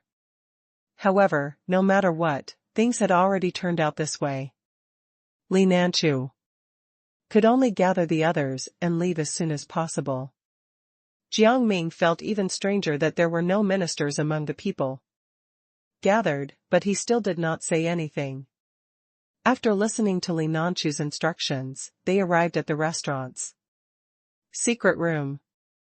However, the snakes discovered the secret room and kept hitting the door. Those doors looked sturdy, but they were not sturdy at all. After a while, cracks appeared on them. The other people in the hall started to panic and tremble. Li Nanchu tried to calm everyone down, but he realized that it was impossible. He could only go forward and strengthen his spiritual energy. However, his spiritual energy was not enough to stop the snakes. Not long after, he was sent flying by the snakes. At this moment, the door was opened by the snakes. The smaller snakes rushed over, wanting to gather in front of the other people and eat them. At the critical moment, Jiang Ming raised his hand and directly turned the spiritual energy in his hand into a spiritual energy ball. He hit the snakes one by one. Yuan Hehe and Sikong Wu Yuan also quickly assisted Jiang Ming. They also saw the child's situation and quickly brought the child to their side. After the snakes turned back into balls, Jiang Ming raised his hand and shook the balls out. Then, he closed the door. Li Nanchu's entire body was badly bitten by the snakes. He was moaning in pain. His voice was very soft. When they saw that the snakes had been cleared one by one, the servants came to Li Nanchu and greeted him and Jiang Ming. Jiang Ming walked to Li Nanchu. He glanced at him and said, "I can treat your injuries. But I need you to cooperate with me on one thing." Li Nanchu did not think that he needed to rely on Jiang Ming. "Thank you for your kindness," he said. "But I don't need your treatment now. Physician, come and take a look at me." He looked at the royal physician beside him. He was especially glad. Fortunately, he had brought the royal physician over. Otherwise, he would have to ask Ming Kaichen for help. He did not want to be caught by him. After the royal physician examined him, he sighed. "Your Majesty, I really have no way to treat you. I really can't identify your injuries. I hope you can forgive me. You're really a good-for-nothing. How can such a minor injury not be treated? Hurry up and let me take a look. Otherwise, I won't let you live." Li Nanchu was furious. He had thought that he would not need Ming Kaichen anymore. He felt that this royal physician was simply an idiot. He sighed to himself, "Your life isn't worth much, but the lives of your family members aren't that worthless. You don't want to end up with your entire family being executed, do you?" Sikong Wu Yuan could not help but say, "This is the best the royal physician can do. Didn't Ming Kaichen say that he could save you? Why don't you just answer his question?" Why was Li Nanchu being stubborn? The royal physician hurriedly wiped away his cold sweat and went forward to continue examining Li Nanchu's injuries and bandaging him. However, he could only treat some external injuries. He could not treat the internal injuries at all. Jiang Ming reminded him kindly, "The royal physician can't treat your internal injuries. I don't think you want to die like this, right? The internal strength of these snakes is not something that ordinary people can handle. I don't need it. I think the royal physician's medical skills are very good," Li Nanchu said stubbornly. However, the pain in his body did not go away after the bandaging. He could not help but throw a tantrum at the royal doctor again. The child looked at the royal physician pitifully. "I think we should let Ming Kaichen take a look. Don't pretend to be strong. The royal physician can't do anything about it." The royal physician knew that he could not escape death. He quickly said, "Please punish me, Your Majesty. I really have no way to treat you." Li Nanchu had no choice but to cry. He said to Jiang Ming, "Lord Ming Kaichen, just ask me whatever you want to ask. My treatment can't be delayed any longer." "All right, are those ministers real ministers or puppets? How are these puppets made?" Jiang Ming sized up Li Nanchu's injuries. Li Nanchu really did not want to tell him. However, he could only compromise. "Those ministers are indeed not real people. They are puppets. As for those Puppets, they are all under my control. They have an invisible thread in their bodies, but you didn't know about it. This type of puppet is quite popular. How is it made? Sikong Wu Yuan could not help but feel strange. I've already answered Ming Saichen's question, Li Nanchu said, keeping his mouth shut. Now, you have to treat me. Are you sure? Your life is now in our hands. Moreover, if you don't listen to us, you won't have a good ending. Jiang Ming threatened Li Nanchu again, so he could only continue to answer. It's very simple. Puppet techniques are very popular in various countries. As long as you draw a puppet on the spell paper and write the other party's name on the puppet, the other party's puppet will appear. Are all the guests participating in the Moonlight Banquet puppets? Jiang Ming asked as he treated Li Nanchu. Or are you just using the prearranged banquet to trick us to get us to come over and take a look? Li Nanchu shook his head. If I really wanted to lie to you, why didn't I invite you directly? Why did I wait for you to go over? Wouldn't that be asking for trouble? Just as the child was about to say something, the door was knocked on again. This time, the impact was even more powerful than before. Li Nanchu could not help but panic. He knew what this voice was. The Snake King had come. He had stolen many of its little snakes. Now he had to be punished, but he did not want to be punished. Who's there? Jiang Ming asked curiously when he saw Li Nanchu's expression. Do you recognize their knocks? Before Li Nanchu could explain, those people immediately said, This is the Snake King. The Snake King is here. We took out all of its snakes, and it's here to take revenge on us. This Snake King is not easy to deal with. Yuan Hehe had seen the Snake King before. He could not help but frown. Then he said, We've made its snakes look like this. I'm afraid it will tear us into pieces. No matter what, we have to face it. Moreover, this door should be able to hold on for some time. Jiang Ming made up his mind. Although he was a little worried, everything was fine. He felt that no matter what, he had to have the courage to resist.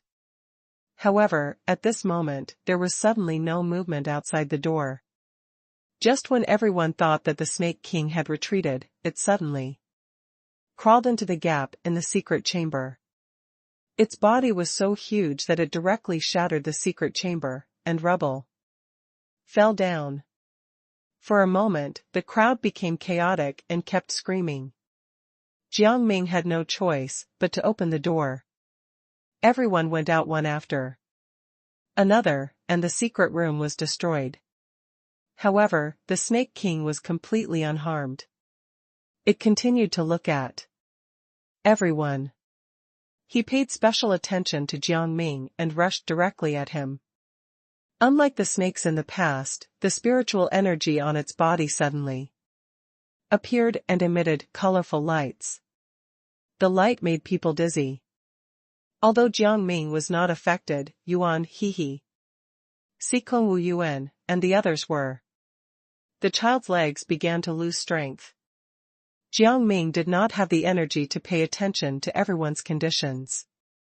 He kept circling around the snake. Li Nanchu started shouting, I am already injured.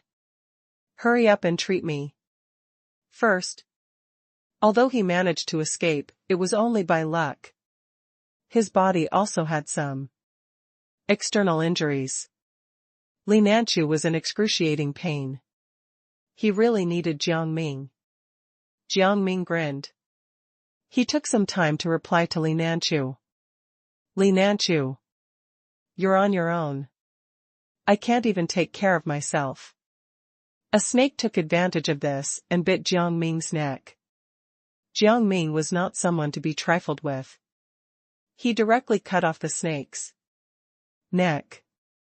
Blood gushed out of the snake's neck like a river, directly surging some people out.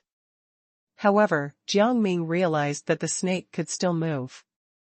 It pretended to be dead and wanted to take the opportunity to kill Jiang Ming.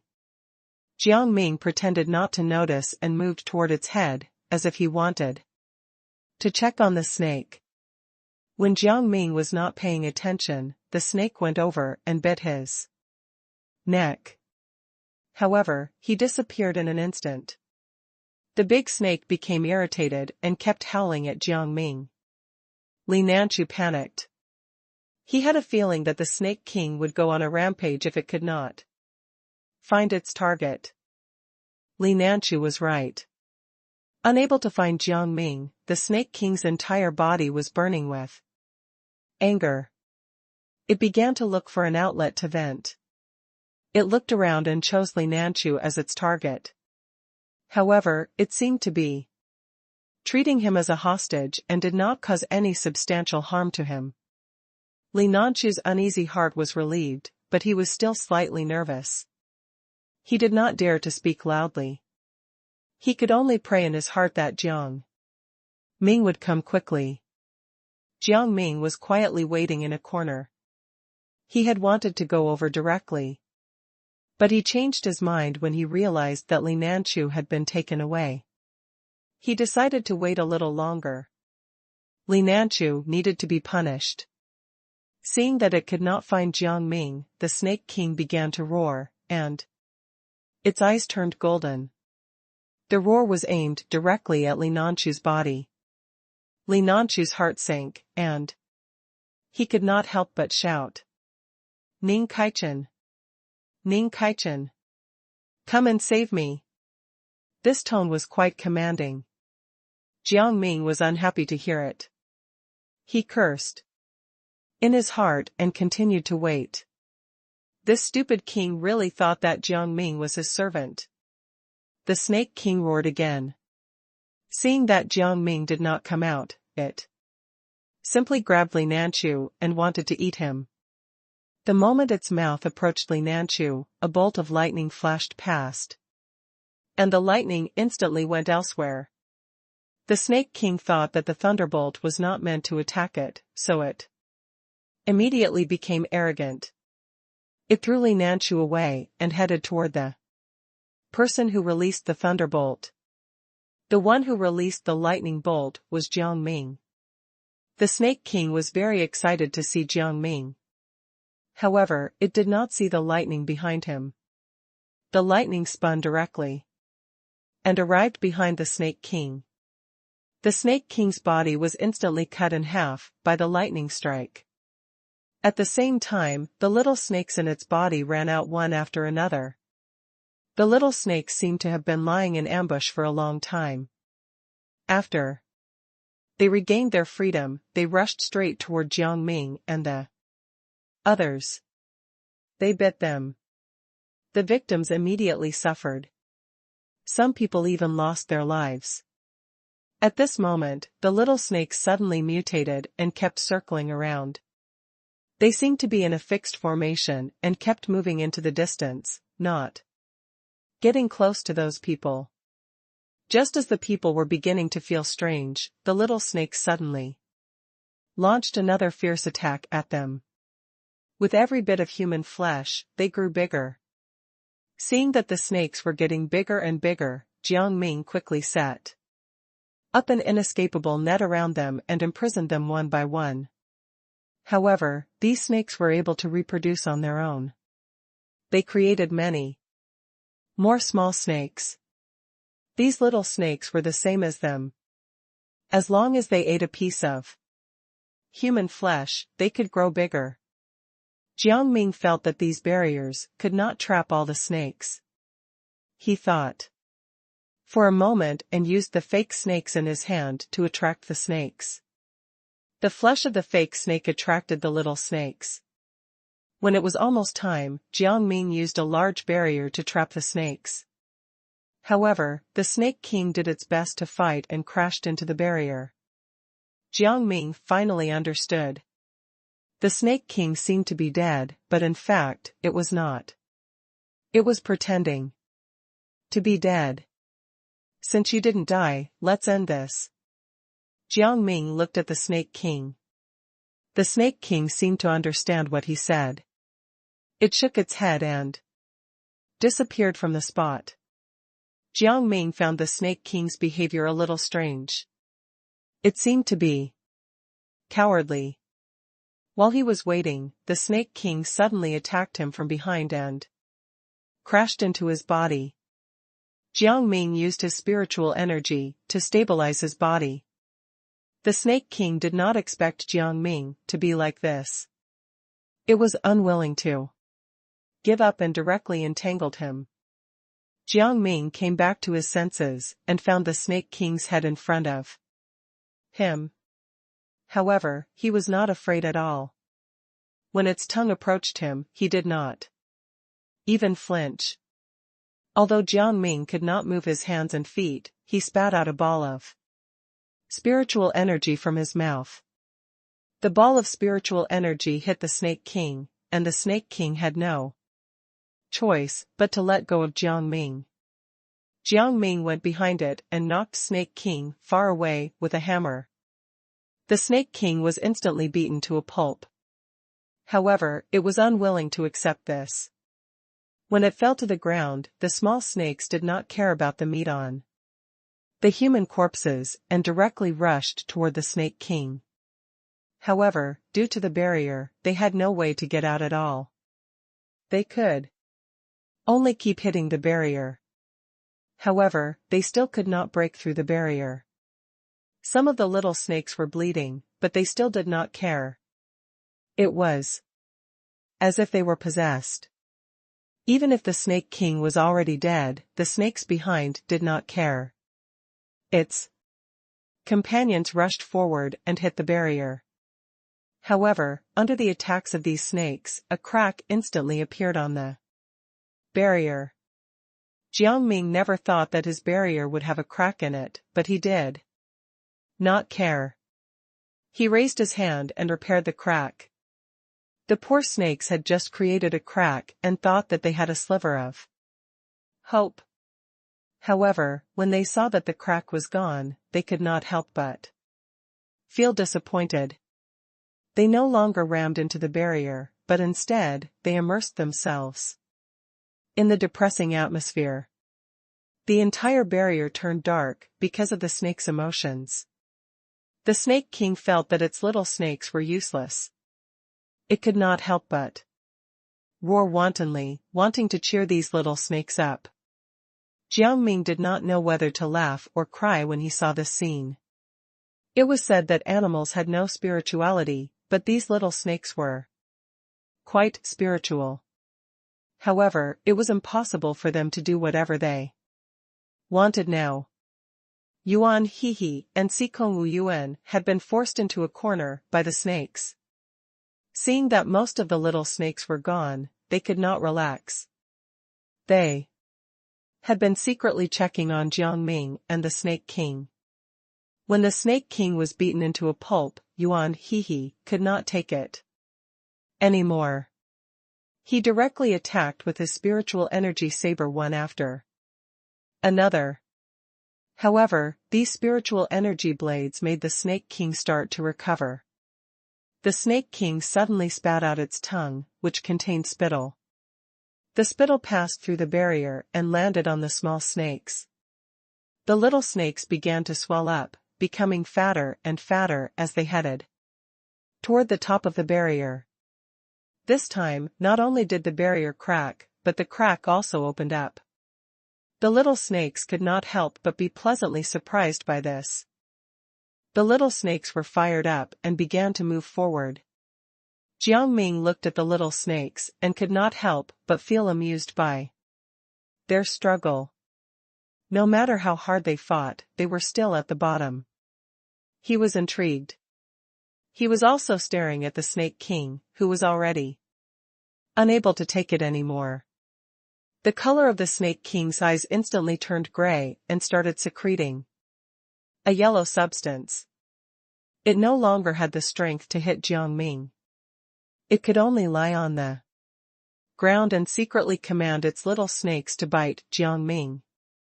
However, just as the opening on the barrier was getting bigger and the little snake's hopes were getting higher, the barrier was stitched up by Jiang Ming. This time, Jiang Ming used twice as much spiritual energy as before. The little snakes did not lose their spirits. Instead, they moved forward more actively. This time, no matter how hard they tried, they still could not break through the barrier. After a while, a few more groups of little snake corpses appeared in the barrier. Seeing that the previous strategy could not be continued, the group of little snakes began to plan for other strategies. They chattered, and their voices were very loud. It was almost unbearably loud.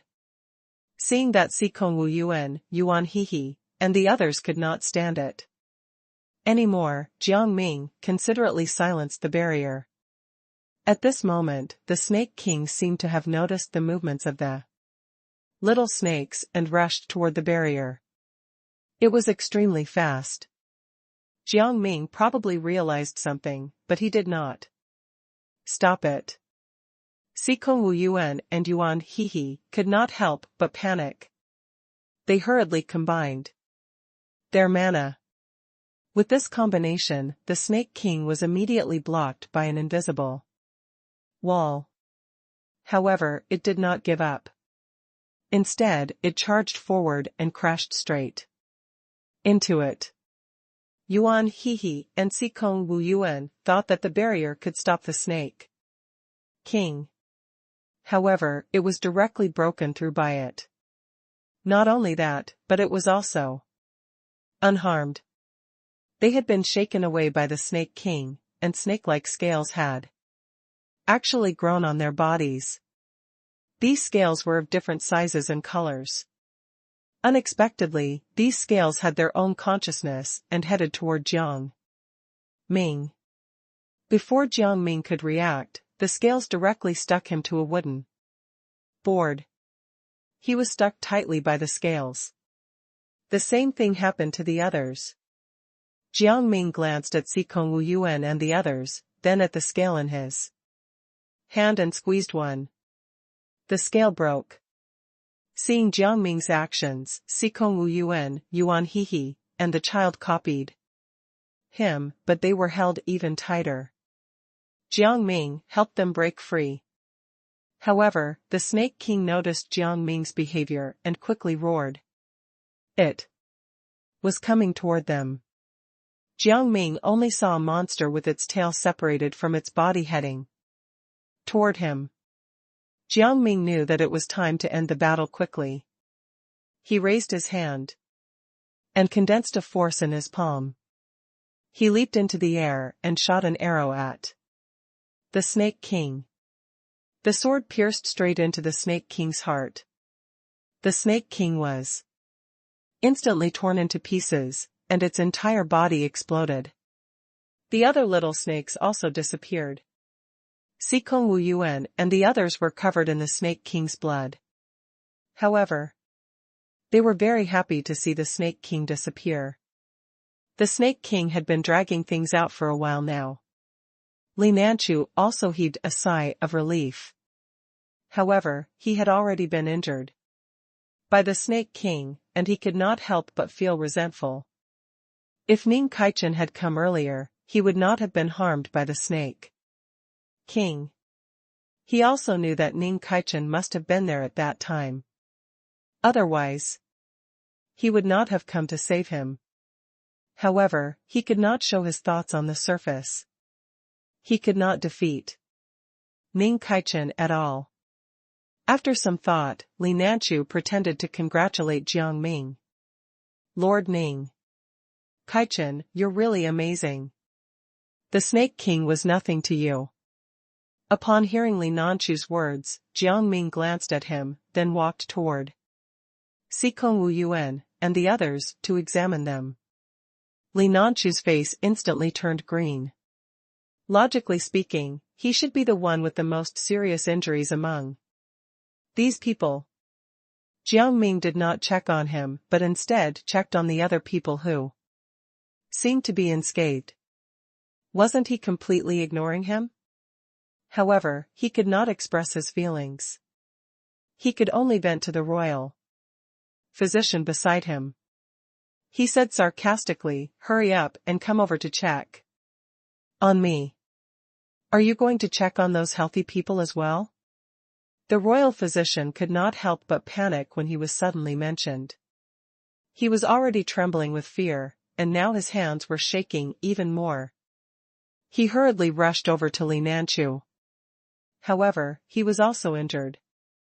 Before he could walk a few steps, he fell to the ground, spat out a mouthful of blood, and closed his eyes.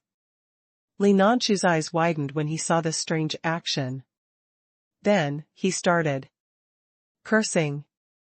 "What are you pretending to be dead for? Hurry up and get up. I am not someone you can toy with so easily." Jiang Ming glanced at the royal physician and kindly told Li Nanchu, "The royal physician is already dead." Li Nanchu said in disbelief as she glared at Jiang Ming. "How is this possible? I saw that he wasn't even attacked by the snake. He was completely unharmed. Your thoughts are your thoughts. His illness is his illness. The two do not conflict." Jiang Ming could not be bothered to continue talking to Li Nanchu. He found an injury on the child's body and prepared to perform an operation on the child. Jiang Ming used silver needles and the clip that he conjured to remove the poisoned flesh. The child cried out in pain. Jiang Ming comforted him and then disinfected and bandaged his wound. However, the child's leg could not move. The injury happened to be on his leg. Although the wound was treated, the child's pain was not reduced. He gritted his teeth tightly, and his face was covered in sweat. Yuan Hehe could feel the child's pain when he saw him like this. He knelt down kindly and gestured for the child to lean on him. The child looked at Yuan Hehe gratefully, but he shook his head. "I can walk. I can't waste my energy now. Something bigger might appear here." In the blink of an eye, a beast child similar to this child appeared in everyone's vision. "Who told you to touch the Snake King? You were the ones who killed people. But you killed the Snake King. You guys deserve to die. I didn't do anything to your Snake King. He attacked us first, so we were forced to defend ourselves." Jiang Ming glanced at the beast child. "Nonsense." The beast child cursed and immediately went up, revealing a huge vine. The vine was grabbed by him and swayed as it headed toward Jiang Ming. Jiang Ming could see that there were some thorns on the vine. Thinking back to the time when the spikes came alive, he cut off the vine in front of him directly. The moment the vine was cut, the beast child also fell down. The beast child's eyes widened. He never thought that the vine would be so thick and long that it would be cut off by Jiang Ming. He suddenly felt angry. "It's fine if you don't admit your mistakes, but you actually attacked me. I think you're looking for a beating. You were about to hit me. Why wouldn't I fight back?" Jiang Ming felt that the beast child was idiotic. He decided to ignore him and went to check the wounds of the others. He did this on purpose. He wanted to provoke the beast child. He wanted to see what kind of ability he had. Sure enough, when the beast child saw that Jiang Ming completely ignored him and went to see someone else, he was instantly furious. He bit off the flesh on his finger and used his own blood to form a square array around him. Although he was standing in one spot, the blood covered the entire place. The array immediately unleashed its power and emitted light that enveloped them. Jiang Ming did not feel anything. His physique was special. Things like this never affected him, He glanced at the people around him. Other than himself, everyone else closed their eyes as if they were fascinated by something. He saw that the child was still moving his hand, as if he was touching something. He immediately walked in front of the child and waved at him. However, the child's eyes were still confused, as if he was being controlled by someone. At this moment, just as Jiang Ming thought that the beast child would do something, the beast child suddenly looked flustered and left in a hurry. Jiang Ming did not know what was going on, but he saw a fish. This fish looked strange. There were two huge lanterns on its head. It looked like a lantern fish, but it also did not look like it at the same time. It looked strange. It opened his bloody mouth and charged straight at Jiang Ming. Seeing that the others were standing still, he thought for a moment and decided to use a barrier. However, the fish went through it. Logically speaking, the fish should have hit it, but it was not injured. Jiang Ming frowned.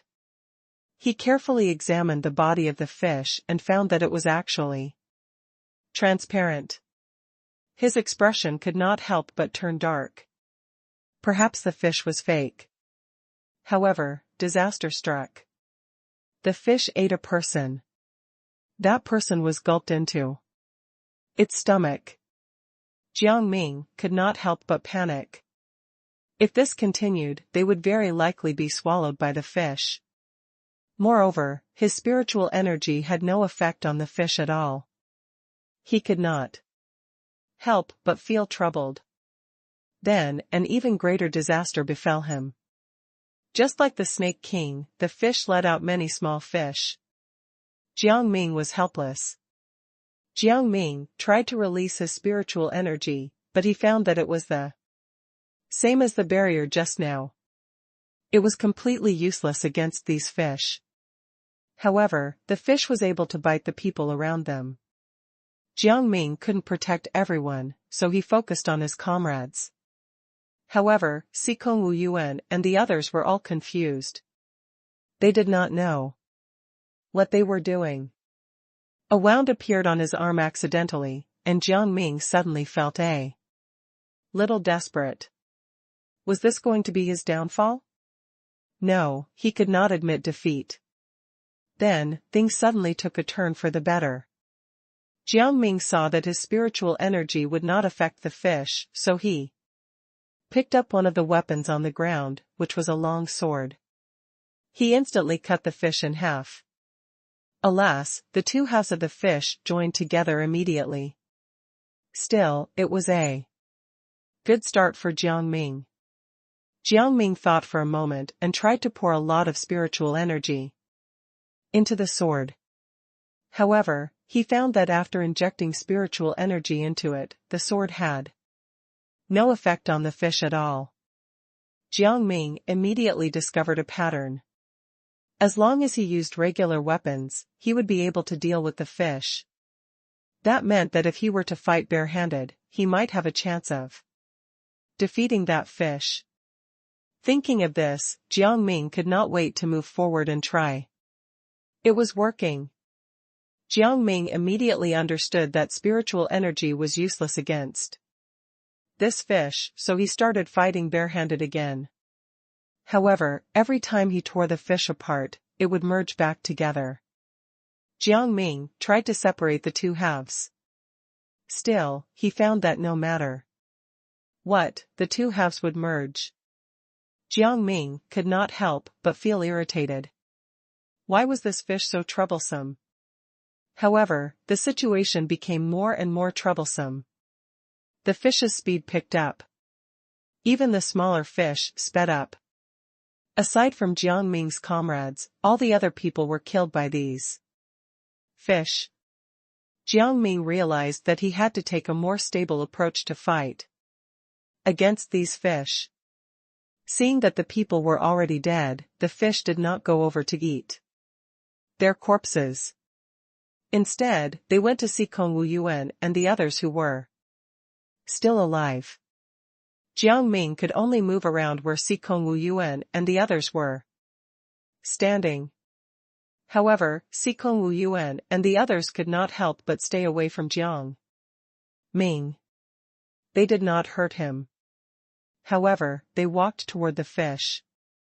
Jiang Ming was speechless and tried to stop them with his sword.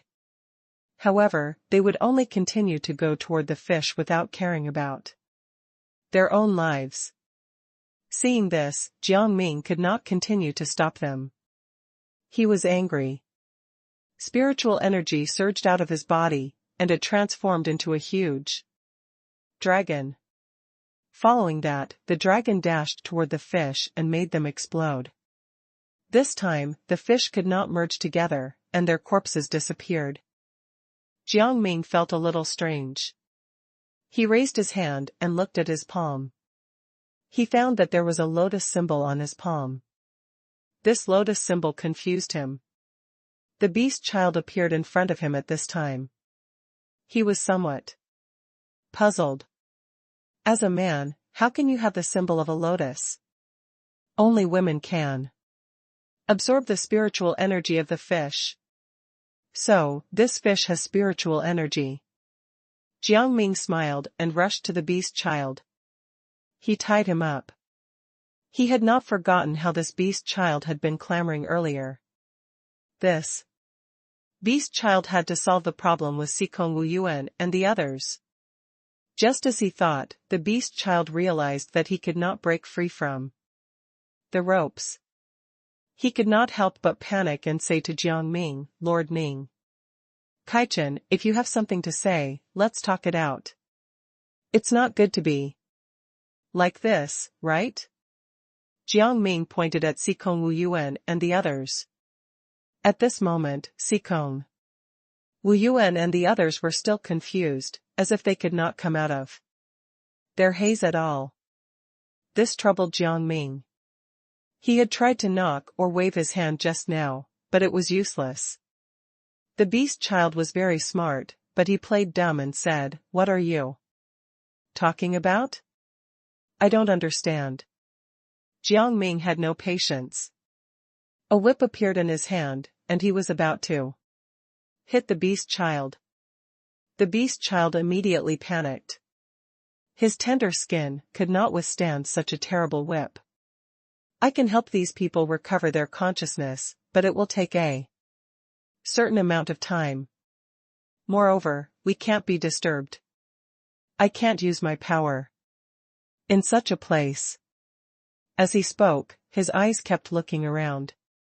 He wanted to find someone who could help him, but there were corpses everywhere. This caused the beast child to become irritated. He realized his current situation and immediately accepted his fate. Jiang Ming felt that the beast child's words were open to question.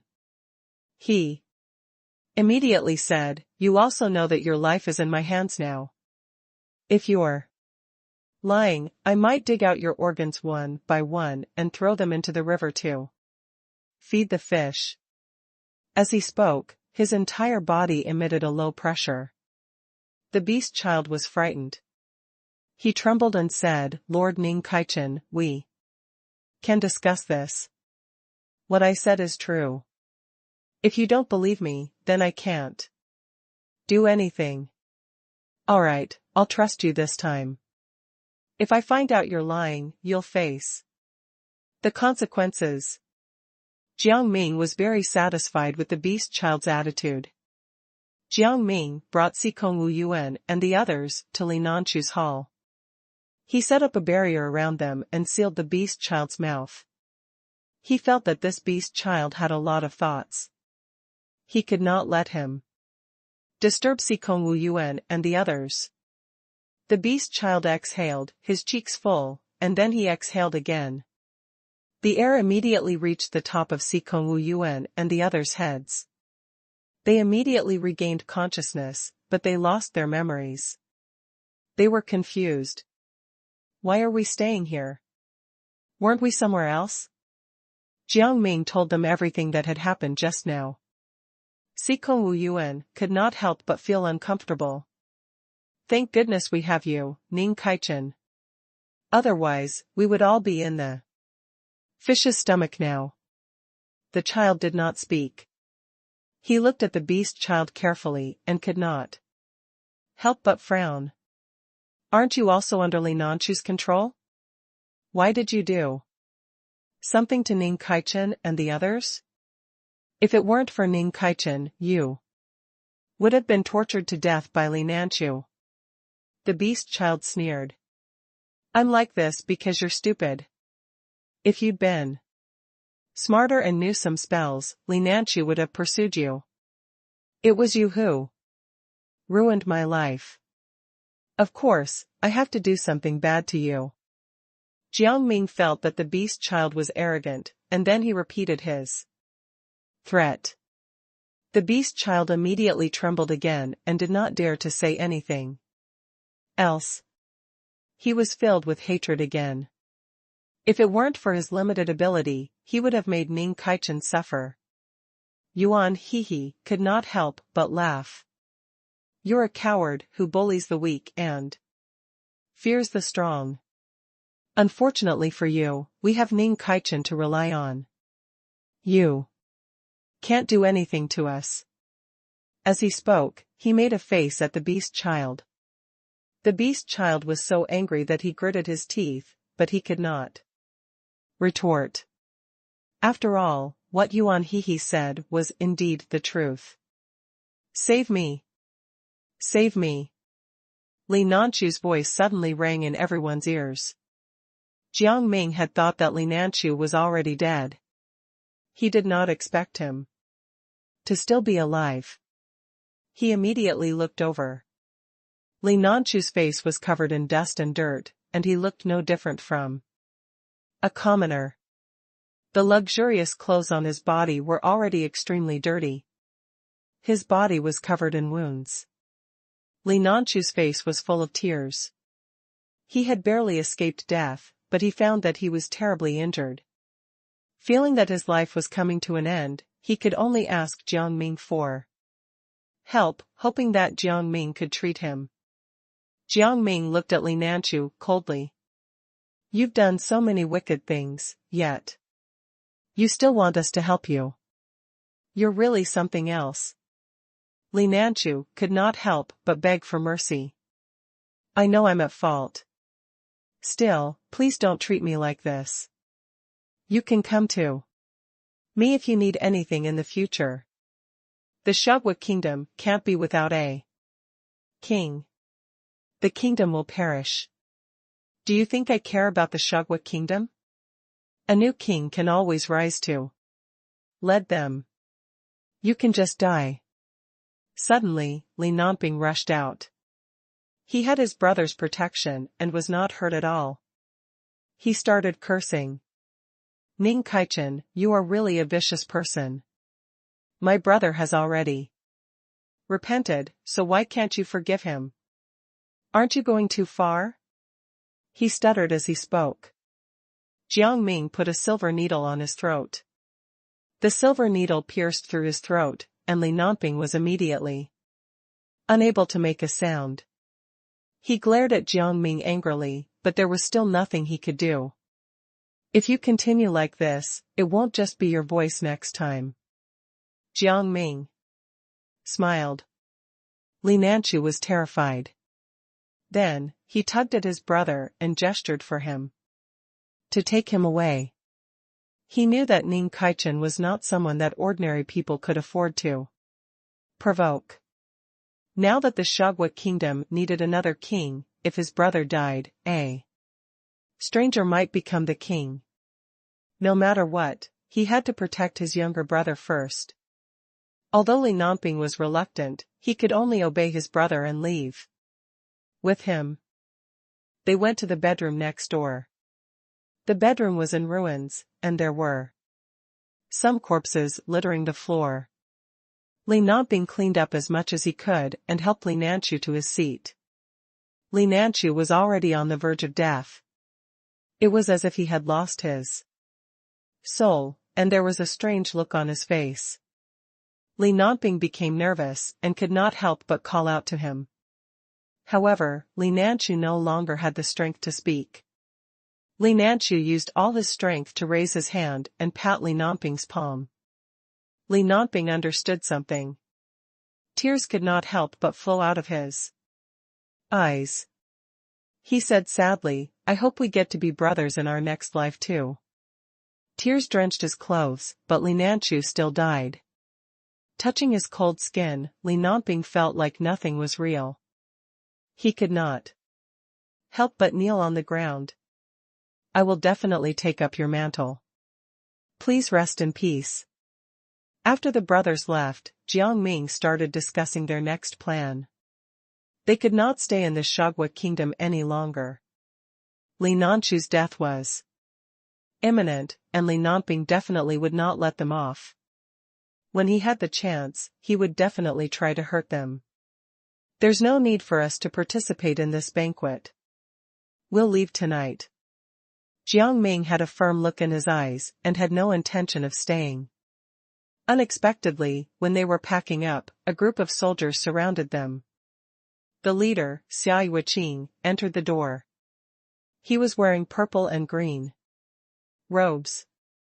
There was a moon pattern on his robes. Xiao Yuqing rushed over and raised his hand to release a huge halo at Jiang Ming and the others. This halo was dark purple, and it was so bright that everyone's eyes hurt. When they saw the situation in front of them clearly, Jiang Ming and the others realized that a halo had been added to their bodies. This halo was like a shackle that tightly bound them. "Did Li Nonping hire you?" Jiang Ming sized up Xiao Yuqing and the soldiers behind him. The soldiers were strong and looked at him coldly. "What?" Jiang Ming sneered. "Do you think a mere halo is going to capture us?" Xiao Yuqing laughed and looked at Jiang Ming as if he was a dead man. "Ning Kaichen, your death is near, and you are still like this." Yuan Hehe rolled his eyes. "Do you really think you can stop us? Don't be so cocky." Sikong Wu Yuan rubbed his nose and touched the halo. His expression could not help but change. "Is this a halo created by the monk of Shonglin Temple, Abbot Dowd?" The child's eyes were filled with confusion. Hadn't he been missing for tens of thousands of years? How can the halo he created still exist? "No, child, you don't understand now. Although Abbot Dowd has been gone for many years, he has left behind many treasures. However, these treasures are very difficult to find. The person who can obtain such a treasure now must have such terrifying strength." In the end, Sikong Wu Yuan's voice became softer and softer, and his expression gradually became unreadable. Jiang Ming was confident, but he did not think that their spiritual energy would not be able to block this halo. "Wow, you're quite knowledgeable. Enjoy the power this halo gives you." Xiao Yuqing touched the saber in his hand and raised his hand to signal for everyone to leave. He turned around and left. Jiang Ming did not say anything. He lowered his head and waited for the other soldiers to leave. He was a little worried about his confidence in breaking this halo, so it was best if there were no outsiders around. However, Yuan Hehe called out mindlessly, "You're just a puppet being controlled. Who do you think you are? Looks like you want to die faster." Xiao Yuqing turned around and swung his sword at Yuan Hehe without hesitation. Yuan Hehe did not even have time to react. Seeing that his companion was about to be split into two, Jiang Ming quickly looked into Xiao Yuqing's eyes and released his spiritual energy. Xiao Yuqing's raised hand paused, and his body was forced back by the spiritual energy. What kind of power is this? When he was at a safe distance, he looked around. He had no idea who had released his spiritual energy. "I was wondering what kind of person you were." Yuan Hehe laughed mockingly. "Looks like you're just a weakling." Brat, don't be so conceited. It's definitely not your spiritual energy, I'm sure of it. Xia Yuqing was flustered and exasperated, but he still remained rational. As he spoke, he looked around, trying to find the person who had released the power, but he could not find him no matter how hard he tried. At this moment, Xia Yuqing could not help but feel frustrated. He would not allow anyone to be stronger than him. He had to kill that person. Jiang Ming kept silent. He felt that there was no need for him to say anything more to Xia Yuqing. Yuan Hehe could totally run his mouth. Just as he had expected, Yuan Hehe was furious. You're just someone else's lackey. You don't even have your own personality. What right do you have to criticize me? I should have killed you. Xia Yuqing could not refute Yuan Hehe's argument, so he quickly rushed forward, wanting to kill him. Jiang Ming seized the opportunity and released his spiritual energy again. Xia Yuqing was immediately forced to retreat by his spiritual energy. His expression was extremely unsightly. Get out here. One of you must be releasing that damn spiritual energy. Don't let me catch you, or you'll die. He shouted several times. Jiang Ming did not know whether to laugh or cry. Wasn't Xia Yuqing too stupid? He seemed to have said such words countless times. He was really something else. Stop blabbering. You're being noisy. Sikong Wu Yuan lost his patience and shouted at Xia Yuqing. Seeing that another person was bullying him, Xia Yuqing was unhappy. Aren't you all going too far? Tell me who released the spiritual energy. Otherwise, don't be so stubborn. It's me. Jiang Ming felt that there was no need to continue hiding it. Thinking of this, he removed the halo around his waist and threw it out. The halo hit Xia Yuqing's head. He groaned and covered his head. He was so angry that he wanted to go up and punch Jiang Ming. However, the spiritual energy directly forced him to retreat. Xia Yuqing had no way to move forward at all. His expression changed again. Then, he simply called his subordinates. Muscle man, go. Yes. A muscular man walked out. He looked like he weighed more than 300 pounds. He was big and muscular, and his eyes were sharp. You are all trash, you should die. The flesh on his body began to swell, gradually enlarging. It gradually became a ball of flesh. Jiang Ming looked at the ball of flesh in front of him and released Sikong Wu Yuan and Yuan Hehe. He was a little confused. What is going on? Yuan Hehe spat out a mouthful of saliva. Sikong Wu Yuan closed his eyes, and a small ring appeared on his head. The ring emitted a golden light. This light spun around. Is this a child's game? The muscular man laughed out loud. He smiled mockingly. He raised his hand and rushed in front of Sikong Wu Yuan. Suddenly, a huge blade was headed for his head. However, Jiang Ming was determined to not let that happen. Jiang Ming raised his hand and grabbed the blade. Although he held the blade, Jiang Ming was unharmed. At the moment of contact, the blade disappeared. The muscular man was dumbfounded. He kept his head lowered and looked at the blade that his spiritual energy had transformed into. Jiang Ming only felt an electric current flash through his body, but he could not see the blade in his hand at all. Confusion appeared in his eyes for a moment. Jiang Ming did not say anything. Instead, he used the spiritual energy in his hand and hit the muscular man. The mass of flesh on the man's body instantly disappeared without a trace, and his entire body flattened completely. This was a huge blow to the muscular man. It was not easy for him to train his muscles. He was instantly enraged, and flames erupted all over his body. The flames burned fiercely and directly affected Jiang Ming, who was approaching. Jiang Ming was slightly puzzled. Although he knew that the flames were on his body, he did not feel anything yet. All. Ha ha ha, kid, how does it feel?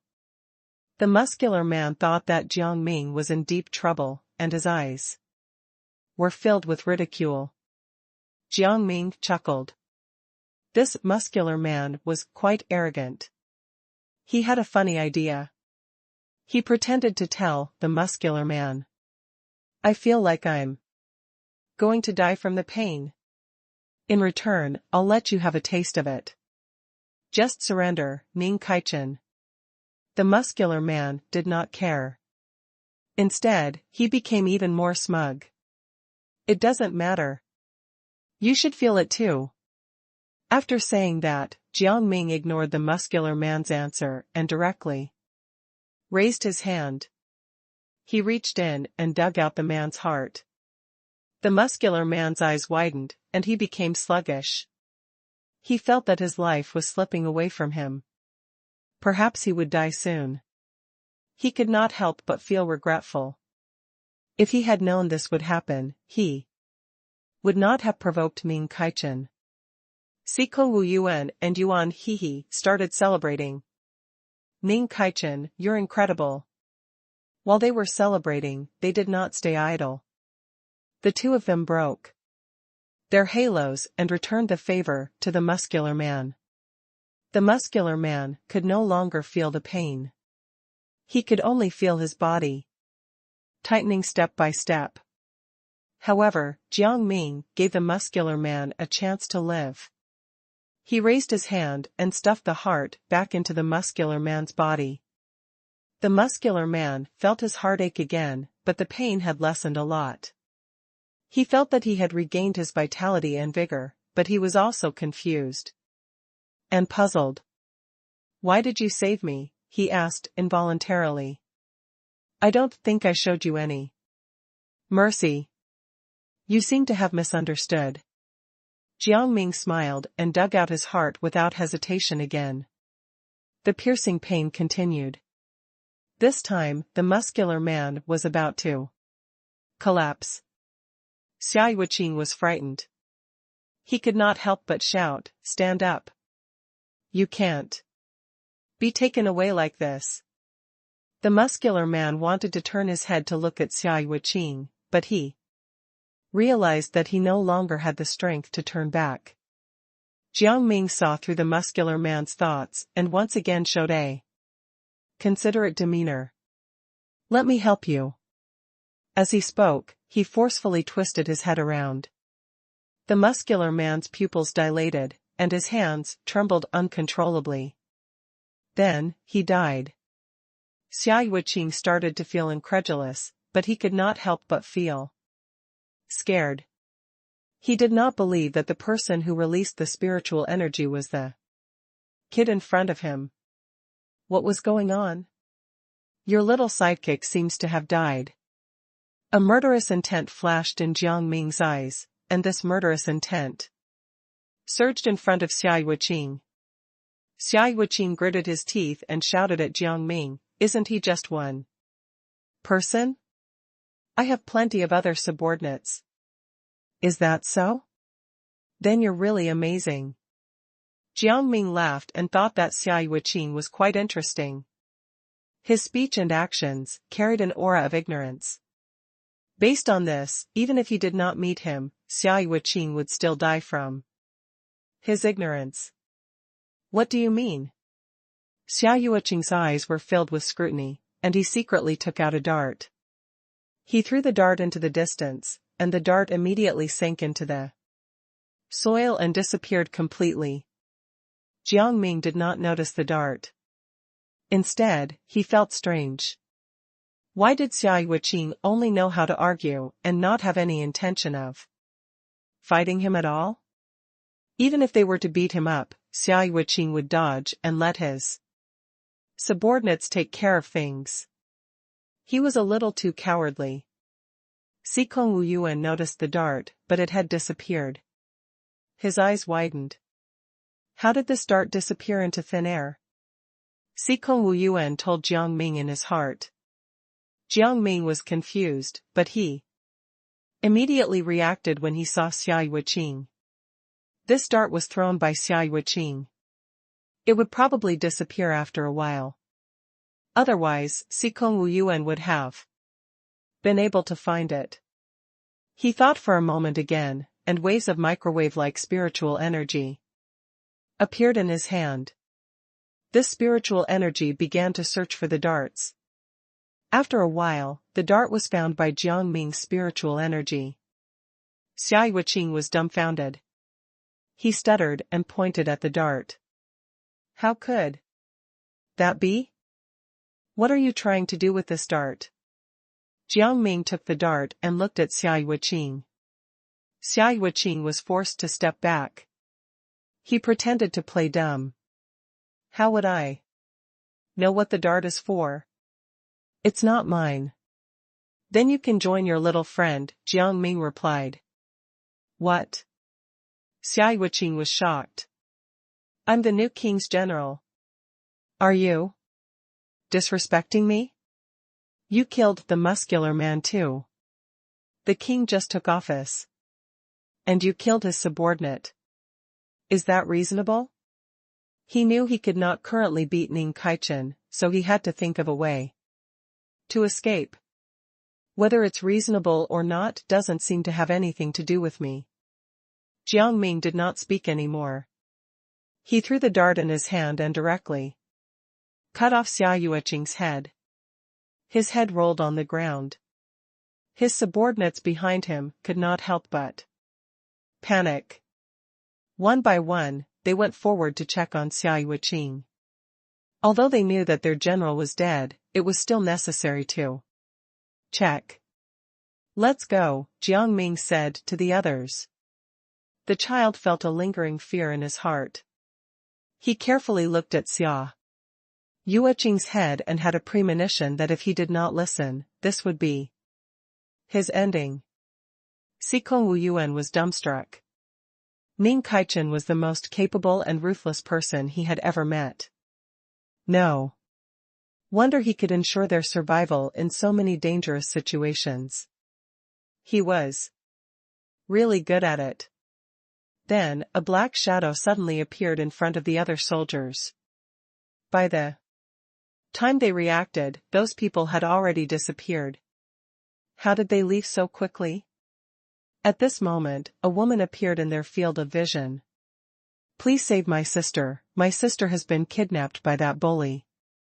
If we do not go over now, I am afraid that my sister's innocence will. The woman wiped her tears and sobbed again and again. Jiang Ming was not moved at all by her gentle and beautiful demeanor. Instead, he kindly told her, Miss, your weasel tail is showing. There was a flash of silence, and even the sound of a pin dropping could be heard. Sikong Wuyuan, Yuan Hihi, and the child were confused for a moment before bursting into laughter. This was the first time he had seen a weasel demon trying to seduce someone. The woman smiled awkwardly and coughed twice. Are you going to let me suffer just because I'm a weasel demon? Although demons are demons, some demons have good hearts.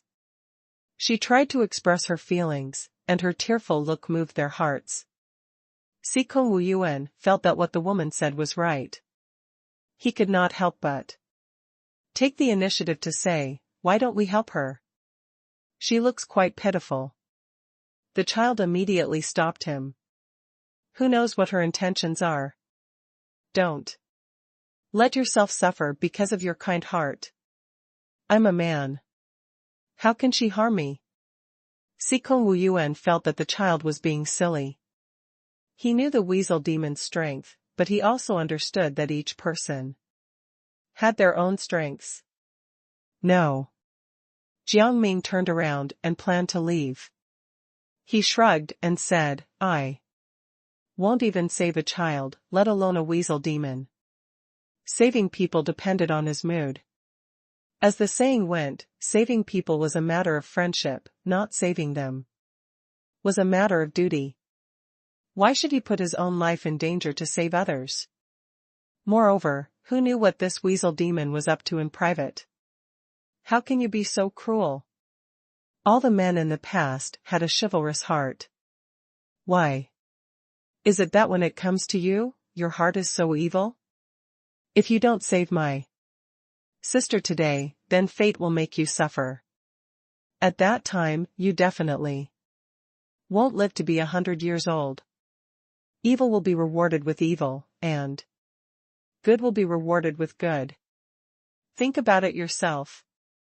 The woman's every word was full of wisdom, and she insisted on making Jiang Ming sound like a huge sinner. Regarding this, Jiang Ming shrugged indifferently. Wonderful, the child said in his heart. Although Sikong Wu Yuan felt that it was inappropriate, he supported Jiang Ming's decision. Yuan Hehe was completely indifferent. He did not care about this. Jiang Ming thought that Sikong Wu Yuan would not accept his decision, but he did not say anything at all. This made him feel relieved. No matter what, he did not want to quarrel with his companions. Seeing that none of them cared about her at all, the woman became even angrier. She immediately conjured a zither from her hand. The moment her fingers touched the zither, the sound lingered. Wisps of cool air swept across her entire body, and she also emitted rays of blue light. This light was shaped like a demoness. The demoness sang enchantingly. Colorful lights appeared around Jiang Ming and the others. These colors caught their attention. They did not notice the singing, but only heard beautiful music in their ears. However, at this moment, the beautiful music was suddenly halted, leaving only a sobbing sound behind. The crying was sorrowful. It was like a child's voice. The child reacted first. He hugged his head helplessly and shouted around. Save me! Save me!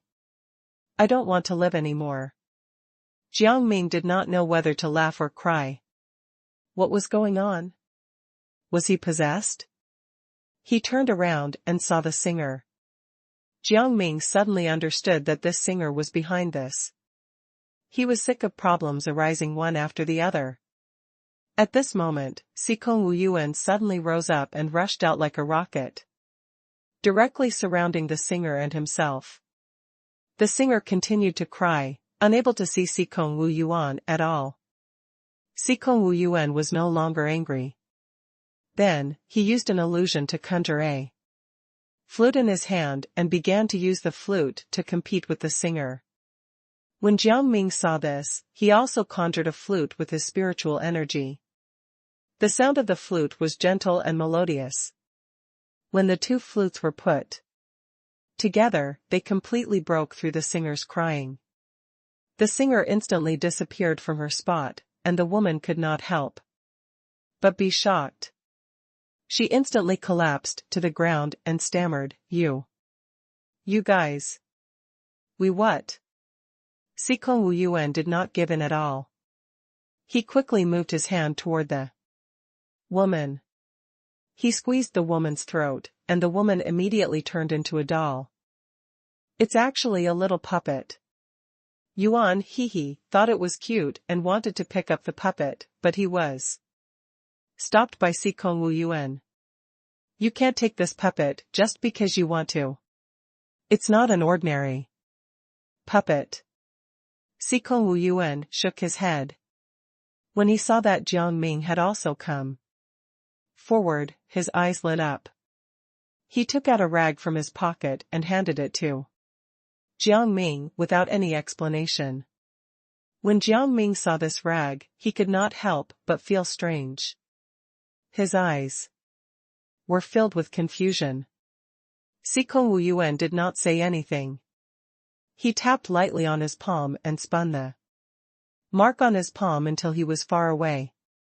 Just stand here and don't move, he said to Jiang Ming as he walked Jiang Ming did not think that Sikong Wu Yuan would harm him, so he did as he was told.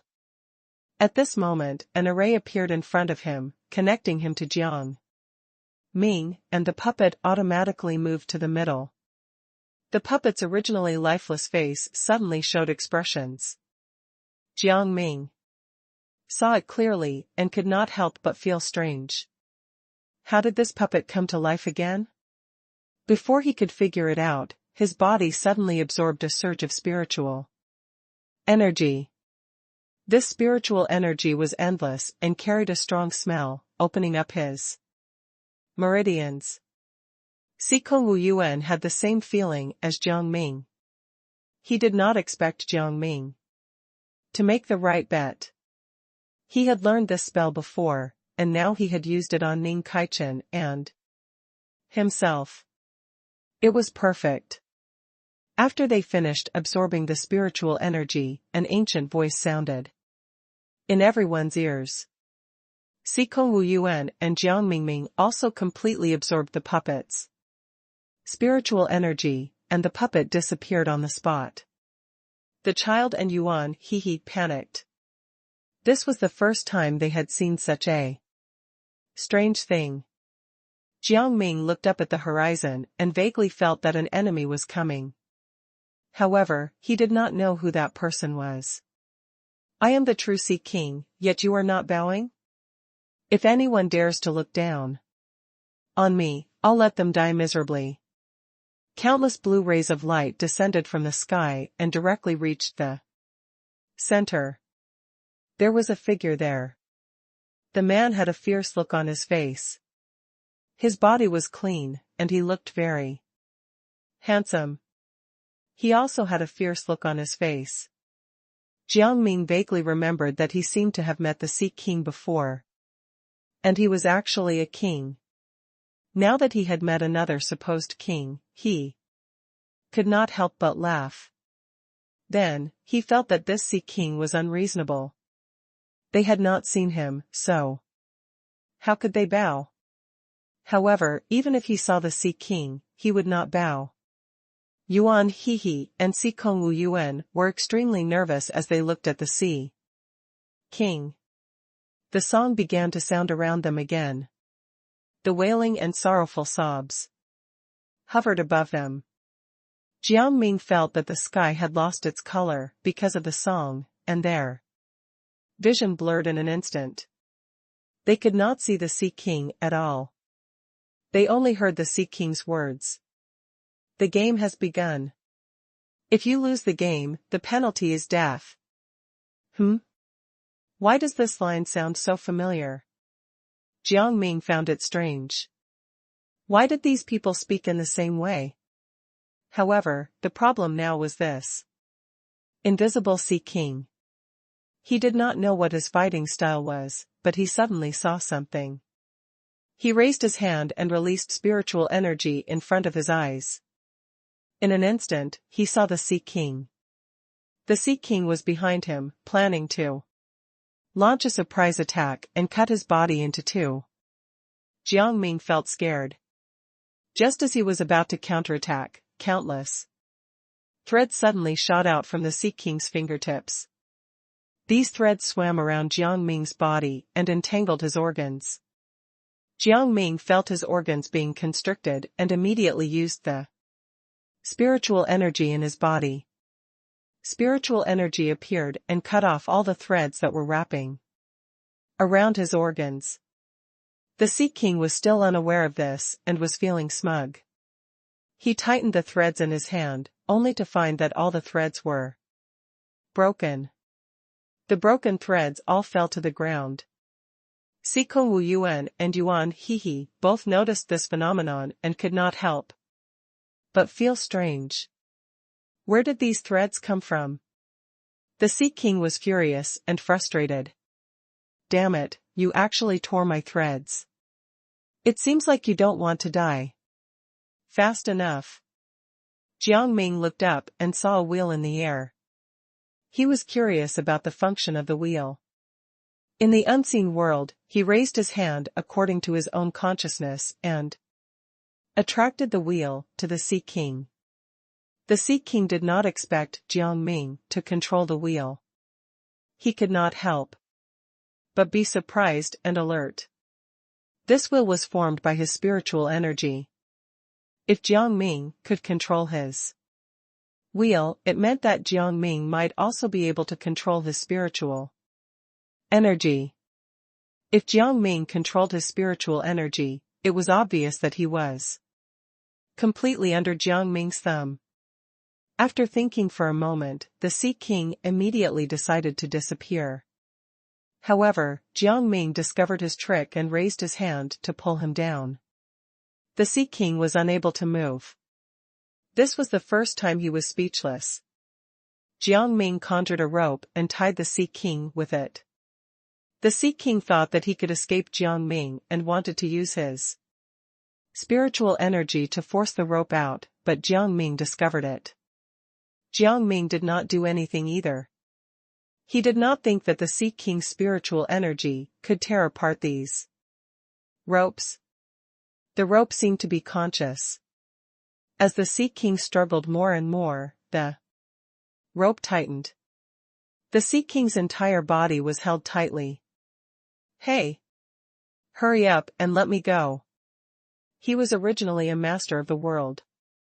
This was the first time he had received such treatment. He was completely frightened. "Why do you speak in such a commanding tone?" Hearing this, Jiang Ming laughed in anger. Then, as if he were evil, he grabbed a handful of soil from the ground and threw it directly into the Sea King's mouth. The Sea King instantly wanted to vomit, but Jiang Ming covered his mouth. Again. "You need to learn how to speak politely." Siko Wu Yuan shook his head and said, "Wouldn't it be better if you admit defeat? Don't you just have the symbol of the Sea King? Anyone in the world can have it." The Sea King felt humiliated and immediately gathered the spiritual energy in his body, wanting to release it.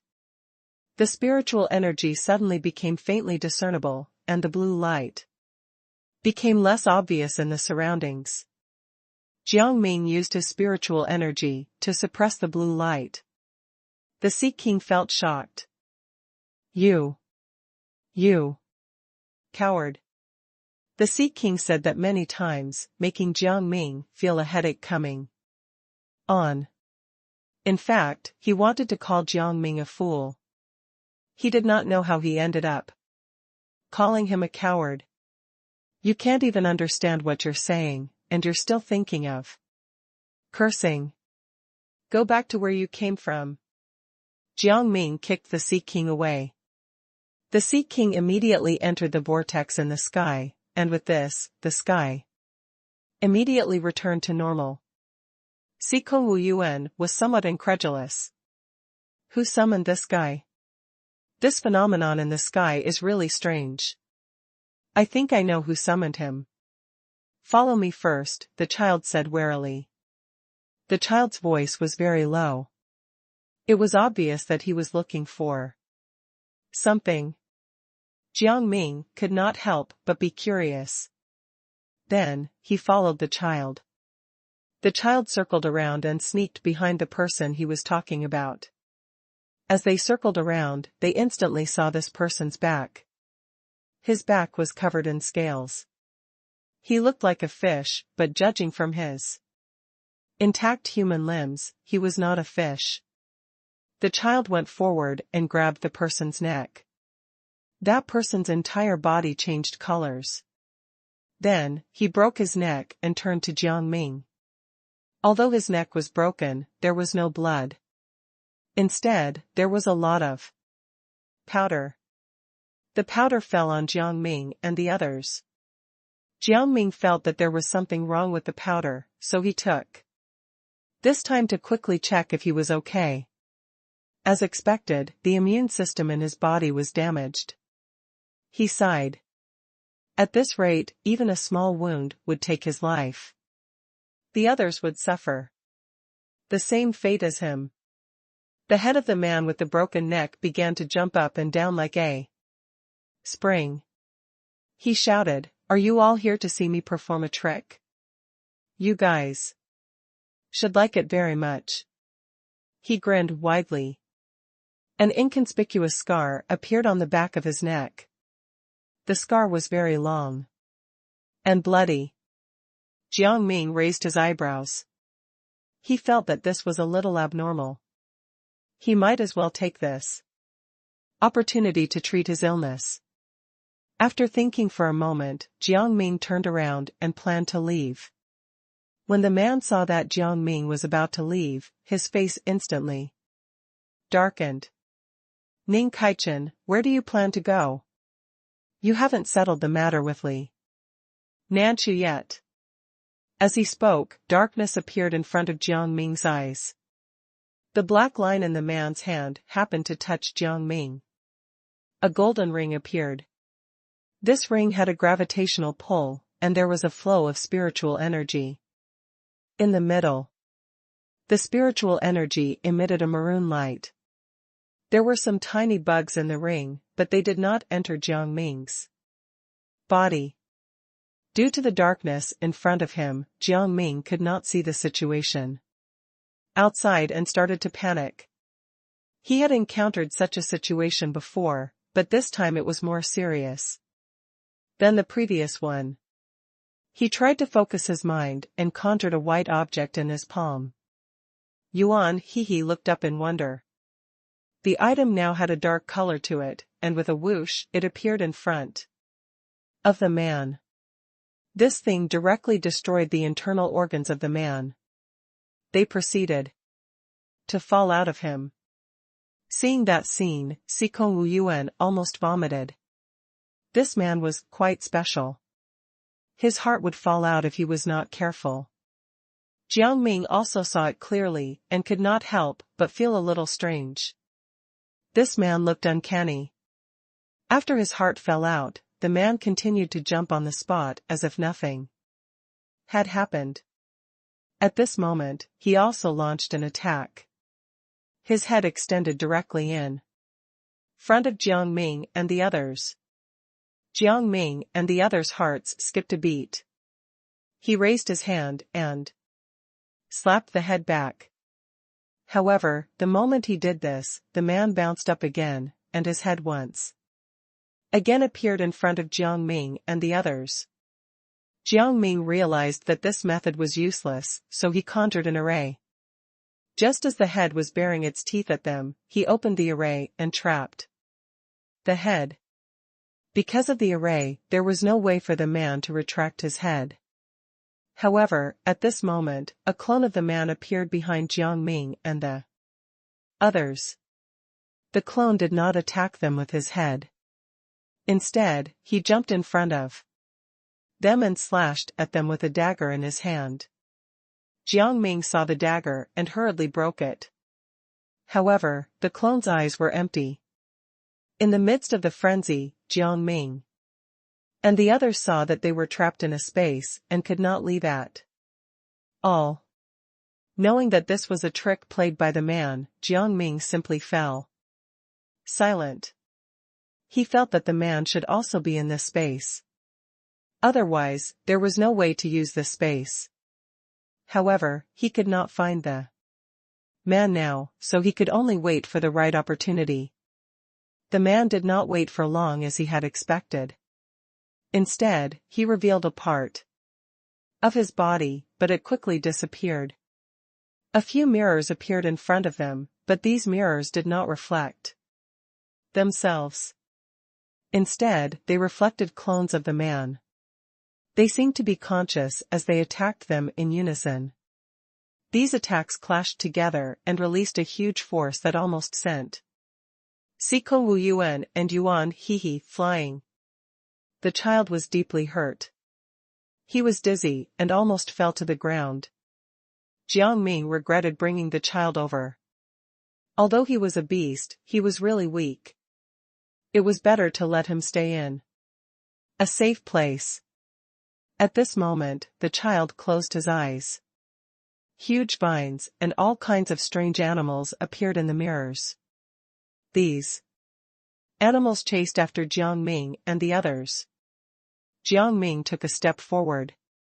These animals could not catch them at all. Sikong Wu Yuan and the others also followed suit. However, after going up, they discovered that there seemed to be a crack in the space above. Yuan He immediately told Jiang Ming the news. He felt that this place might be an opportunity for a breakthrough, so he released his spiritual energy. The spiritual energy exploded in the gap, but the gap disappeared. Jiang Ming was dumbfounded. However, the mirrors shattered in an instant. Not only did the animals inside not disappear with the mirrors, but they also flew toward Jiang Ming and the others. Jiang Ming knew that it was useless to jump up, so he simply landed on the ground. Jiang Ming planned to follow the man in a head-on attack, and the others also went to the ground. However, after Jiang Ming reached the ground, those animals quickly disappeared. Jiang Ming thought that the attack was effective and immediately heaved a sigh of relief. Sikong Wu Yuan and the others thought that Jiang Ming had eliminated the threat and were very happy. Then, they were hit by the enemy one by one. They knew what they had hit and kept looking around. Sikong Wu Yuan's body suddenly caught fire again. Yuan He felt an unbearable headache, and his body was covered in wounds. The child was confused and kept looking around. However, it was still easy for him to be hit by things and get hurt. Jiang Ming suddenly realized that there seemed to be a few things in front of him that could not be seen clearly. The things were still blurry, but they were very fast and kept circling between them. He closed his eyes and sensed that someone was coming over. He grabbed the person's hand and things immediately returned to their original state. Jiang Ming opened his eyes and realized that it was the animal from before. He immediately understood and threw the animal to the ground. When the other animals came over, he lifted them up and spun them left and right. In an instant, all the animals revealed their true forms. Sikong Wu Yuan and Yuan He seized the opportunity and attacked the animals in an instant.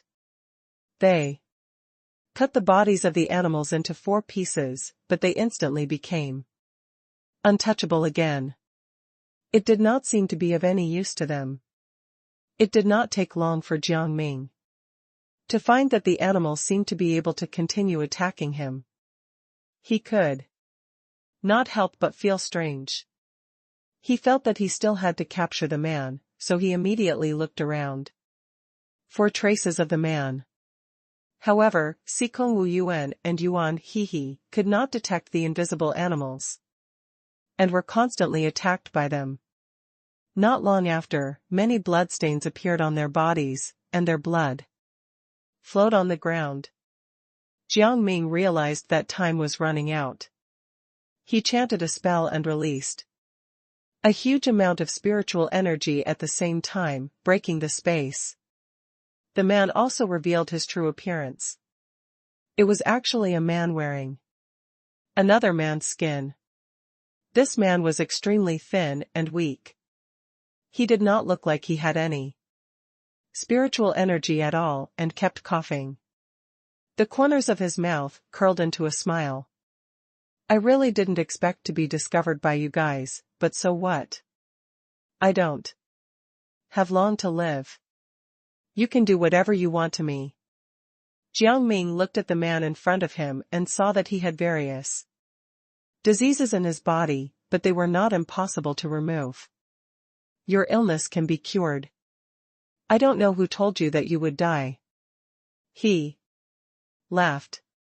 You've already been treated as a pawn, yet you still think that you've done your best here. Is this how fools are created? What did you say? The man turned pale with fright and asked Jiang Ming anxiously. Jiang Ming was too lazy to repeat what he had just said. Sikong Wu Yuan was very angry. He then sneered and said, "Don't you know that You've been used? You still have to ask Ming Kaichen for help. This? How is this possible? I did my best for him and even resurrected him. He can't treat me like this. The man was shocked and muttered to himself. He hated Jiang Ming. If it was not for him, he would still be in the dark and could continue to be a carefree and happy fugitive. It was all because of Ming Kaichen that he was like this. If Jiang Ming knew what this man was thinking, he would definitely roll his eyes. All of you shut up. The man was furious. He wore a bracelet with a bell on his hand and kept shaking it. Jiang Ming only heard the word resurrected, and he could not help but find it strange. Who was resurrected? He had a feeling that Li Nanchu might have been resurrected, but he also felt that something was wrong. If Li Nanchu had really been resurrected, why would he need his younger brother to avenge him? Moreover, the new king was not his younger brother. The sound of the bell became clearer and clearer. Jiang Ming did not understand the use of the bell bracelet. Then, a group of soldiers appeared in front of him. He immediately understood. Sikong Wu Yuan was still angry. He did not have any kindness toward the man. Now that he saw these soldiers, he was immediately furious.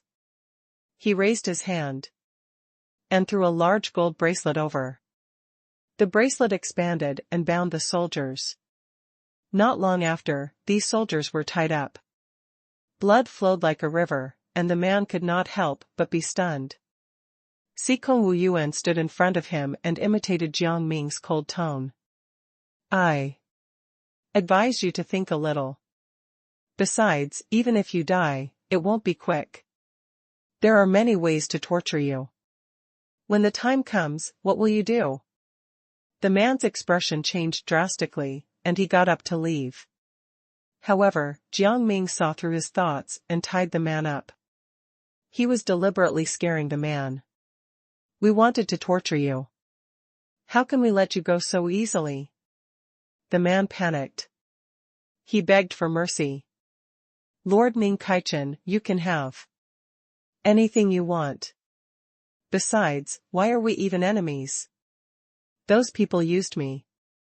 You are their enemy, and now I am their enemy. Therefore, we're friends. You sure know how to confuse people. Just now, you seem to be saying that we exposed the truth and that you wanted to kill us. The child was aggressive. The man felt that the child was too noisy, but he could not do anything in front of Jiang Ming. The man smiled and said, "Isn't that for the soldiers to hear? Otherwise, wouldn't I have disappeared without a trace? You still haven't told us who was resurrected. Was it Li Nanchu?" Jiang Ming told the man his doubts. The man did not expect Jiang Ming to know. And his expression changed again. He then laughed awkwardly. He's someone else. However, Jiang Ming had already captured his emotions, and he felt strange. Was Li Nanchu avoiding them? Sikong Wu Yuan was more curious about the method to resurrect Li Nanchu than the resurrected person. He immediately asked. The man laughed sinisterly. Do you also need me to revive someone? I can help you resurrect them, but I need you to contribute your spiritual energy. Hearing this, Jiang Ming understood. Li Nanchu's younger brother must have given his spiritual energy to this man, which was why he was able to revive Li Nanchu. However, Li Nanchu did not want everyone to think that his younger brother had become an ordinary person, so he pretended to be his younger brother. Take us to Li Nanchu first. Jiang Ming looked at the man and gestured for him to move forward. Why should I bring you to Li Nanchu? You can't even compensate me for my efforts. However, the man started to play tricks at that moment, and he kept on complaining. Jiang Ming sneered. Your life is in our hands. Do you think torturing you just now was just for fun? Then torture me to death, the man said righteously. I'm going to die soon. Anyway. There's no need to delay it. Seeing this, Jiang Ming directly used other tactics. As long as you bring us to see Li Nanchu, we can treat you. Your illness can be completely cured. If you believe us, then bring us there. At that moment, the man's desire to live reached its peak, but he still could not believe it and asked again in detail, is what you said true? Of course, it's true. Then how are you going to prove it to me? The man started to think again. Jiang Ming secretly used his spiritual energy to conjure a golden disc and placed it in front of the man. This is a top-grade magic tool. The spiritual energy inside is endless. You can carry it with you. The man paused for a moment and looked at the disc. He immediately felt the spiritual energy on the disc. He could not help but believe Jiang Ming and put the disc away. Then I'll take you there first. Follow me. He pretended to be arrogant. In his opinion, Li Nanchu's life was not as important as his. He could benefit everyone, but Li Nanchu was of no use at all. However, halfway through, the man's illness suddenly came back. His entire body could not bear the pain, and he fell to the ground. Sikong Wu Yuan slapped his forehead helplessly. This is great. Li Nanchu hasn't even appeared yet, and the people here have already fallen. I wonder when we'll be able to see Li Nanchu again. However, when the hidden guards saw this, they hurriedly went to make a report. Li Nanchu's face was completely disfigured, and his body had been broken into pieces. He was angry.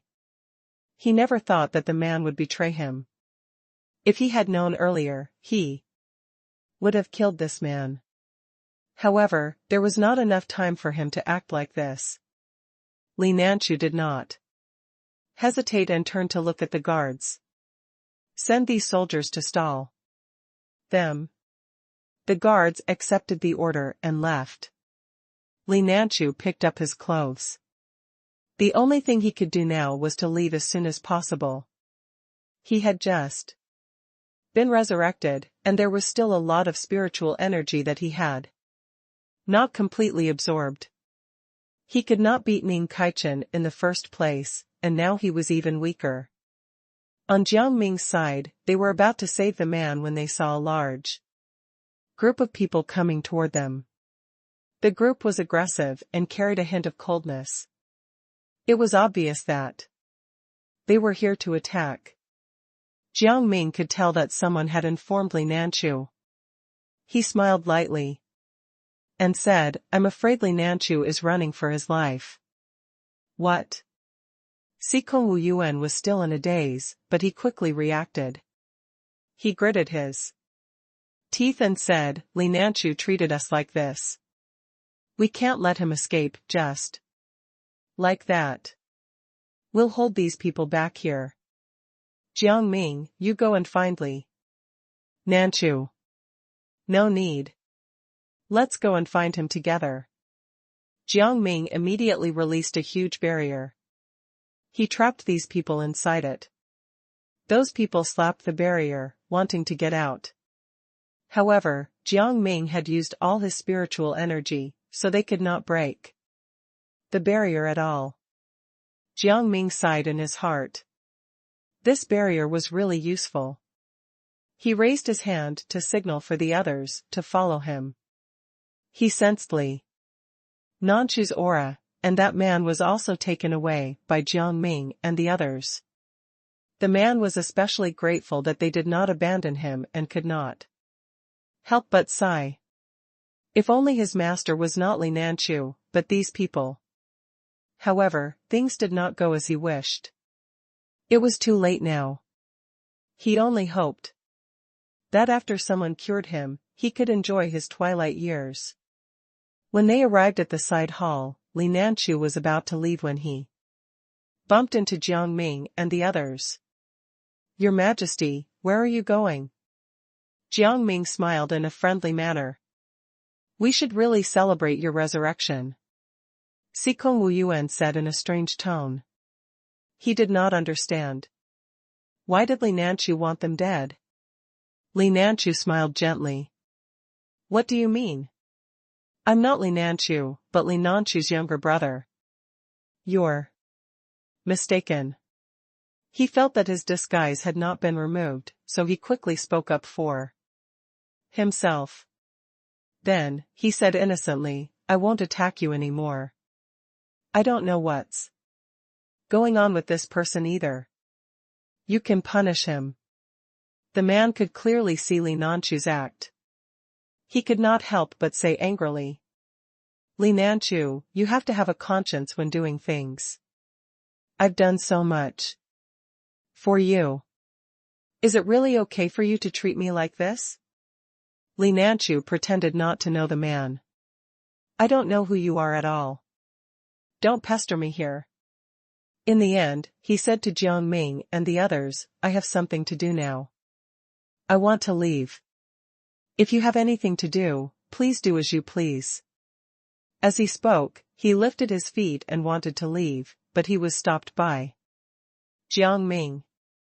"Where do you want to go?" Jiang Ming's entire body emitted spiritual energy, and the light of the spiritual energy was looming around him. Li Nanchu realized that a great battle was about to begin and quickly wanted to eliminate Jiang Ming's hostility. "Lord Ming Kaichen, what are you doing? I didn't do anything to you." As he spoke, he took a few steps back.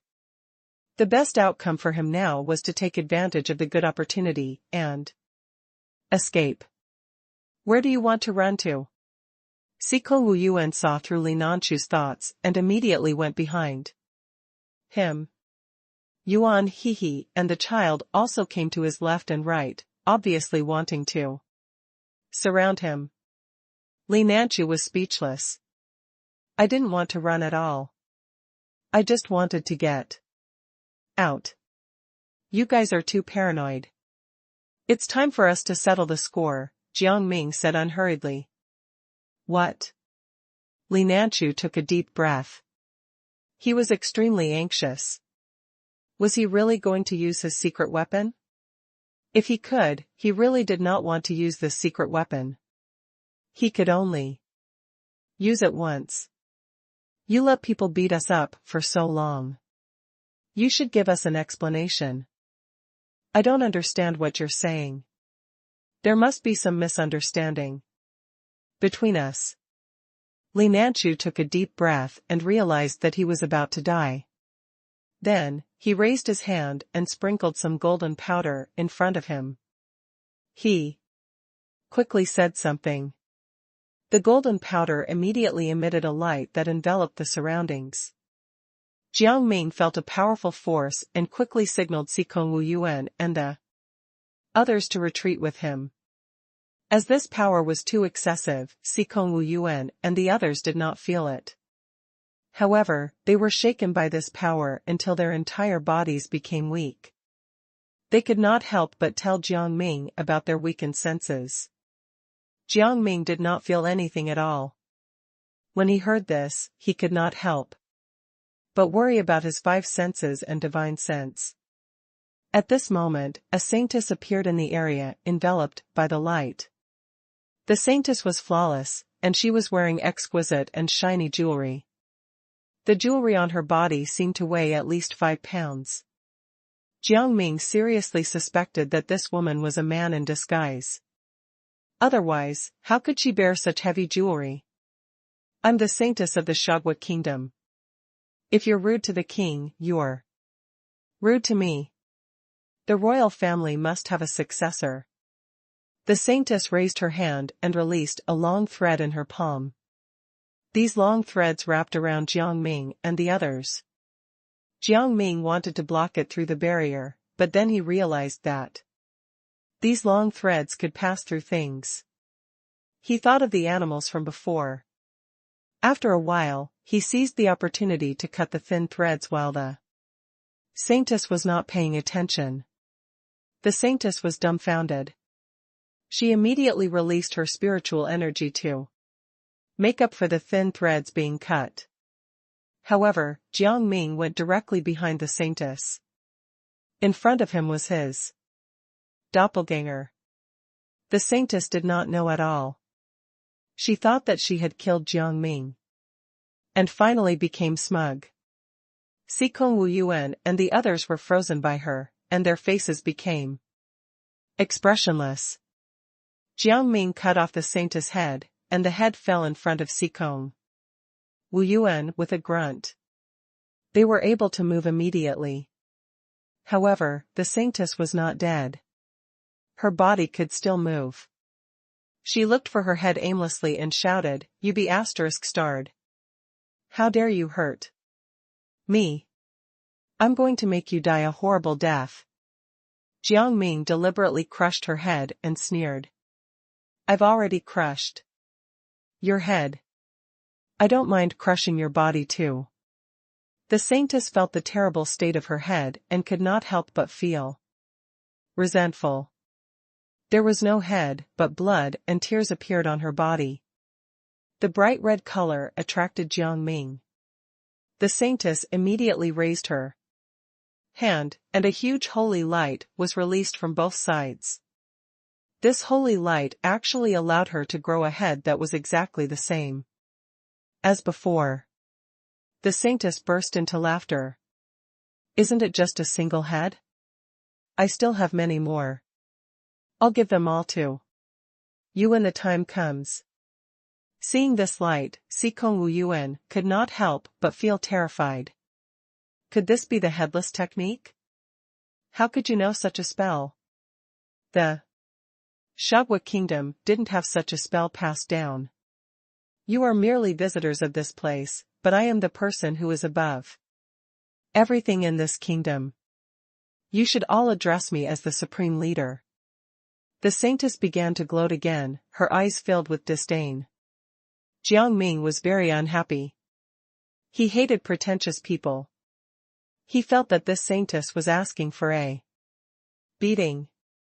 In the blink of an eye, he had taken Li Nanchu's sword and cut the saintess down.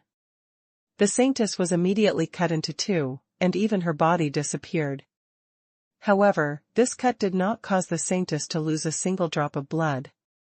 This was the strangest thing to Jiang Ming. The saintess looked like a human but was not a human. Could it be that she was transformed by some illusion? At this moment, the saintess automatically came back together. She took out a snack from somewhere and said in boredom, "You guys are really persistent. I already said that you can't kill me. Even if you cut me 1,000 times, you can't kill me." Seeing the saintess' smug look, Jiang Ming was furious. He simply threw Li Nanchu over. Li Nanchu hit the saintess. The saintess disappeared, and so did the light. When Jiang Ming saw it, he was shocked. How effective! He was indeed the king of the Shagwa kingdom. Li Nanchu's bottom hurt badly from the impact. His body, which had just been resurrected, could not help but break into pieces. He never thought that Jiang Ming would know the way to defeat him, and he began to feel angry again. He could no longer summon the saintess, but that did not mean that he would die here. He was determined not to die. His life was created by his younger brothers. Spiritual energy. At this moment, Li Nanping appeared in the sight of Jiang Ming's men. Jiang Ming could not help but greet him. "Li Nanping, long time no see. How's your spiritual energy?" Li Nanping laughed. "You guys found out pretty quickly, but so what? My brother will have unlimited spiritual energy for the rest of his life. If you have any brains, hurry up and leave this place. Don't disturb my time with my brother." Then, Jiang Ming asked again, We have never done anything to you. Why are you killing us? Are you seriously that dumb? Jiang Ming felt that there was something wrong with their heads. He raised his hand and split Li Nanping into two. Li Nanping was simply an ordinary person and died on the spot. Nanping. Li Nanchu's heart jumped, and he felt extremely uncomfortable. No matter what, his younger brother had sacrificed too much for him.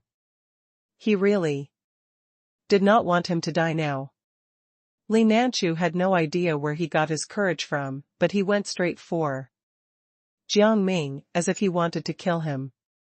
Jiang Ming did not indulge him and directly split Li Nanchu into two. Li Nanchu's corpse lay beside Li Nanping. Ning Kaichen, aren't we going too far? This kingdom still needs to be governed. The child bit his lower lip, not knowing what to say. There are some things that we have to do without mercy. Otherwise, they will come and kill us. Jiang Ming looked around and found a hidden guard. He glared at him. The hidden guard immediately understood. He hurried to Li Nanchu and Li Nanping.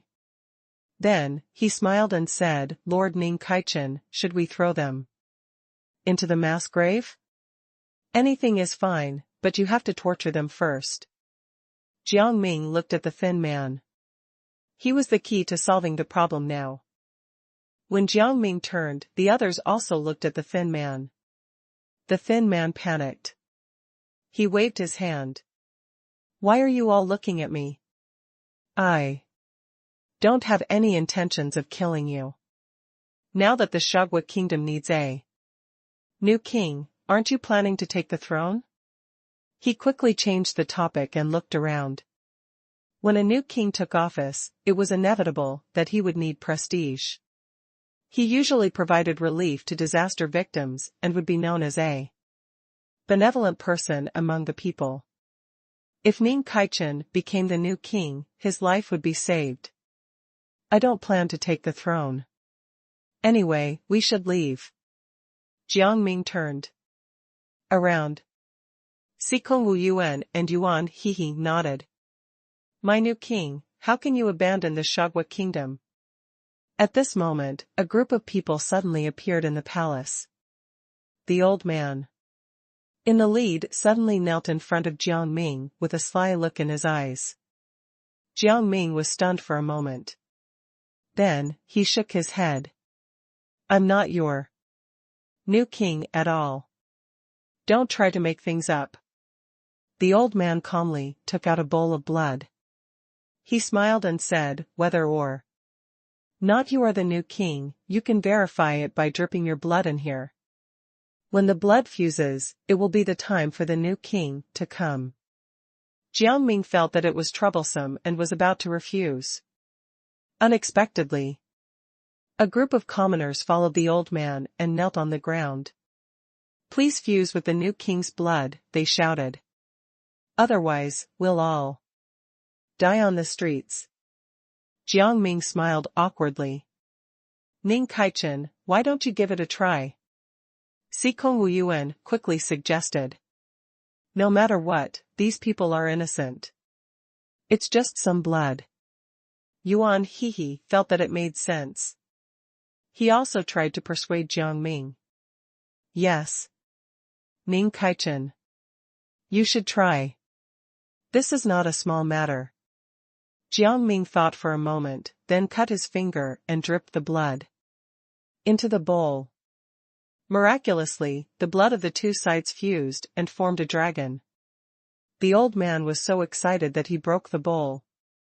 He quickly knelt on the ground and said to Jiang Ming, Your Majesty, you are the new king of the Shagwa kingdom. Please be the new king and lead the Shagwa kingdom to unify the world. Shut up. Jiang Ming grinned and turned around to leave.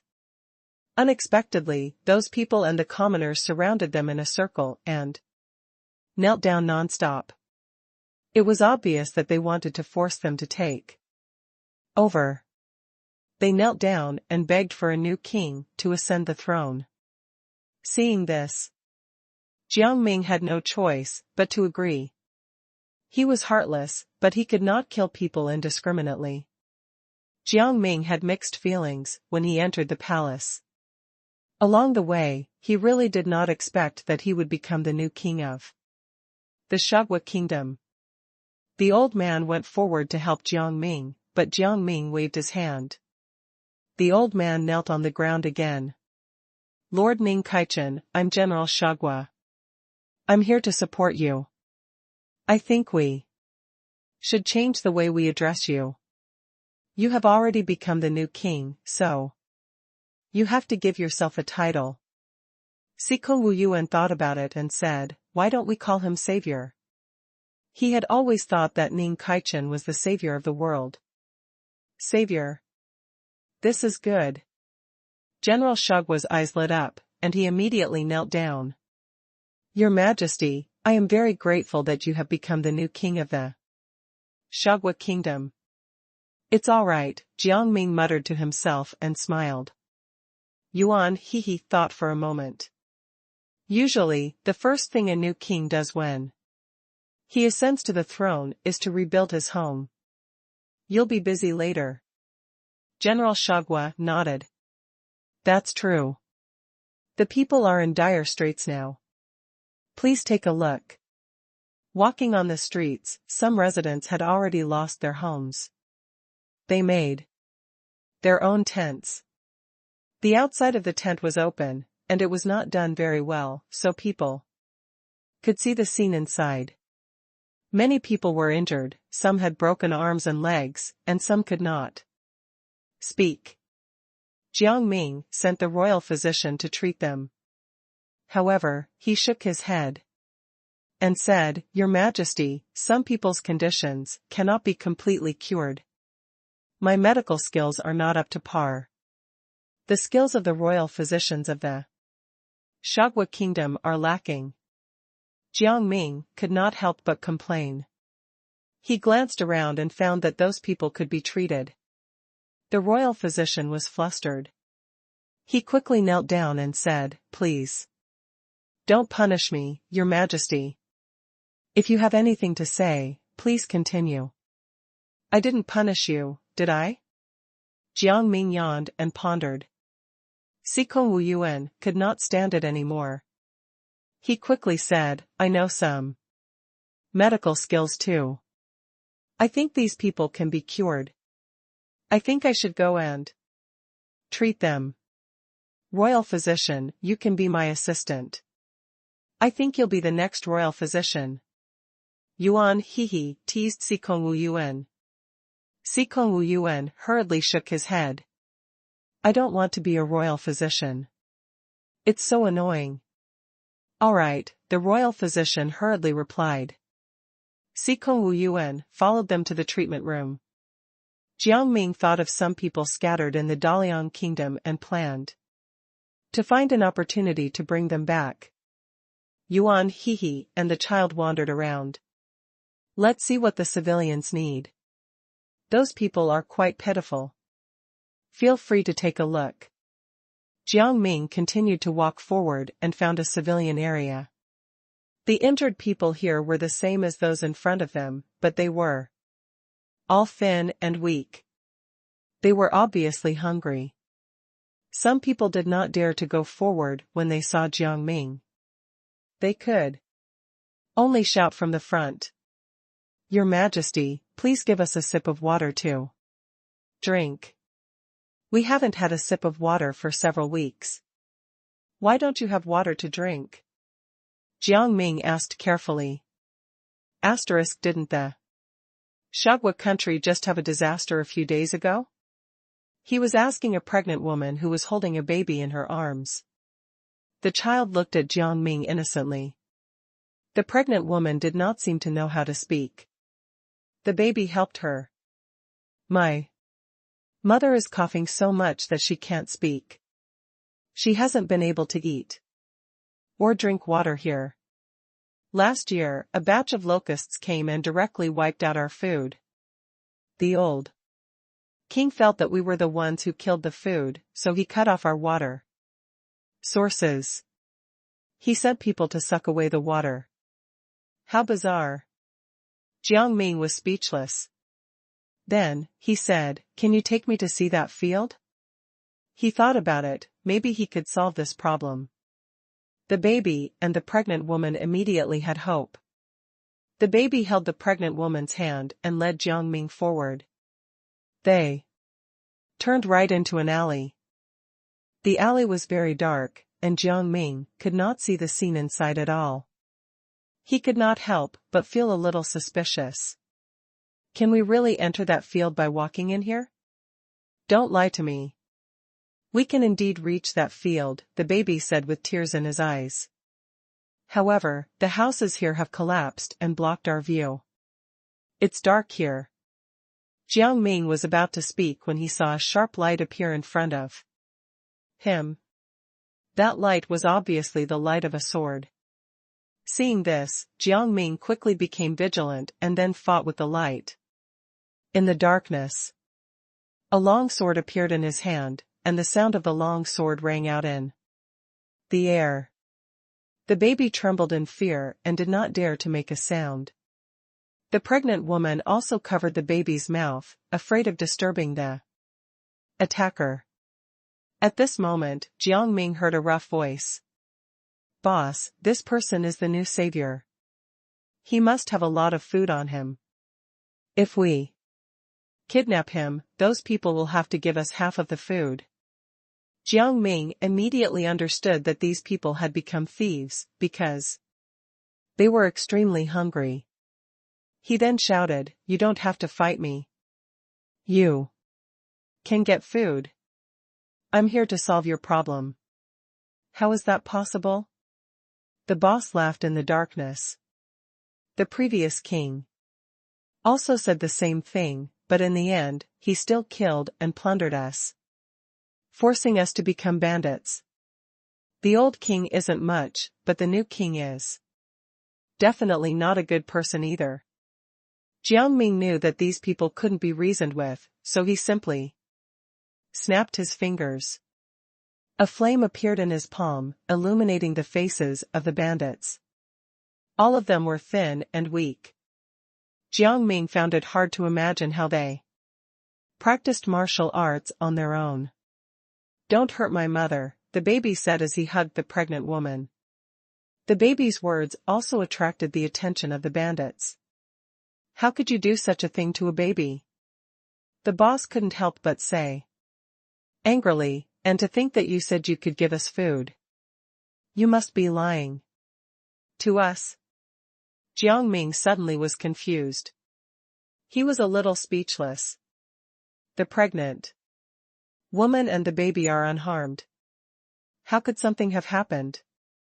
Can't you be more reasonable? His Majesty didn't do anything to me, the baby chimed in. He just wanted me to bring him to the fields, to fix everything. That field is now full of locusts. How can it be fixed? Don't be fooled by him. He wants to trick you into coming into a remote place and then skin you. The boss scared the baby. The baby panicked.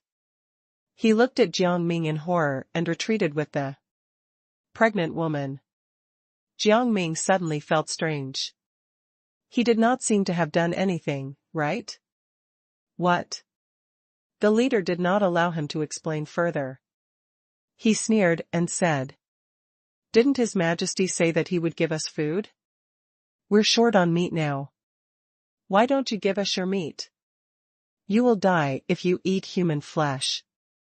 Jiang Ming frowned, realizing that a great battle was about to break out. Sure enough, before he could finish speaking, the old boss brought his men and rushed toward Jiang Ming. Unexpectedly, before they could touch Jiang Ming, they were shaken away by a force. Jiang Ming was a little puzzled. He turned around and found Zhu Aci. He could not help but be surprised. "Zhu Aci, you actually followed me here." "I was bored in the house, so I came over," Zhu Aci said as he waved his hands. He glared at the old man. You can't blame the mistakes of the old king on the new king. His Majesty is a very good person. If he really did something to the baby and the pregnant woman, it wouldn't be too late for you to attack him. If he's a good person, wouldn't you have killed them by mistake? I would rather kill 100 people than let 1,000 people go. The boss was stubborn and led his subordinates to charge forward. Their bodies emitted a purple light. Zhu Aci was shocked, and his expression was unclear. How do you know Zhuyan Palace's spiritual techniques? Jiang Ming was dumbfounded when he heard this. He knew that only the people inside the Zhuyan Palace could learn the spiritual techniques. How did these people know? The boss did not answer Zhu Aci's question. Instead, he slashed at the two of them. Jiang Ming grabbed the boss's long sword with one hand and lifted the boss up with the long sword. The boss had no choice but to give up his weapon and charge at Jiang Ming barehanded. Jiang Ming did not want to be outdone. He used the boss's weapon and slashed his body. A huge crack appeared on the boss's body. He held in pain, and his eyes darkened. Then, he laughed out loud. I have already sacrificed myself for the Shugwa kingdom. This is nothing. Jiang Ming wanted to laugh. What did he mean by sacrificing himself for the Shugwa kingdom? What had he done for the Shugwa kingdom?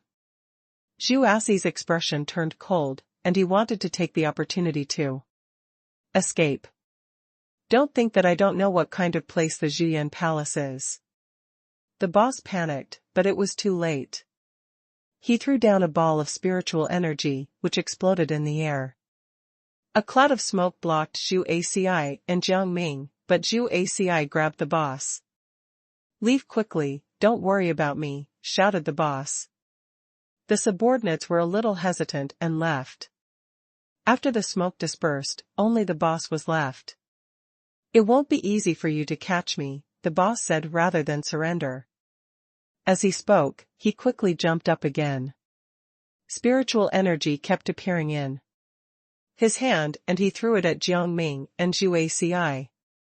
Zhu Aci's expression changed again and again, and he could not help but let go of his boss's hand. Jiang Ming followed closely behind and directly held the boss's throat. The boss was lifted up by Jiang Ming, and Jiang Ming glared at him coldly. What do you want to do? The boss's heart skipped a beat. Jiang Ming did not have the intention to kill the boss, but he also felt that he was too disobedient. Then, he raised his hand and poured some spiritual energy into the boss's forehead. The boss suddenly felt that his entire body seemed to be out of control. Jiang Ming slowly put him down. Why did you put him down? Zhu Aci asked, curiously. Aren't you afraid that he'll attack us again? Why don't you see if he listens to me first? Jiang Ming smiled with interest. How can I listen to you? The boss snapped aggressively. You want me to listen to you? No way. Move forward. Jiang Ming ordered. How is this possible? The boss could not help but walk forward. He panicked. What? Zhu Aci asked in disbelief. Then can I order this boss around too? No, only I can give orders. Let's go to that field first. The most important thing now is to solve the problem there.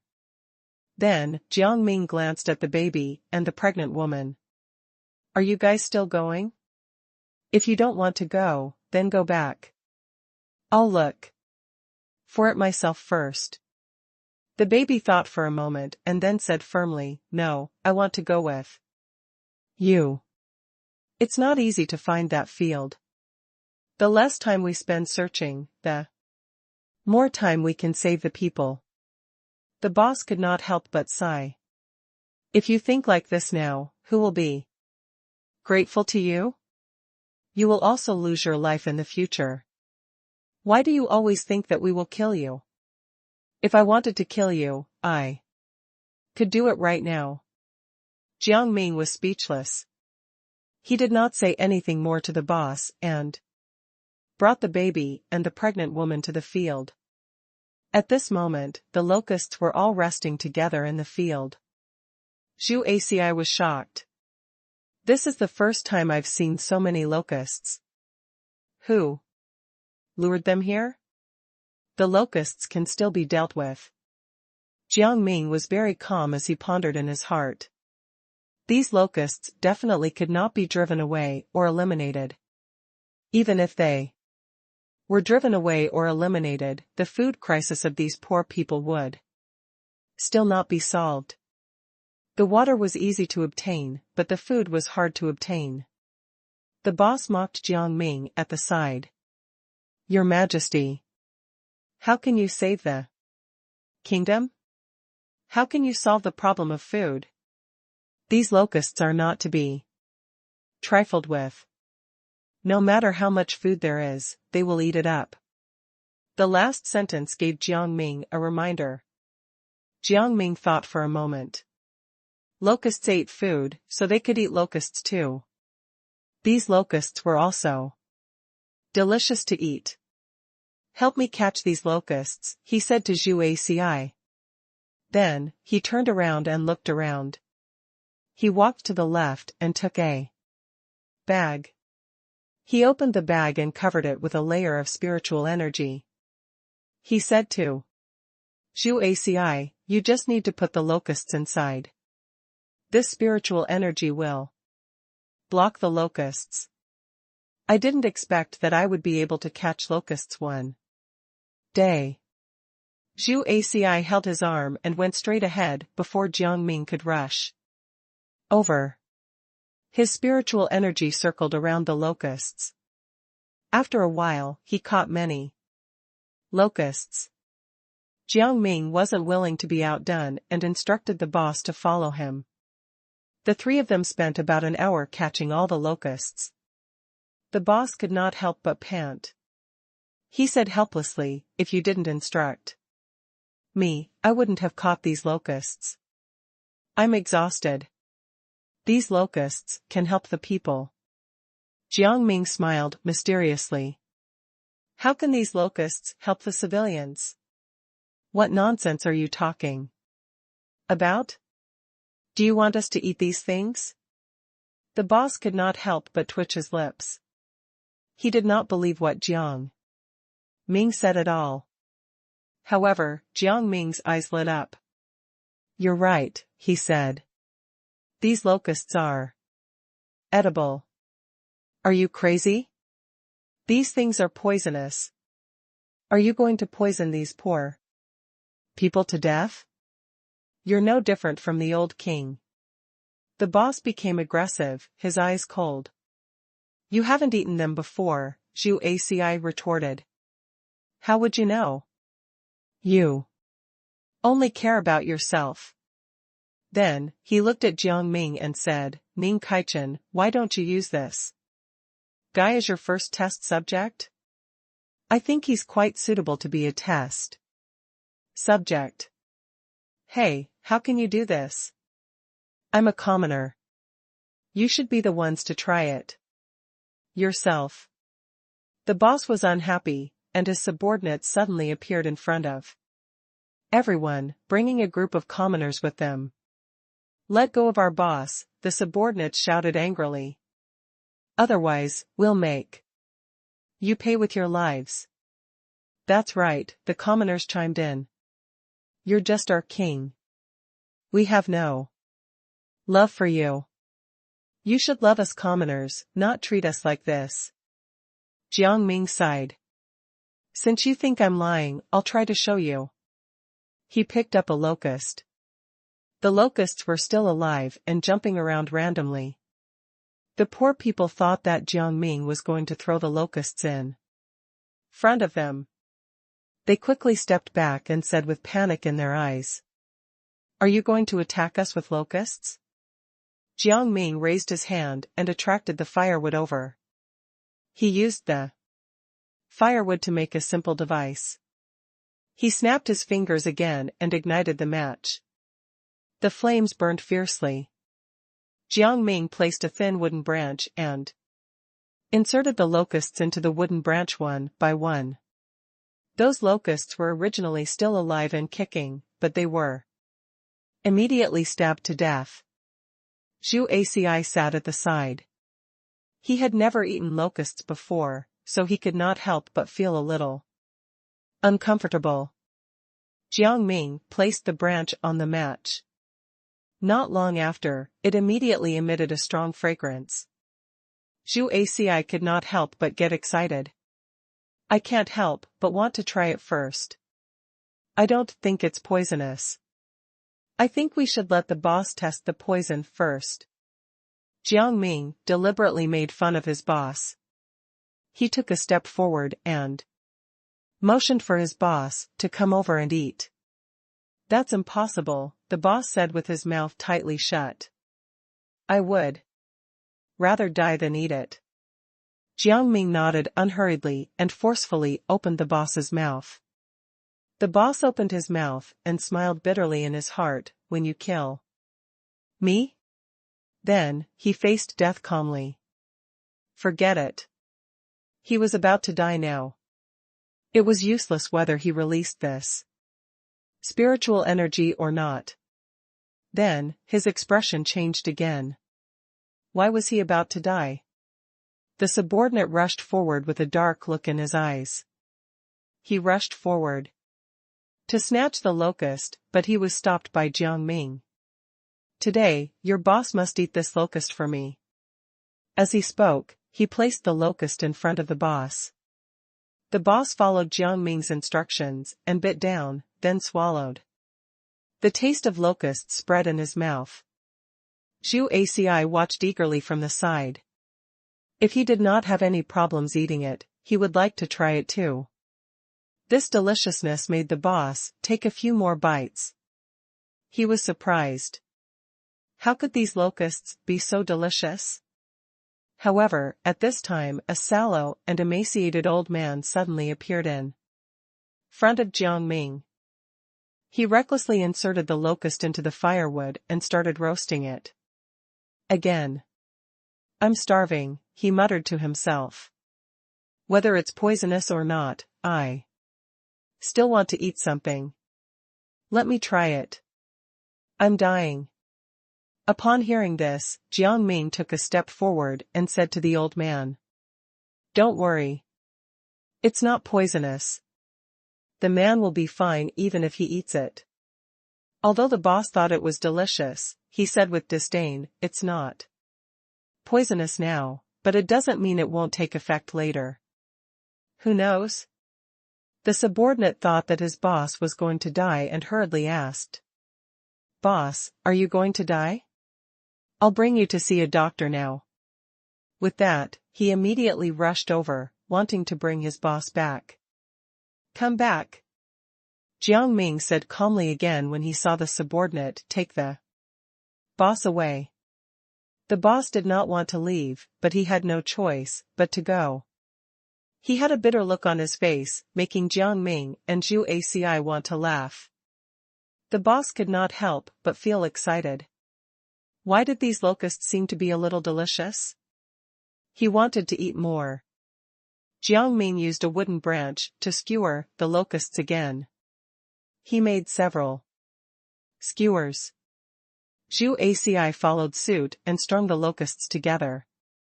After he was done, he placed the locusts on top of the fire. The smell of roasted locusts filled the entire place. The subordinates and the poor could not help but gulp. Why did it smell so good? The old man had already roasted the locusts and could not wait to put them into his mouth. A fragrant smell filled the air. He could not help but smack his lips. This thing is really delicious. I want to eat a few more. Old man, are you feeling any discomfort? The poor people quickly asked the old man. Jiang Ming and Zhu Aci also started to eat with relish. They said, "It's delicious. We don't feel uncomfortable at all. You guys should try it too." The baby also started to roast the locusts without caring about anything else. Seeing them eating so happily, the other poor people could not help but rush over and roast the locusts as well. None of the subordinates dared to move, and they were hesitant. They wanted to eat but were afraid. The boss saw that the locusts were almost gone. He remembered that his subordinates were still hungry. He quickly said to his subordinates, "Why aren't you guys eating? No matter what, fill your stomachs first." He felt that there should be no problem with the locusts. Otherwise, he would have been poisoned by now. However, he could not say that out loud. He was still holding back his anger. Hearing their boss's words, his subordinates rushed forward and fought for the locusts. "Wait." The boss felt embarrassed and shouted, "Slow down." In a short while, they had finished eating all the locusts inside. Jiang Ming looked at the baby and said, "You guys should have other fields, right? This field seems a little small." The baby quickly nodded. "That's true. However, these fields are very far apart. I'm afraid it will take some time to catch all the locusts. Go." The boss quickly called out to his subordinates. "Follow them to catch those locusts. No matter what, fill the stomachs of those poor people first." Now that things had come to this, he felt that it was better to hide his personal feelings first. It had been some time now, and he felt that there was indeed no more poison. The subordinate quickly followed the boss's instructions and went to catch the locusts. Another subordinate directly told the poor people the news. They quickly worked hard to catch the locusts. Soon, all the locusts were caught. Jiang Ming gathered the poor people and made them surround him. He made a big fire and taught the poor people to roast the locusts. Not long after, the locusts were all eaten up. The poor people also clapped and cheered. Their eyes were filled with satisfaction. "How does everyone feel?" Jiang Ming could not help but laugh when he saw everyone satisfied expressions. No matter what, it was good to see them happy. The group of poor people looked at each other and knelt down. They shouted at Jiang Ming, "Thank you for helping us. If it weren't for you, we would have starved to death." Jiang Ming quickly helped them up. "Get up quickly. Now that the locust problem has been solved, you can plant new crops. When the locusts come again, just catch them and continue roasting them." The boss could not help but be convinced by Jiang Ming. He also said, "Your Majesty, I've offended you just now. Please don't be angry. I will serve you. I hope you can tolerate me." The boss's subordinates also knelt down. "We hope to serve you too. All of you come to the palace. The buildings in the palace still need to be rebuilt. You have spiritual energy, so the speed of construction can be faster." Jiang Ming thought for a moment and made this order. At the same time, he removed the boss's restrictions. "We finally have a true king now," the boss cried bitterly. Then, they brought their subordinates to rebuild the palace. At this time, a poor man was a little hesitant. He wanted to say something to Jiang Ming, but he did not know what to say. Jiang Ming could tell what the poor man was thinking. He waved his hand. "Come here. What do you want to say to us?" "Well," the poor man gulped and said, "our seeds are gone. We don't have any seeds to sow now. The original grain has been eaten by the locusts, and it's impossible for it to grow again. It's really a problem now. I'll go take a look. There should be seeds in the treasury. Jiang Ming did not think it was a problem at all.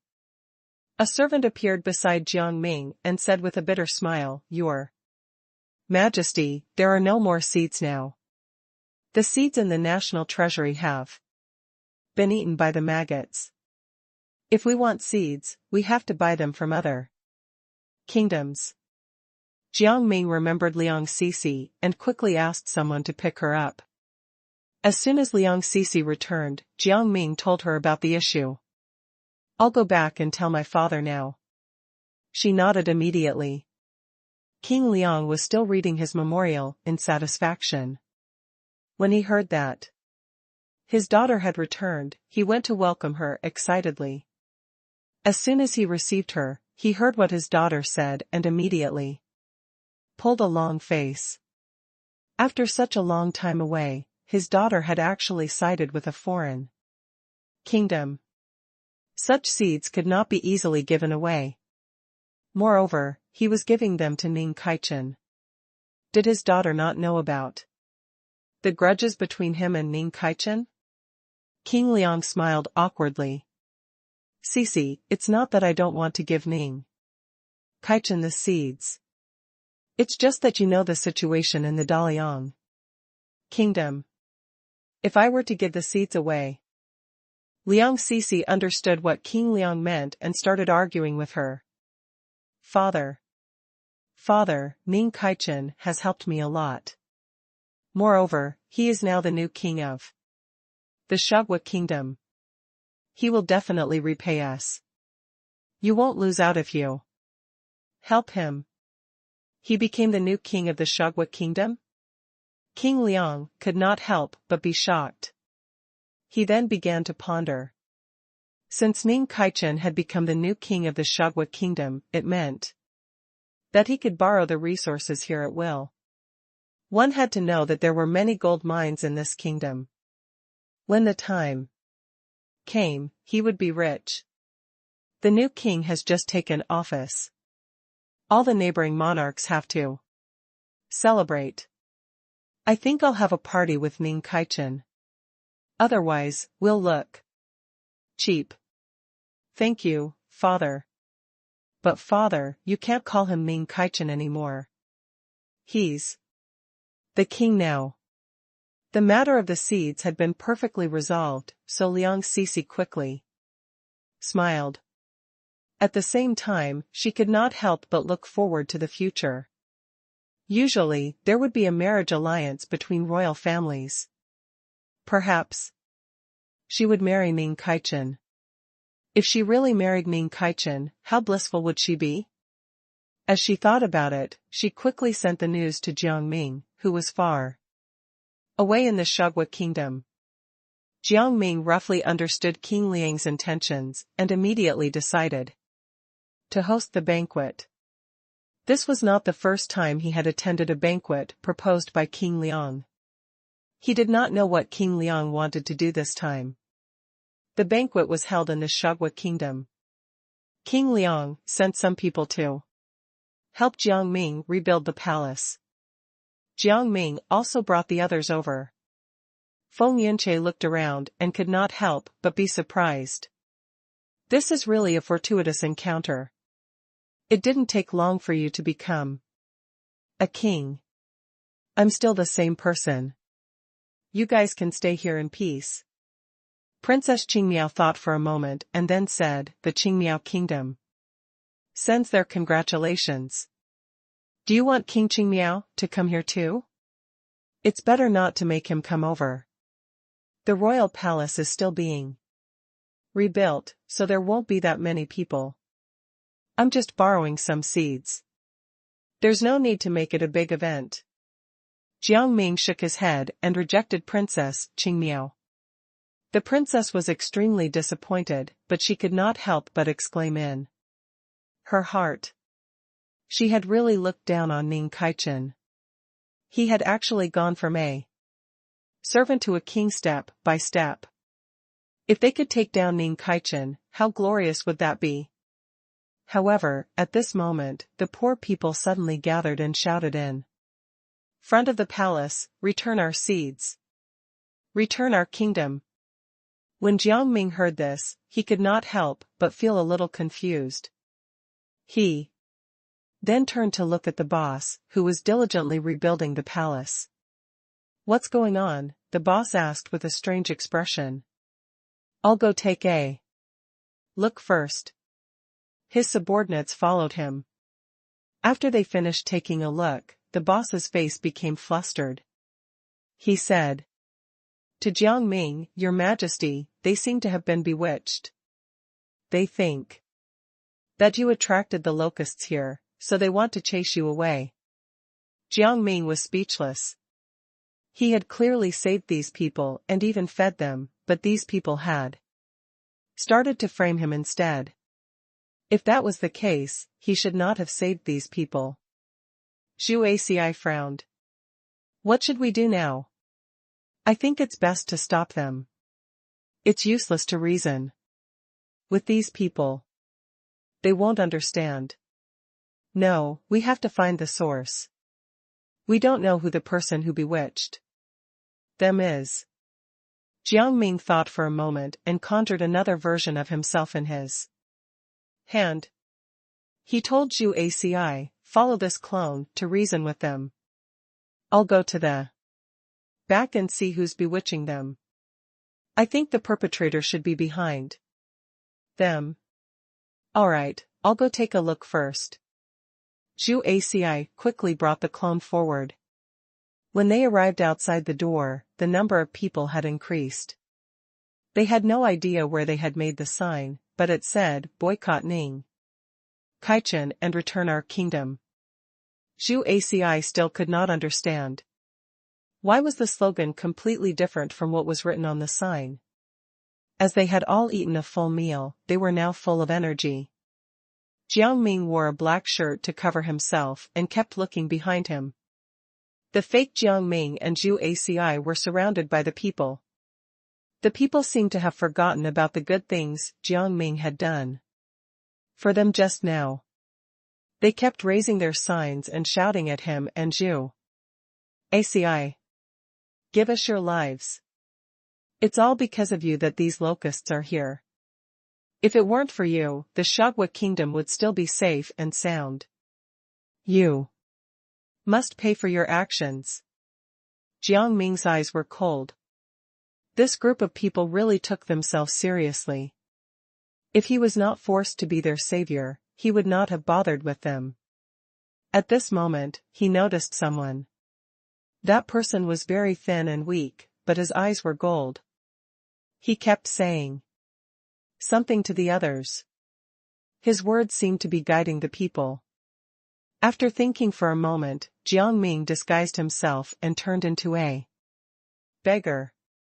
At the same time, he went over to listen to the person carefully.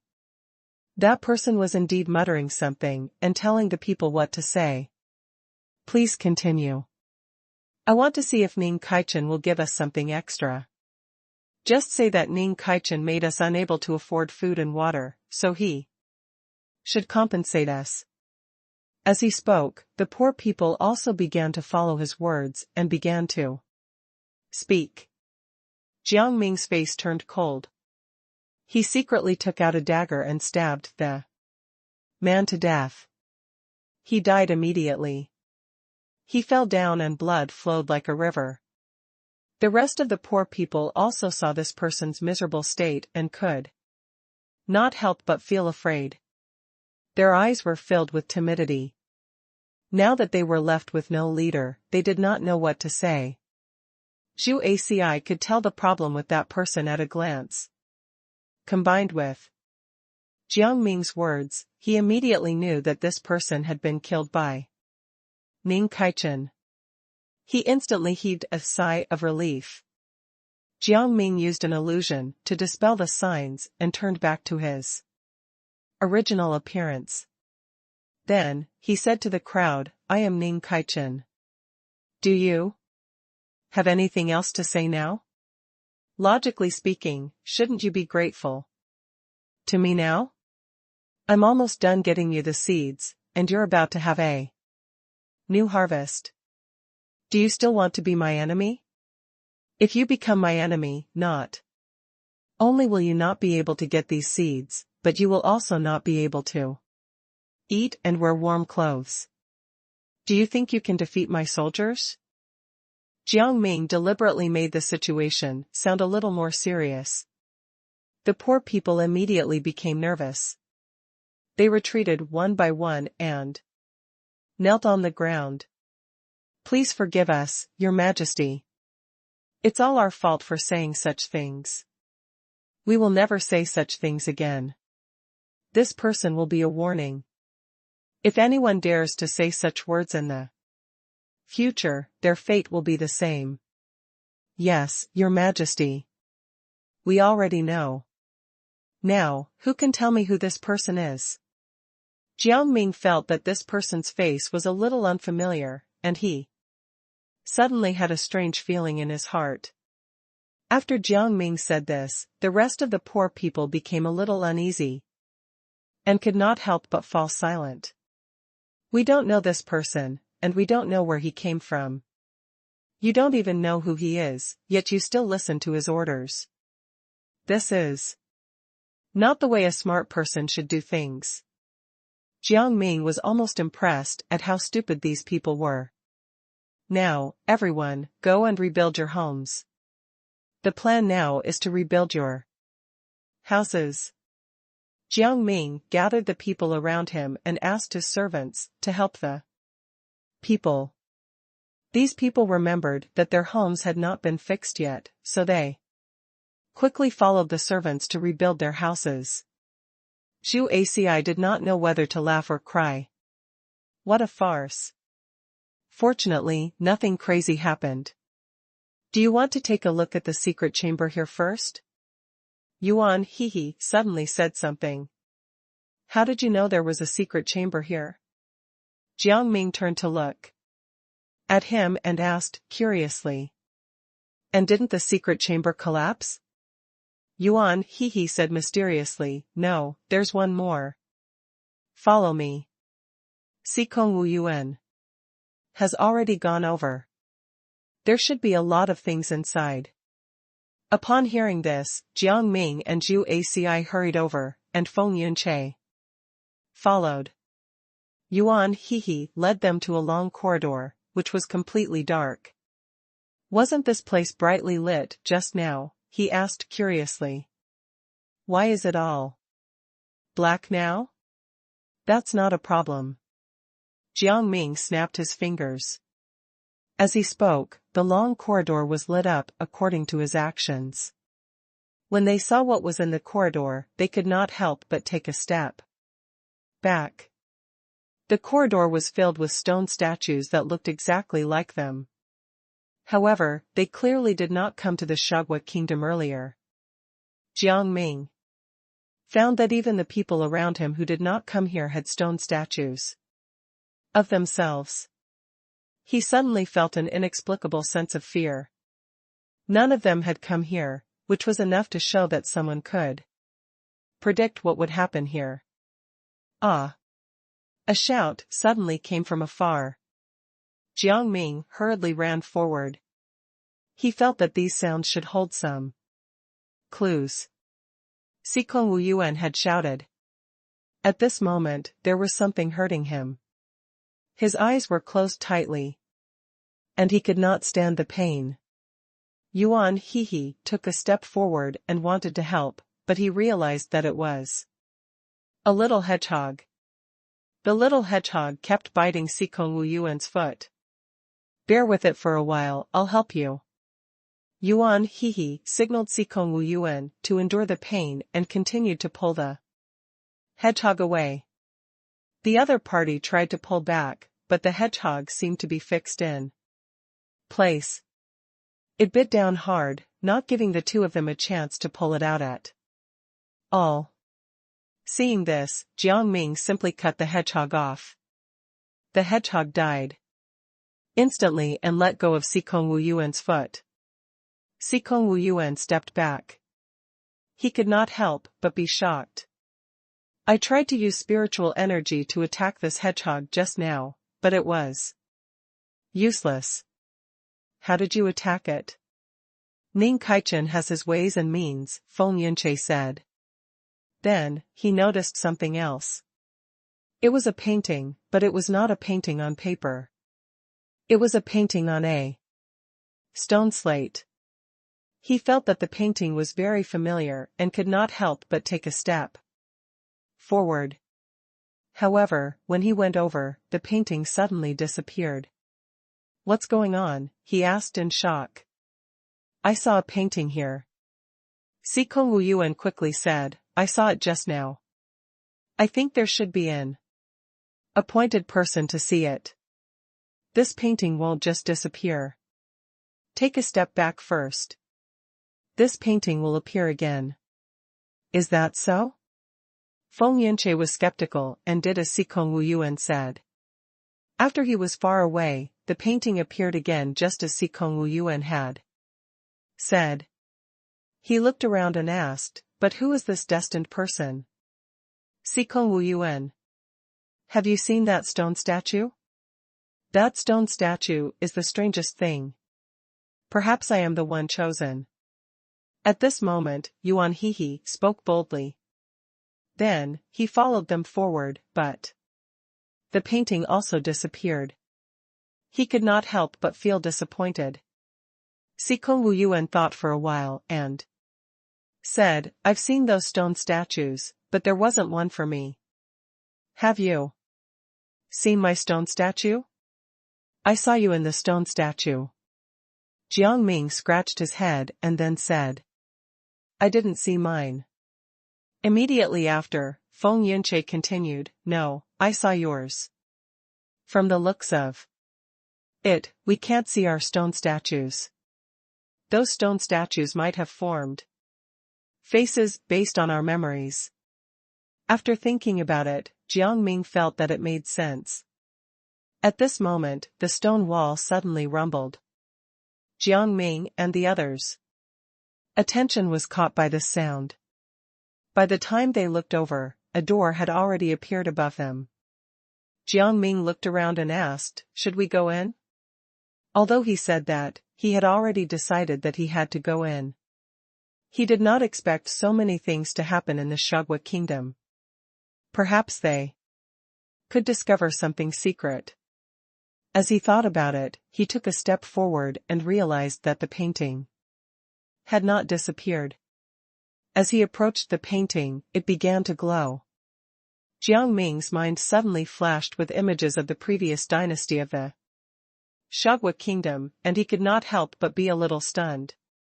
I think I saw what happened to the former king of the Shugwa kingdom. I know that Li Nanchu killed his father to get to his position. So, this is what this painting is for. I thought there would be something else. How boring. Yuan Hehe could not help but feel disappointed. Then, Sikong Wuyuan followed Jiang Ming. I think we should go in quickly. Compared to this painting, I'm more looking forward to what's inside the stone wall. However, Sikong Wuyuan suddenly felt pain. He kept holding his foot, and his eyes were watering. Wait a moment. Let me take a look. Jiang Ming walked forward and noticed Sikong Wuyuan's foot. He found that his foot was already inflamed and swollen. Jiang Ming punctured the swelling and carefully bandaged it.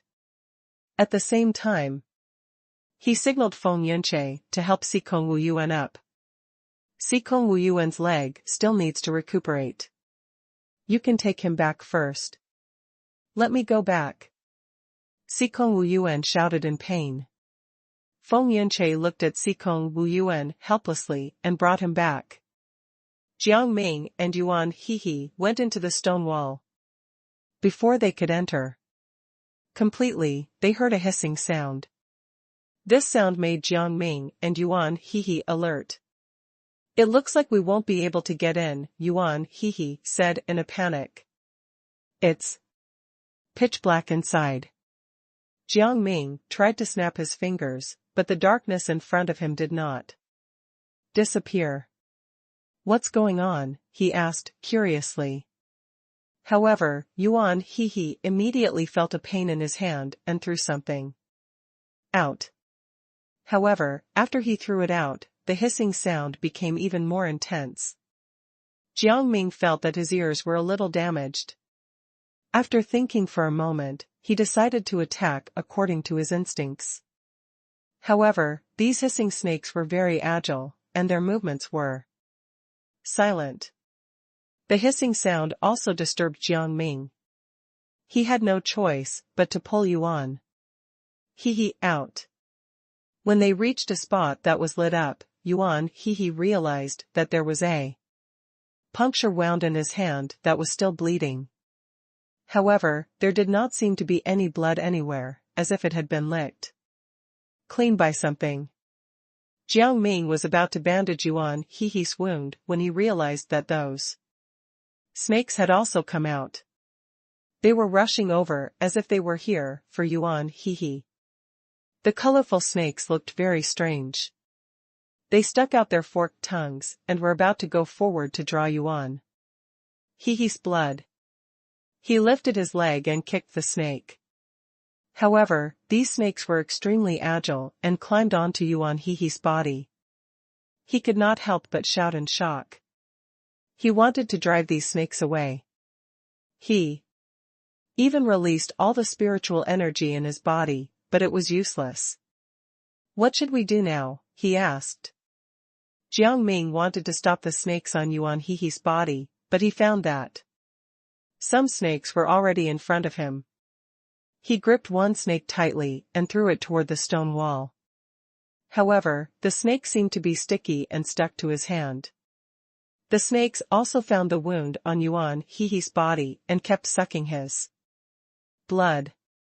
Yuan Hehe immediately lost his strength, and his legs went limp. He staggered and was about to speak. However, a flute sounded, and after the sound of the flute, the snakes on Jiang Ming and Yuan Hehe's bodies immediately moved elsewhere. However, Yuan Hehe had lost too much blood. He felt that he had no strength left. He almost died. Jiang Ming noticed Yuan Hehe's condition and knew he was in a critical state. "Ning Kaichen, I'm very happy to have met you. I hope you can be happy in the future." "I might die soon," Yuan Hehe told Jiang Ming. Jiang Ming could not help but cry, "You can definitely get better. Don't think too much about it. You'll be fine in a while." Immediately after, the flute sounded again, but the snakes did not come out at all. Jiang Ming realized that the flute was controlling the snakes and immediately became alert. Perhaps the person who played the flute inside could cure Yuan Hehe. Then, he placed Yuan Hehe on the ground and said firmly, "I can definitely cure you." "It's all right," Yuan Hehe said gratefully. "I'm already very happy to be able to see you." Jiang Ming did not reply. Instead, he went straight into the door of the stone wall. This time, his eyes were bloodshot. Seeing that someone had come in, the snakes began to go up again, wanting to bite Jiang Ming. Jiang Ming slapped the snakes away. He was very strong and had some spiritual energy. The snakes were killed. The other snakes had the same experience as him. He did not know how many snakes he had killed. Jiang Ming felt that there were no more snakes coming over, so he walked straight ahead. He snapped his fingers again. The strange thing was that this snap of his fingers actually lit up the entire place. He also clearly saw the person playing the flute in front of him. Only then did he realize that the space inside the stone wall was not very big. It was a young girl with a jade flute in her hand. Her entire body was covered in wounds, and there was a mole at the corner of her mouth. She opened her eyes and could not help but laugh softly at Jiang Ming. I haven't seen anyone for tens of thousands of years. Now, I finally see someone. Who are you? Why did you come here? The previous kings did not notice. Me. You should be the king of this generation, right? Yes, I wonder if you've heard of my name? Now, I'm only here for you to save someone. Jiang Ming looked at the girl quietly. The girl then knew who the other party was talking about. Your Majesty, is it that child? I felt human blood in one of my snakes, but it has already been killed by you. How can we cure him then? Jiang Ming could not help but feel a little regretful. If he could not treat Yuan he would regret it for the rest of his life. Your friend is fine now. This snake is connected to spiritual energy. When it dies, it will return whatever it has stolen, like your friend's blood. The girl shook the bracelet around her wrist. I have a presumptuous request. If it's possible, can you let me out? I really can't stay here anymore. I want to see the sun. Your pet snakes attacked us. You have to give us an explanation. Jiang Ming said slowly, thinking in his heart. This girl had some value and might be able to help him a lot. I'm sorry. The girl took a deep breath and apologized. Your Majesty, I'm sorry for offending you just now. I slept for a while just now and didn't notice that my pets were attacking you. Otherwise, I wouldn't have let them attack you. She began to cough again, and a glint flashed across her eyes. Do you think I believe you? Jiang Ming rolled his eyes, turned around, and waved. Hey! The girl panicked and called out to Jiang Ming. Jiang Ming continued to walk forward, completely ignoring the girl. She immediately grimaced and felt a little restless. Then, she began to speak loudly. Your Majesty, I can give you anything you want. Jiang Ming turned around. That was good. Then, he thought carefully and asked, why are you locked up here? No matter what, he had to find out the reason first. I was imprisoned here by my own master. My master should be dead. He was the ancestor of Zhuyan Palace. I was bored and raised snakes here. Zhuyan Palace? Perhaps you'd like to meet your master's descendant? Jiang Ming laughed. My master's descendant? Where is he? The young girl asked with shining eyes. Let me see him. Now, there's another condition. You should understand. Jiang Ming took the opportunity to raise another condition. The girl was so angry that she gritted her teeth. This man actually treated her like this. Wasn't this a little too much? I'm still a slave. I can't help you at all, the young girl continued, pretending to be pitiful. Oh, what does that have to do with me? Jiang Ming's expression was indifferent. Do you want the jade flute in my hand? The young girl choked and asked. Awkwardly. This jade flute can control all animals. If you learn it, you can even chat with these animals. So, how do I learn to use it? If I can't learn how to use it, won't it be useless? Jiang Ming asked unhurriedly. The girl choked again and coughed twice. Her eyes were filled with embarrassment. I can teach you the secret technique of Zhuyan Palace. Once you learn it, you will be immortal, she said after thinking for a while. Jiang Ming grinned. He was wondering why some people in the Shugwa kingdom knew Zhuyan Palace's spell techniques. It turned out that the source was here. Did you hide something related to Zhuyan Palace in the Shugwa kingdom? How did you know? The girl asked warily. I don't think anyone saw it. I'm just having fun. That's just what you think. Jiang Ming did not know whether to laugh or cry. Someone saw it and learned it. Damn it, Master's secret technique was actually learned by an outsider. Tell me, who is that person? I'll go kill him. The young girl's eyes emitted a fierce light.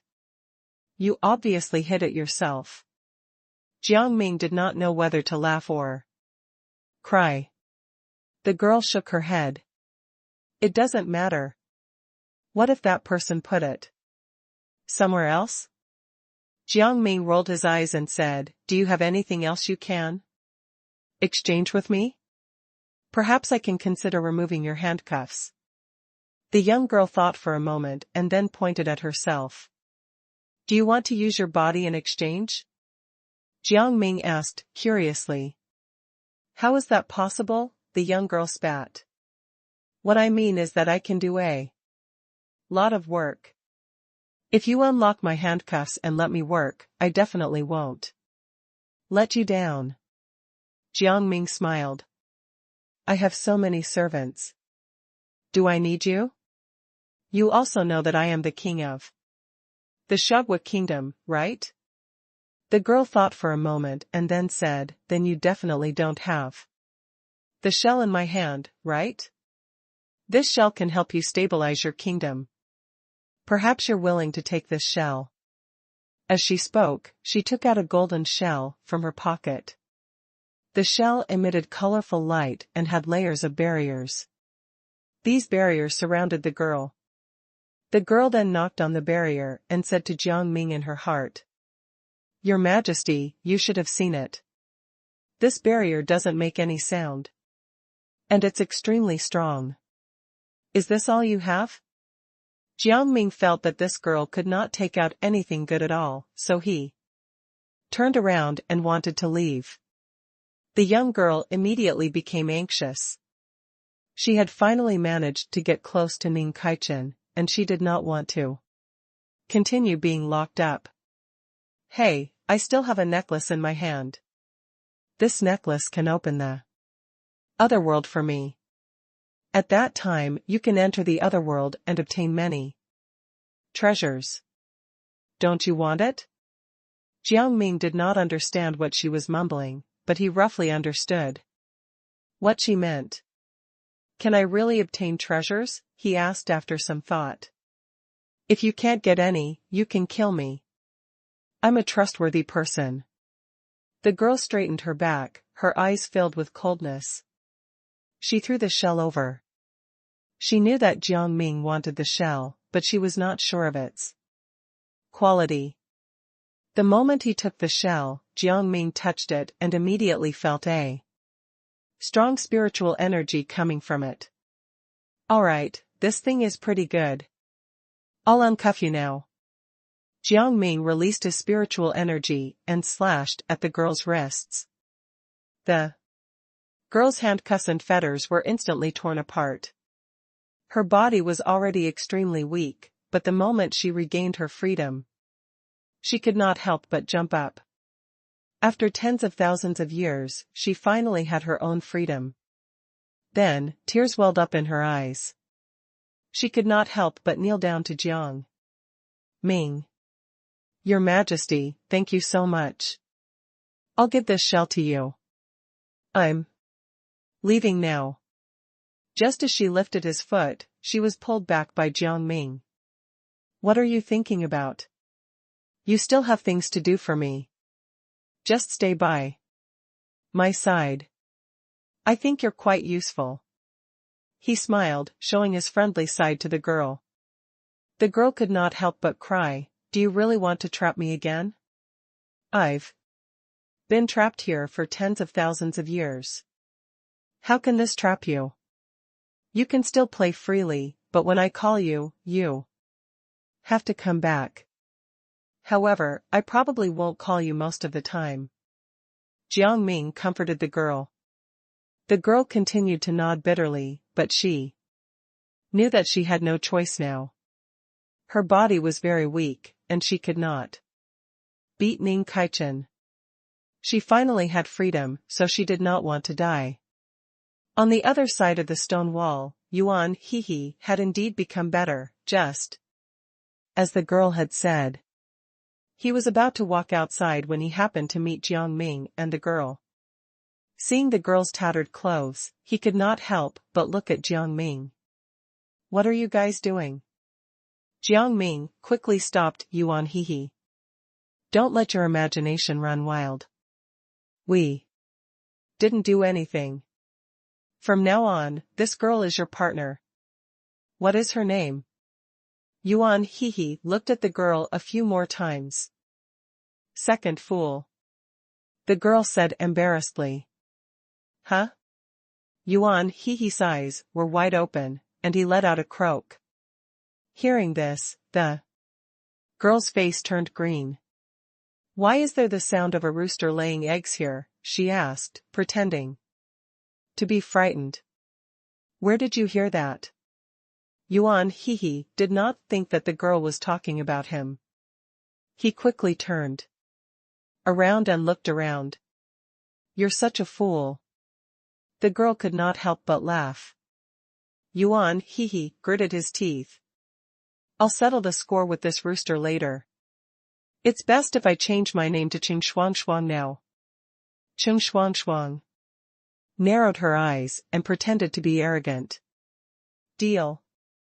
Jiang Ming did not care. Back in the palace, Jiang Ming introduced everyone to Ching Shuang Shuang.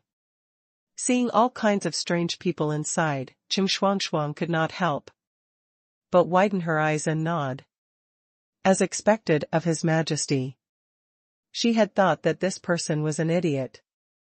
She did not expect him to recruit so many people. "Let me in. Let me in quickly." At this moment, a shout suddenly came from outside the door. It seemed to be Li Nanping. Jiang Ming was stunned for a moment, then he walked out. The others followed him. Li Nanping was wearing coarse linen clothes.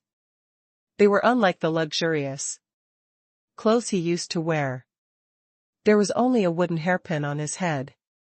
When he saw Jiang Ming, he shouted, "Ning Kaichen, return my brother's life and our throne. This throne is not something you can sit on." Hearing Li Nanping's words, Jiang Ming pretended to find it strange. "I'm the king now. You should address me as such." Li Nanping's face immediately turned green. Then, he sneered. "Aren't you Ning Kaichen? Don't put on an act. Hurry up and return the throne to me. Otherwise, I'll make you beg for death." Sikong Wu Yuan laughed and guarded Jiang Ming. "Who are you to offend His Majesty? You should know better and leave quickly. You're just a commoner now, right? Are you sure you can defeat me? Besides, you have to address me respectfully." Jiang Ming followed closely behind. Li Nanping was about to explode from anger, but as Jiang Ming had said, he was indeed a commoner with nothing to his name. He gritted his teeth and turned to leave. When his brother was still alive, he had a group of secret guards. Those secret guards belonged to them and only listened to them. He did not believe that he could not kill Jiang Ming. Jiang Ming turned around and saw the strange looks of the palace maids. Then he said, "If anyone dares address me disrespectfully in the future, I'll kill them." The palace maids and servants around him were frightened. They knelt down and said loudly, "We will follow your orders."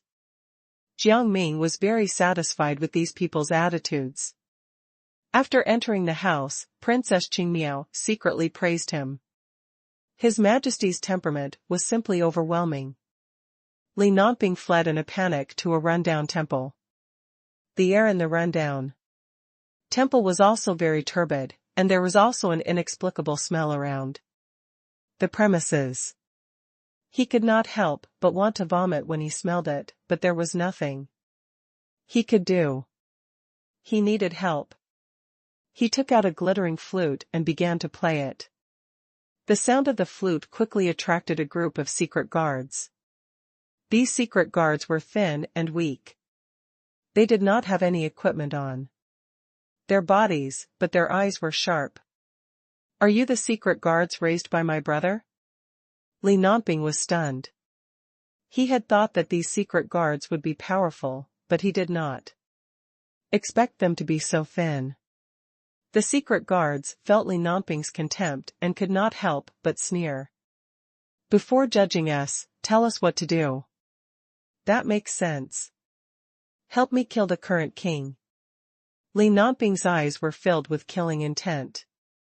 The secret guards lowered their heads and accepted the order, then disappeared from where they were. Before they left a tray of meat buns for Li Nonping. Seeing the delicious meat buns, Li Nonping pounced on them like a hungry beast. He immediately rushed forward and started wolfing down the food. Meanwhile, Jiang Ming began to deal with the memorials. After dealing with them for a while, he suddenly realized that the person who wrote them seemed to be a little arrogant. He called Zhu Aci over and asked him to help him check on the state of the officials recently. Liang Sisi brought some porridge that she had cooked. She happily told Jiang Ming about her father's preparations, showing that King Liang attached great importance to Jiang Ming. Jiang Ming did not think much of this belated attention. He nodded lightly to show that he understood. Liang Sisi thought that Jiang Ming was unhappy. Then, she said, "I heard that the flowers in the north are blooming. Should we go out and take a look? The market there is prosperous, so we might be able to understand some of the residents' situations." Jiang Ming thought for a moment. Now that he was the new king, he indeed had to observe the people's feelings. Previously, he had only observed the poor. Seeing that Jiang Ming was going out, the others followed him. They changed into civilian clothes. There was a street in the north. When Jiang Ming and the others arrived, the people here were already selling snacks. Jiang Ming did not expect the Shagwa kingdom to become like this. It was good that they could still have a lively atmosphere. After walking around, Jiang Ming did not see any problems with the people. Just as he was about to leave, a child tugged at Jiang Ming and said, "Young master, if it's possible, can you give me some silver? I don't have money to eat anymore. I don't want to die." Jiang Ming gestured to Zhu Aci, who was beside him, to attend to the child. He quickly handed the silver to the child. "Thank you." The child instantly smiled and took the silver. Then, he bowed to Jiang Ming and the others. "Thank you again." After walking around, Jiang Ming arrived at the Prime Minister's residence in a flash. The Prime Minister's residence was very luxurious and glittered with gold. It was obvious that it had a lot of wealth. Jiang Ming suddenly remembered that in the memorial, the Prime Minister was the one who remonstrated the most fiercely and had the worst attitude toward him. It seemed that he had to investigate the Prime Minister. When it was almost afternoon, Jiang Ming told everyone, "Let's leave first. It's getting late. Let's talk about it later." Looking at the sky, everyone nodded and returned to the palace together. After dinner, they returned to their respective bedrooms. However, after washing up, Jiang Ming could not fall asleep. He turned around and saw that someone was burning herbs in the house. The smell was very strong, but it also carried a strange fragrance. Jiang Ming approached, and the strange fragrance became even stronger. He could not help but frown. He did not know who had brought these herbs here. He glanced down and found a purse on the ground. He opened the pouch, and a puff of smoke came out. He quickly covered his mouth and walked out again. The room was immediately filled with the fragrance of lotus flowers. Glancing at the eunuch who was keeping watch outside, Jiang Ming motioned for the eunuch to go take a look first. The eunuch did not dare to disobey the order. He followed Jiang Ming's order and quickly went in. The sound of a eunuch falling came from the room, and Jiang Ming's eyes turned cold. It seemed like someone wanted to make a move on him. Just as he was about to get to the bottom of it, the palace maids outside the door fell one after another. However, they seemed to be immersed in their fantasies, and their eyes were filled with greed. Jiang Ming looked around. The low pressure on his body suddenly appeared. The person in the dark did not appear. He knew that the person would not give up just like that, so he waited quietly. He closed his eyes and pretended to faint. A cold aura flashed past. Jiang Ming knew that the person had come over and immediately opened his eyes. There was more than one person. Jiang Ming glared at the people who were approaching. The secret guards happened to meet his eyes and could not help but retreat, their eyes filled with panic. At this moment, a big guy suddenly appeared behind Jiang Ming. The big guy held an axe in his hand. He raised the axe and wanted to cut Jiang Ming down. However, Jiang Ming, who was in front, saw it. He barely moved, making the big guy think that he did not see him. When the axe was in front of him, Jiang Ming turned around and grabbed the axe. He used the handle of the axe to kill the big guy. The big guy's body was instantly split into two, and his eyes were filled with disbelief. However, he was already dead. When the secret guards saw the big guy die, they quickly went forward to kill Jiang Ming, but Jiang Ming disappeared in an instant. They quickly looked around to find each other, but Jiang Ming used the axe to kill these secret guards one by one. At this moment, the eunuch and the royal guards arrived late. Jiang Ming glanced at everyone and said coldly, "Deal with the corpses." "Come with me," he said to the other eunuch. He and these secret guards made such a huge commotion, so how had no one heard it? Only after he had dealt with the person did the head eunuch bring people over. It was enough to show that the head eunuch was not a good person.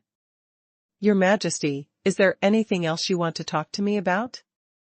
The Western regions have offered us some good pastries. I wonder if you'd like to try them." As he spoke, he clapped his hands and gestured for the palace maid to bring a plate over. The palace maid took the plate very quickly and immediately brought it to Jiang Ming. Jiang Ming could tell at a glance that the pastries were poisoned. Then, he smiled and said, "I think you'll like it more. Try it for me." The eunuch immediately took out one of the pastries, took a bite, and swallowed it in front of Jiang Ming. "You try it too," he said with a faint smile. Jiang Ming knew that only that piece of pastry was not poisoned. The other pastries were all poisoned. Then, he said, "Have another piece. You seem to like it." The eunuch coughed. "We mustn't waste time. Your Majesty, tell me about your matter first. I'll get it resolved. I feel that there's no need to keep you here. You can retire and leave the palace." Jiang Ming picked up the tea beside him and took a sip. "Your Majesty, what do you mean? Are you going to chase me out?" The head eunuch's face instantly turned cold, and his eyes were filled with unwillingness. He had been serving others for many years, and many people had never had an opinion of him. Only this new king had an opinion of him. One had to know that Jiang Ming was so young that no one would obey him. If not for him, Jiang Ming would have been chased out long ago. "I mean, you can leave now. Do I have to repeat myself a third time?" Jiang Ming continued to speak unhurriedly. The head eunuch immediately threw the teacup to the side. Jiang Ming immediately stopped and smiled. Thank you. I was just about to drink some tea. Then, Jiang Ming poured the tea on the head eunuch, and his face instantly turned cold. If you don't leave, you'll die. If it weren't for me, you would have been chased out by those people. You should be thanking me. Why are you chasing me away now? The head eunuch said. I don't need any reason.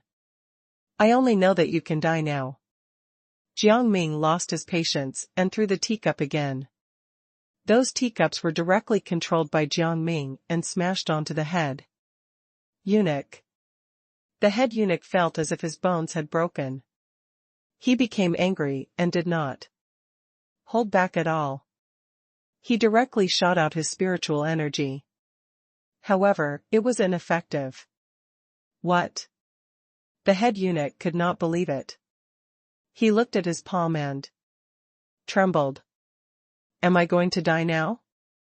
Jiang Ming did not understand what the head eunuch was talking about. He immediately raised his hand and attracted the thing in the head eunuch's hand. When the head eunuch came to find him, he saw that his pockets were filled with something. Jiang Ming was stunned when he saw the item. That was the command talisman that could lead the royal guards. He was wondering how the head eunuch could appoint the spirit-controlling army. Now, the spirit-controlling army was his. He put the receiving talisman in his pocket and waved at the head eunuch. Thank you so much. The head eunuch was furious, but he could not release his spiritual energy at all, so he could only give up. Your Majesty, please let me go. I really don't want to die. He begged Jiang Ming while trembling. Jiang Ming did not reply to him. Instead, he killed the eunuch, and the eunuch's head fell to the ground. The spirit-controlling army soldiers also began to grow timid. They originally thought that this new king was an idiot, but they did not expect him to be so powerful. In the middle of the night, Jiang Ming decided not to sleep.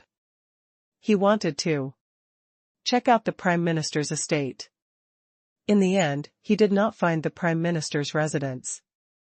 Instead, he went to the Minister of Rights.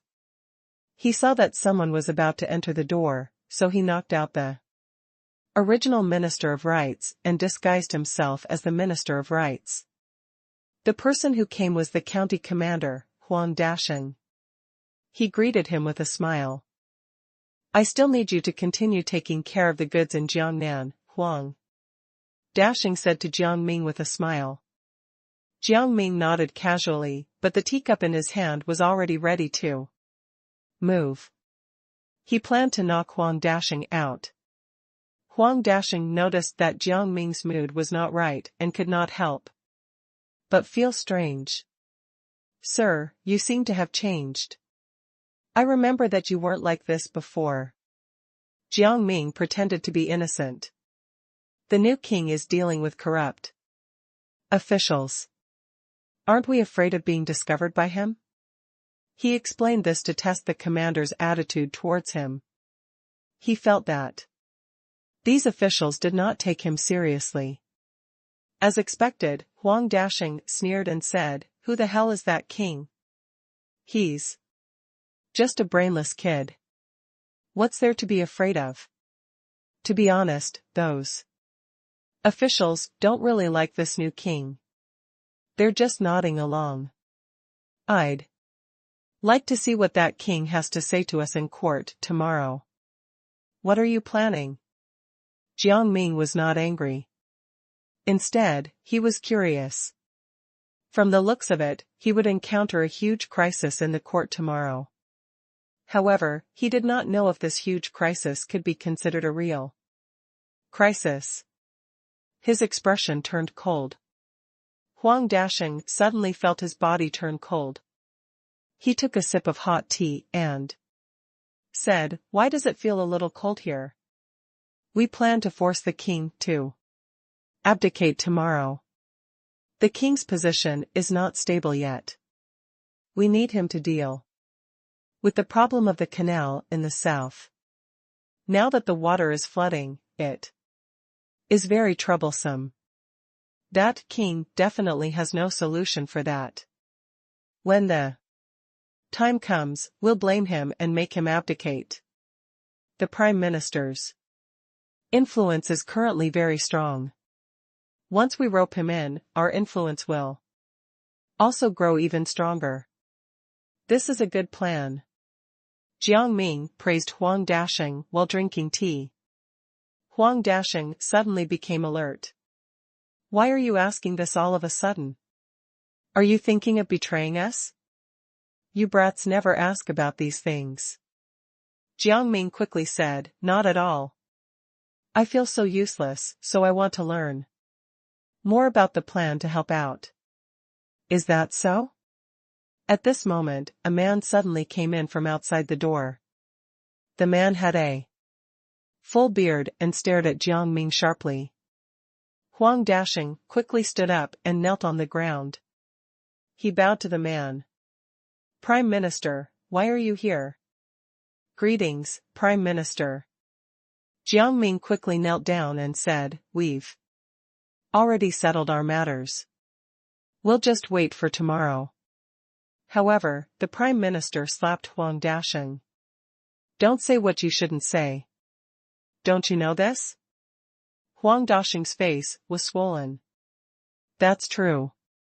Prime Minister, please forgive me," he said with some discomfort. "What's the use of forgiving you? You've already said everything. If we want to solve the problem, we have to get rid of the people who know about it." The Prime Minister smiled and looked at Jiang Ming again.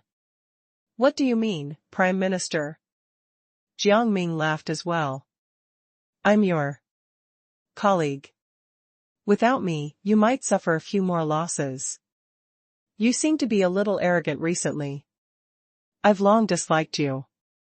The Prime Minister approached Jiang Ming and wanted to plunge the dagger into his abdomen. Jiang Ming did not let the Prime Minister succeed. He pressed down on the dagger with one hand. As his hand was holding the blade, blood dripped from his hand. The Prime Minister did not expect Jiang Ming to stop him. He could not help but sneer, "You've never humiliated me in the past. Who are you?" "You are not the Minister of Rights." "I think you're wrong. I'm just retaliating. If I don't retaliate, won't I die? Everyone will unleash their combat strength at a critical moment." Jiang Ming said. The Prime Minister thought for a moment and felt that it made sense. Then, he said coldly, "Minister, you haven't been very obedient recently. If I see this behavior again, don't blame me for being merciless." He originally wanted to kill the Minister of Rights, but after thinking about it, he still needed him for tomorrow's morning court session. He thought that it would not be too late to kill the Minister of Rights after he was done with him. "Yes." Jiang Ming pretended to be sad.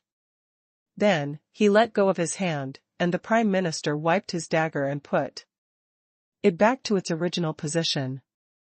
"By the way, has there been any movement from the king recently?" "I think he is quite capable.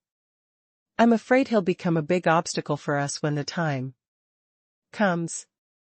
The Prime Minister looked at Huang Dasheng.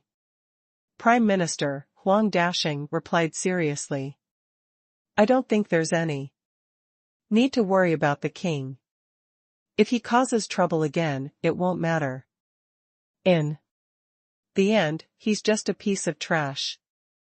Jiang Ming was treating his wound at the side and remained silent.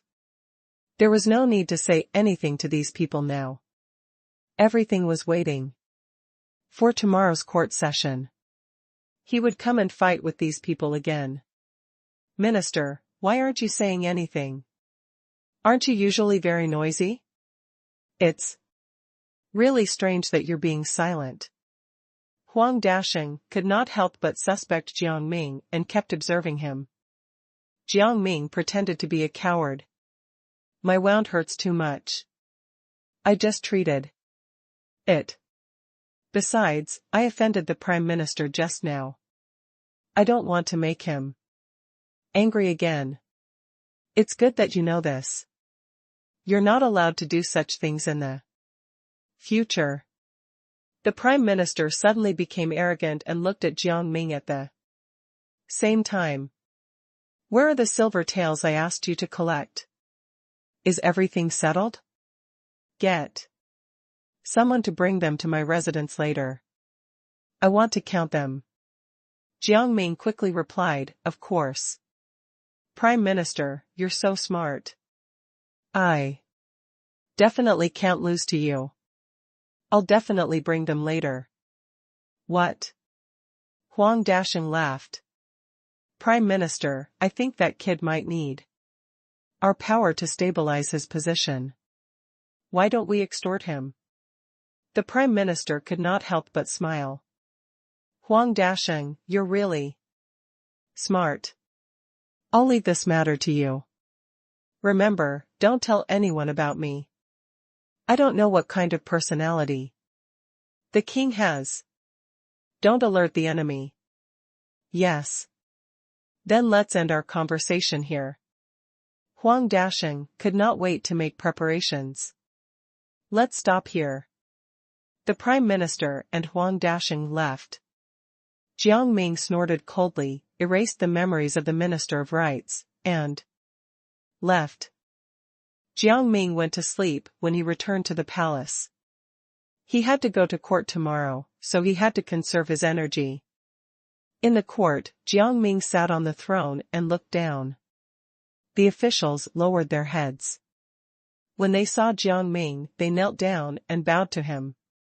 Your Majesty, welcome. The etiquette here was different from that of other kingdoms. Jiang Ming was a little surprised, but then he waved his hand. The officials immediately stood up. Huang Dasheng took the initiative to step forward and remonstrate with Jiang Ming. Your Majesty, the problem of the Southern Canal is particularly serious now. There is an even greater flood spreading out. If we don't solve it soon, the residents nearby will rise in revolt. By then, the whole kingdom will be in chaos. We hope that you can solve this problem and not let the Shagwa kingdom fall into danger. As Huang Dasheng spoke out, the rest of the officials also spoke out one after another. They all explained that they wanted to solve this problem. Jiang Ming pretended to be bored and yawned, ignoring everyone. What do you mean by this? Huang Dasheng's face darkened. Don't you want to resolve this matter? As the king of the Shagwa kingdom, you should solve the problems for the people. What about you guys? Aren't you also officials of the Shagwa kingdom? Why? Don't you think of solving the problem yourself and helping the civilians? I've already solved one thing. The rest should be solved by you guys. Jiang Ming retorted directly. In his opinion, these officials were useless and only knew how to talk big.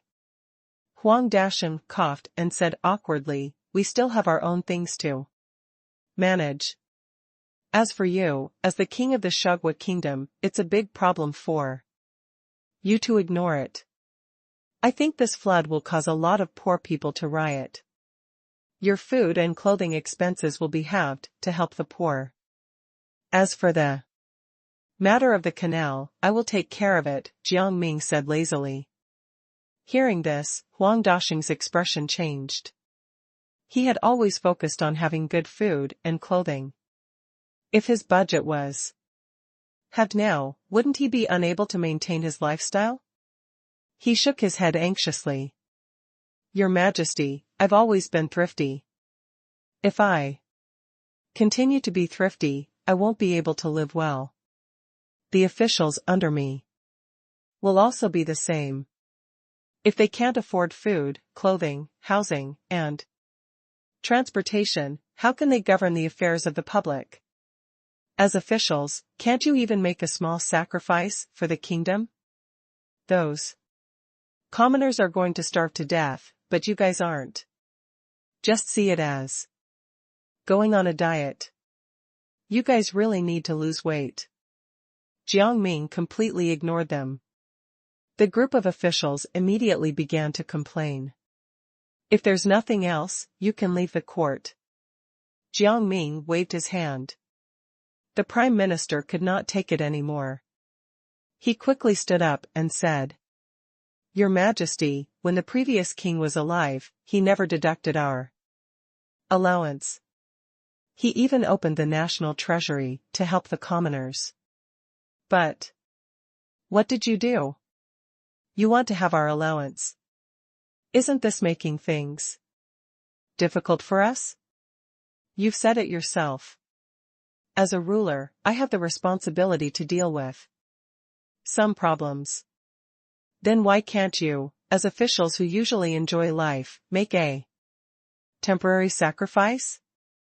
Jiang Ming retorted rudely. Then, he stood up and said, I'll withdraw from court now. If there's any more arguments, it's not too late to talk about it. Jiang Ming did not wait for the others to speak and left the courtroom. Seeing him leave, the Prime Minister's face turned red. He shook his hand angrily. Huang Dashing quickly placated him. Prime Minister, the king doesn't respect you at all. I don't think you need to give him any respect either. When the time comes, you have to make him suffer. After thinking for a moment, the Prime Minister burst into laughter. He's just a kid. How can he fight me? Let's just wait and see.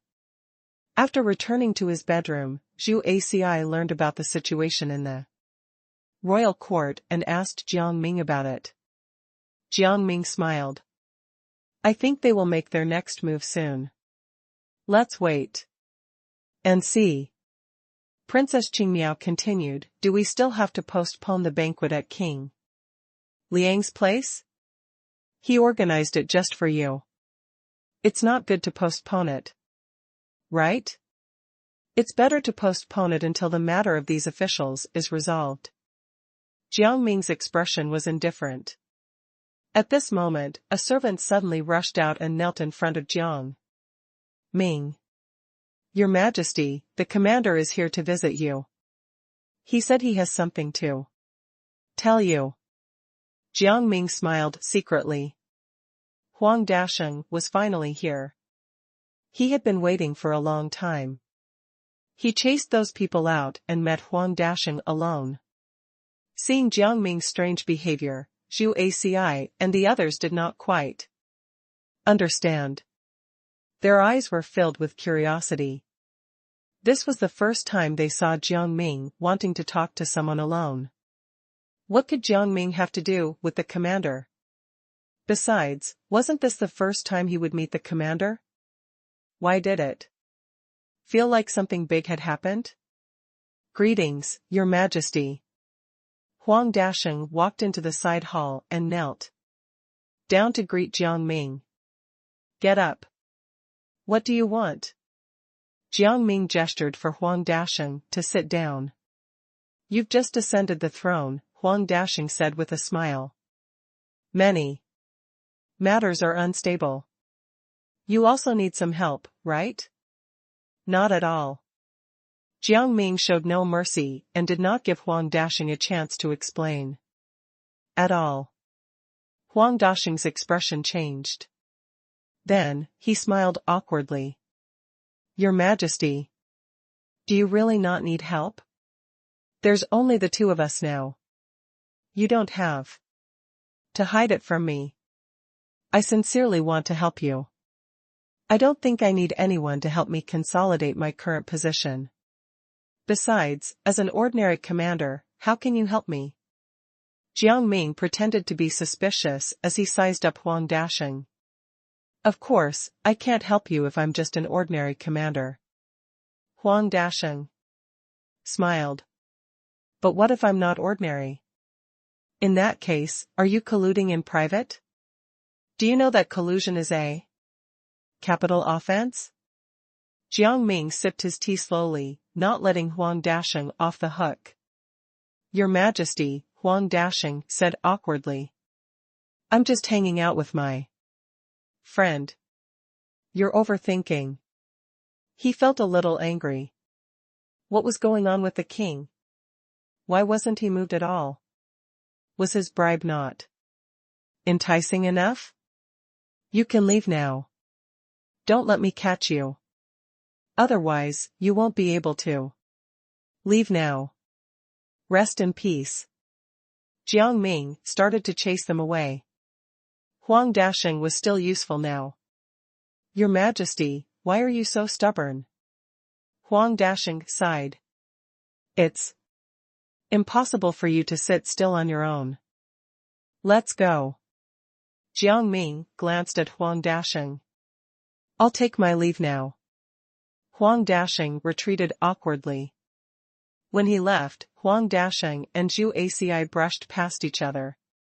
He could not help but take a second look at the other party and was shocked. Wasn't this the top prodigy of Zhuyan Palace? It was actually someone close to His Majesty? It seemed that he had to invite the former elder of Zhuyan Palace. Seeing that Zhu Aci had arrived, Jiang Ming waved his hand to disperse the crowd. Your Majesty, Zhu Aci said after everyone had left. The Prime Minister has colluded with many officials. He has also secretly established a gang called Black Hole. They specialize in smuggling silver. Black Hole? Looks like we can't stay idle for the next few days. Jiang Ming was deep in thought, and a dark look flashed across his eyes. Cherry, the maid, ran over in a hurry. Your Majesty, she cried. Please come and save the princess. What's wrong with her? Jiang Ming raised his eyebrows. The princess. She wants to commit suicide. Cherry cried until she was out of breath. Zhu Aci almost laughed out loud. What? Jiang Ming felt that something was wrong and asked Cherry to bring him there. There was a square stool in the middle of the bedroom. A rope had been hung on the hanging beam, leaving a noose. Princess Qingmiao's head was in the noose. She closed her eyes tightly, and her feet left the stool. Jiang Ming raised his hand, and a streak of spiritual energy cut the rope. Princess Qingmiao fell down with it. Zhu Aci went forward to catch her and placed her on the bed. I didn't expect Princess Qingmiao to really want to die. What minor issue did she encounter? Zhu Aci scoffed. What happened? Jiang Ming glanced at Cherry and went up to check on Princess Qingmiao. There was already a red mark on her neck, and her face was purple. After receiving a letter, the princess entered her bedroom and dismissed everyone else, Cherry sobbed. No one was allowed to enter her room. I saw that the princess had not made a sound for a long time, so I barged in without permission. In the end, I discovered that the princess.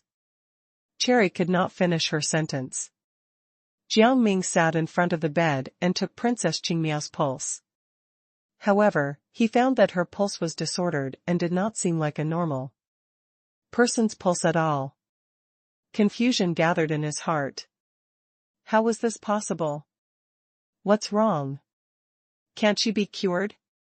Noticing that Jiang Ming's expression was not right, Zhu Aci leaned closer and became nervous.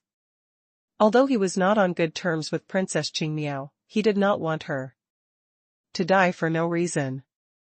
Princess Qingmiao doesn't seem to be human, Jiang Ming coughed. Huh? Zhu Aci did not expect this answer. Haha, Your Majesty, are you stupid? How can this person not be human? That makes sense. Jiang Ming nodded in agreement and said casually, this is not the real Princess Qingmiao. His palm landed on the artery on Princess Qingmiao's neck, causing her to bleed profusely. Zhu Axi's expression changed immediately. What if this Princess Qingmiao is real? He asked. Isn't this killing an innocent person? As soon as he finished speaking, Princess Qingmiao turned into a block of wood. What a waste of feelings. Where is the real Princess Qingmiao? He asked. Cherry angrily. This time it was Cherry's turn to panic. Her eyes darted around, and she could not help but hold her dress tightly. I do not know. This Princess Qingmiao actually dared to deceive us. To think that I was worried about her. Zhu Aci hammered the wood block next to him, and the wood block instantly shattered into pieces. Cough. Jiang Ming coughed and pointed at Cherry. It's far away, but it's right in front of us. What? Zhu Aci did not understand. Cherry's heart skipped a beat. She turned around and wanted to run. He immediately understood and went forward to grab Cherry. Cherry, are you Princess Qingmiao? Quickly reveal your true form. With this grab, Cherry revealed her true form. She was Princess Qingmiao. She smiled awkwardly and said, I wanted to go out and have fun, that's why. Who do you want to kill? Jiang Ming sized up Princess Qingmiao. Princess Qingmiao looked nonchalant, but she was actually a little nervous. A disobedient servant, she replied. Why would a servant girl need you to mobilize so many people, especially when the one who committed suicide was an illusion? Jiang Ming did not think Princess Qingmiao was telling the truth. Not expecting to be discovered, Princess Qingmiao turned around and wanted to leave, but she was stopped by Zhu Aci. Princess Qingmiao, where do you plan to go? He winked at Princess Qingmiao. I accidentally killed a woman here. Princess Qingmiao exhaled and lowered her head. She really could not understand. She had only gone for a walk. How could she have accidentally killed someone? There are women here? Jiang Ming and Zhu Aci could not help but be shocked. They looked at Princess Qingmiao. I'll take you there now, she said hurriedly. But you can't blame me. I really killed her by accident. How did you accidentally kill her? Let's go now. Jiang Ming was really curious. Princess Qingmiao brought them to a spot in the rear palace. A piece of cloth appeared in front of Jiang Ming and the others. Princess Qingmiao mustered her courage and stepped forward to remove the cloth. A corpse was lying there. Her face was pale, and she was wearing luxurious clothes. There was a hairpin on her head, and her body was already cold. How did you find this woman? Jiang Ming turned around and looked at Princess Qingmiao. Princess Qingmiao pursed her lips tightly. I was taking a walk here at that time. I accidentally tripped over someone. I fell down as well. But she rolled onto a rock. When I got up to check, she was already dead. She died a long time ago. Jiang Ming glanced at her and signaled Zhu Aci to deal with her. I'm afraid this is all Li Nanchu's fault. We don't have to care about it. Princess Qingmiao nodded repeatedly and heaved a sigh of relief. At least this did not have anything to do with her. Zhu Aci found a jade pendant on the corpse and immediately handed it to Jiang Ming. Jiang Ming touched the jade pendant and found the word black on it. He could not help but think of the black hole. Perhaps this is the black hole's token. Take that token to the black hole. I'll go there later. Zhu Aci nodded and left with the sign. Jiang Ming changed his clothes and went to the place Zhu Aci gave him. The black hole was located in a courtyard. There was a long corridor in front of the courtyard. It took Jiang Ming a long time to walk through the corridor. At this moment, the people outside the courtyard had already been dealt with by Zhu Aci. They were all lying on the ground, their eyes wide open, but their bodies could not move. When they saw Jiang Ming, they raised their hands, wanting him to help them. Jiang Ming put on his disguise and kicked the door open. Zhu Aci was fighting with the servants inside the black hole. The servants were flexible and constantly used up Zhu Aci's strength. Zhu Aci wanted to catch the servants, but he could not. Jiang Ming released bolts of lightning, which formed a ring and surrounded the servants. Seeing the situation, Zhu Aci immediately jumped out of the ring. The air currents in the ring surged, and the electric currents connected. The servants were all electrocuted until their heads were dizzy and their bodies trembled. "I bought you time," Zhu Aci said smugly.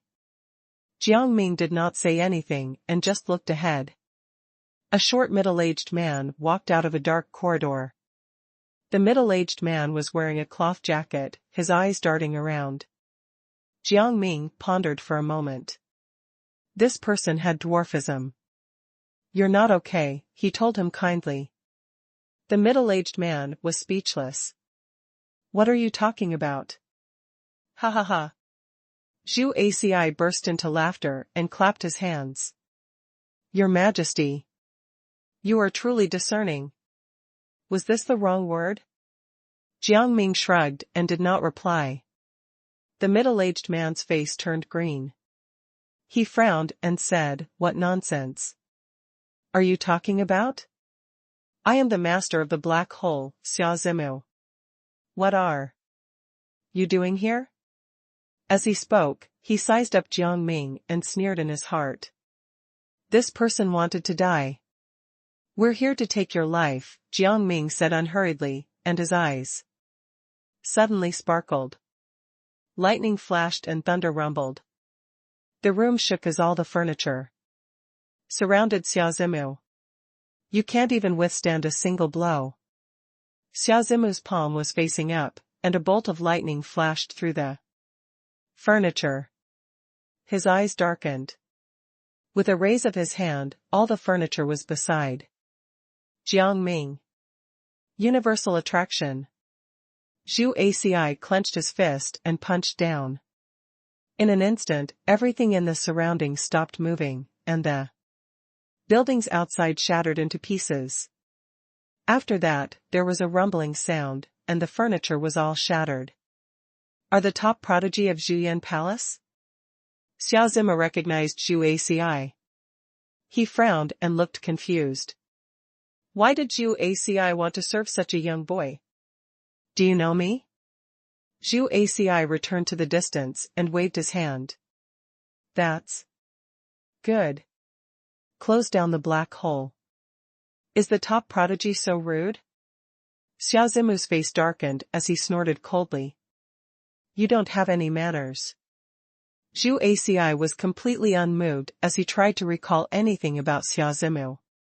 Logically speaking, this short man was so unique that he should have a deep impression of him.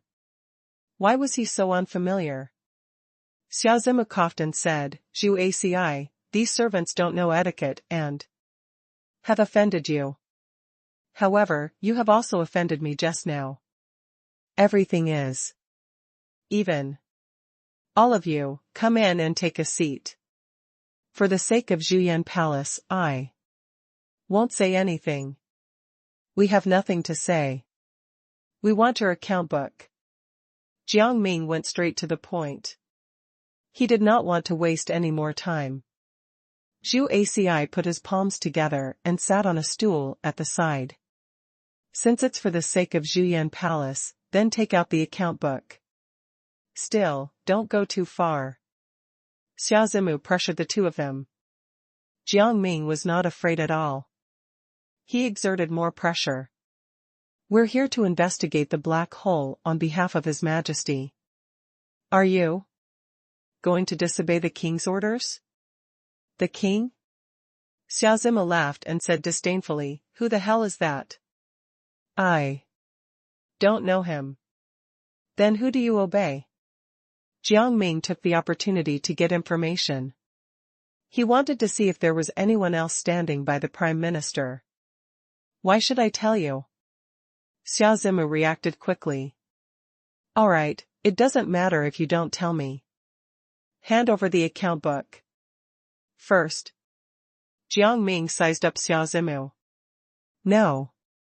Xiao Zima rejected him indifferently. He then looked at Zhu Aci and said earnestly, as the top prodigy of Zhuyan. Palace, how can you stay with this B*****? Won't this damage the reputation of Zhuyan Palace? Why don't you come to the Black Hole Organization? I guarantee that you'll have endless wealth and resources. How does where I go and who I stay with have anything to do with you? Zhu Aci grinned. Jiang Ming smiled. Xiao Zima was really amazing. He wanted Zhu Aci to betray Jiang Ming and join him. He went forward and punched Xiao Zima. Zhu Aci immediately applauded. This kind of person should be treated like this. Xiao Zima looked at Zhu Aci in disbelief. Do you know what my relationship with your father is? Aren't you afraid that your father will scold you for hurting me? Then, he rushed forward and wanted to punch Jiang Ming, but he was blocked by him. He punched out many times, but Jiang Ming still blocked these attacks with his bare hands. Xiao Zima could not help but lose his patience and started cursing. How is a brat like you still worthy of possessing spiritual energy? It's really a disgrace to the Shagwa kingdom. During the fight, a round plate fell out, and a man's voice sounded from the round plate. Where did you go? Didn't we agree to pick up the call here? I've been working hard enough selling buns every day. Hurry up and come over. Xiao Zima immediately panicked. He wanted to take out the round plate, but he was stopped by Zhu Aci. Zhu Aci quickly put the plate into his pocket and said proudly, Xiao Zima, just surrender. Hand over the account book. Otherwise, we won't give this back to you. I'd rather destroy the account book than let you take it away. Xiao Zima snapped his fingers. The surrounding houses instantly burst into flames. Jiang Ming did not expect Xiao Zima to be so decisive. He quickly left with Zhu Aci. Xiao Zima's voice rang out. Even if I die, you won't get any evidence. You want to hurt the master behind me?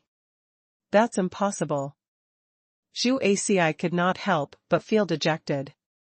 How could Xiao Zima be so decisive? I feel helpless. This guy's mouth can't be kept shut. When he left, Jiang Ming dragged out a manservant. The servant was terrified and immediately told him about the deal between the stall owner and the black hole. You are obedient. Unfortunately, we can't leave any survivors here. Jiang Ming still killed the other party. Zhu Aci smiled. Looks like we're going to the stall next.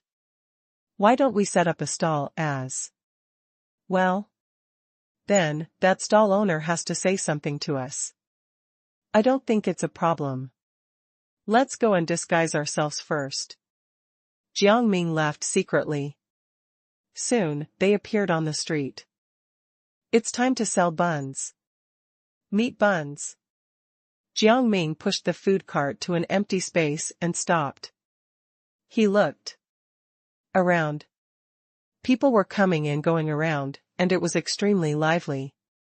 When they saw Jiang Ming and Zhu Aci, the expressions of the people around them became strange.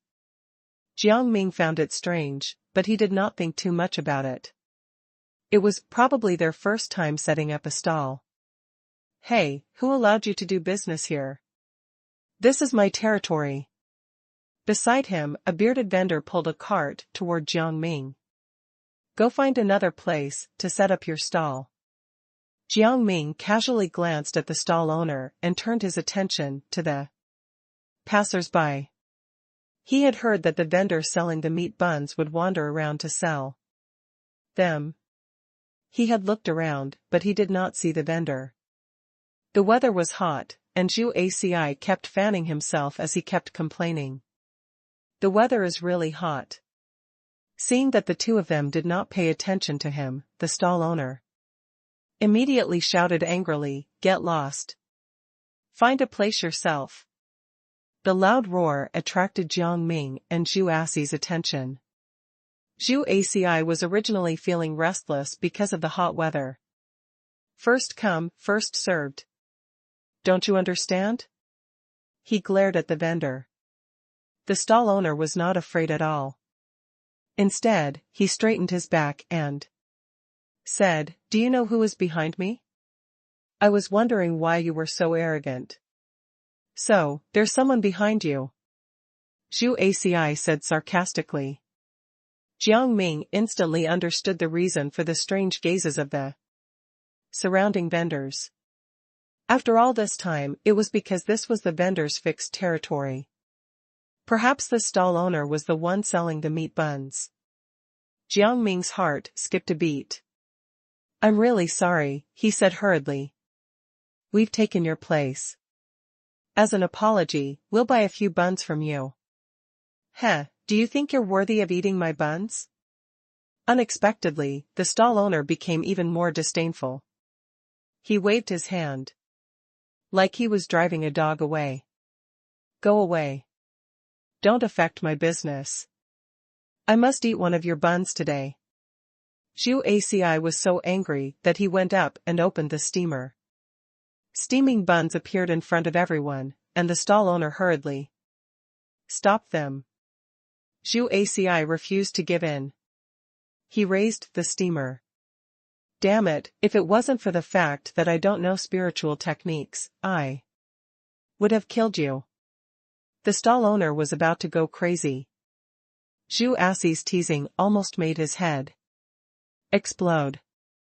Jiang Ming took the opportunity to go to the steamer and planned to grab a bun to take a look. His premonition told him that there might be gold in this bun. "How dare you bully a stall owner?" At this moment, a ray of light flashed in front of Jiang Ming and Zhu Aci. It was extremely fast. Before the two of them could come back to their senses, Jiang Ming found that Zhu Aci had been struck down, and the lid was back on top of the steamer. Jiang Ming turned around and saw a man wearing a jade crown and a white robe. The man had delicate features and clear eyes. At this moment, he glared at Jiang Ming with displeasure. Jiang Ming rolled his eyes. "What are you staring at? This stall owner is talking nonsense. What's wrong with us punishing him?" Unexpectedly, the stall owner began to put on an act. He sat on the ground, with tears flowing from his eyes. "I have to support my family," he said bitterly. "I have more than 10 children. The oldest is still underage, and the youngest is still nursing. I originally wanted to work hard to earn money to support them, but I didn't expect to be threatened and bullied by evil people. I'm just a commoner. Why would the heavens treat me like this?" Jiang Ming did not hesitate to step forward and kick the stall owner, causing him to fall to the ground. "Hey, what are you doing?" The young master held back his anger and wanted to beat Jiang Ming up, but he was stopped by Zhu Aci. "Where do you want to go?" Zhu Aci smiled playfully. "Do you know who I am?" the young master asked angrily. "I am the 7th young master of the Shagwa kingdom. Even the current king has to respect me." "Oh? Why didn't I know about this?" Jiang Ming looked up and sized up the person in front of him. He's the real seventh young master, Su Chuanqi, the stall owner said. He helps the poor and the weak. His reputation is widespread. Did you hear that? Su Chuanqi snorted coldly. Hurry up and let go. You scoundrels, not only did you bully the stall owner, but you were also rude to me. I should have taken you to the county magistrate. I'm afraid that the county magistrate will have to bow down to us when he sees us. Zhu Aci did not even look at Su Chuanqi. Su Chuanqi was like a brainless person. He was just acting like a fool and did not look at the facts at all.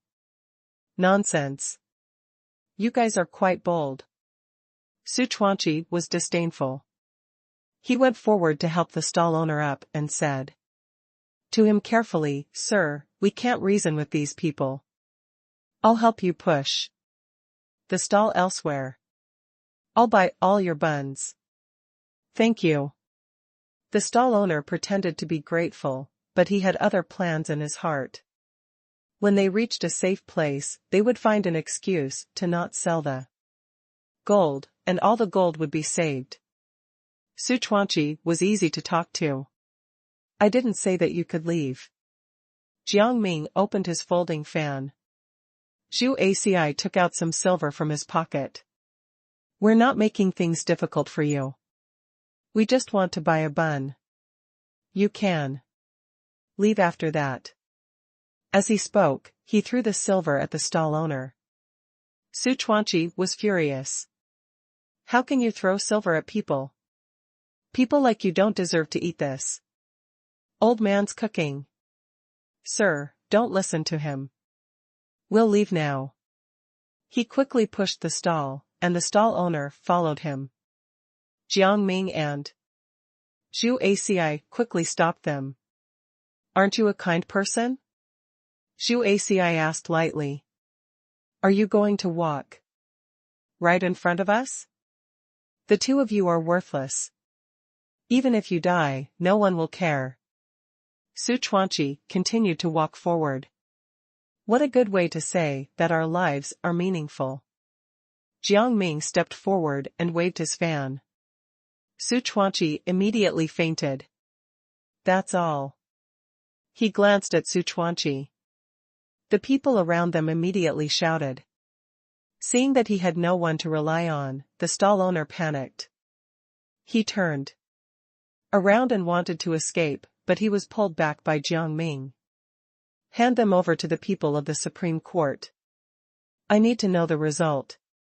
By today. Jiang Ming instructed Zhu Aci. Zhu Aci nodded and left with the vendor. Jiang Ming immediately cut open the buns inside and found that there was indeed gold, so he took the stall away. We can summon the Prime Minister now. When the results came out, Jiang Ming smiled and waved his hand at the servant beside him.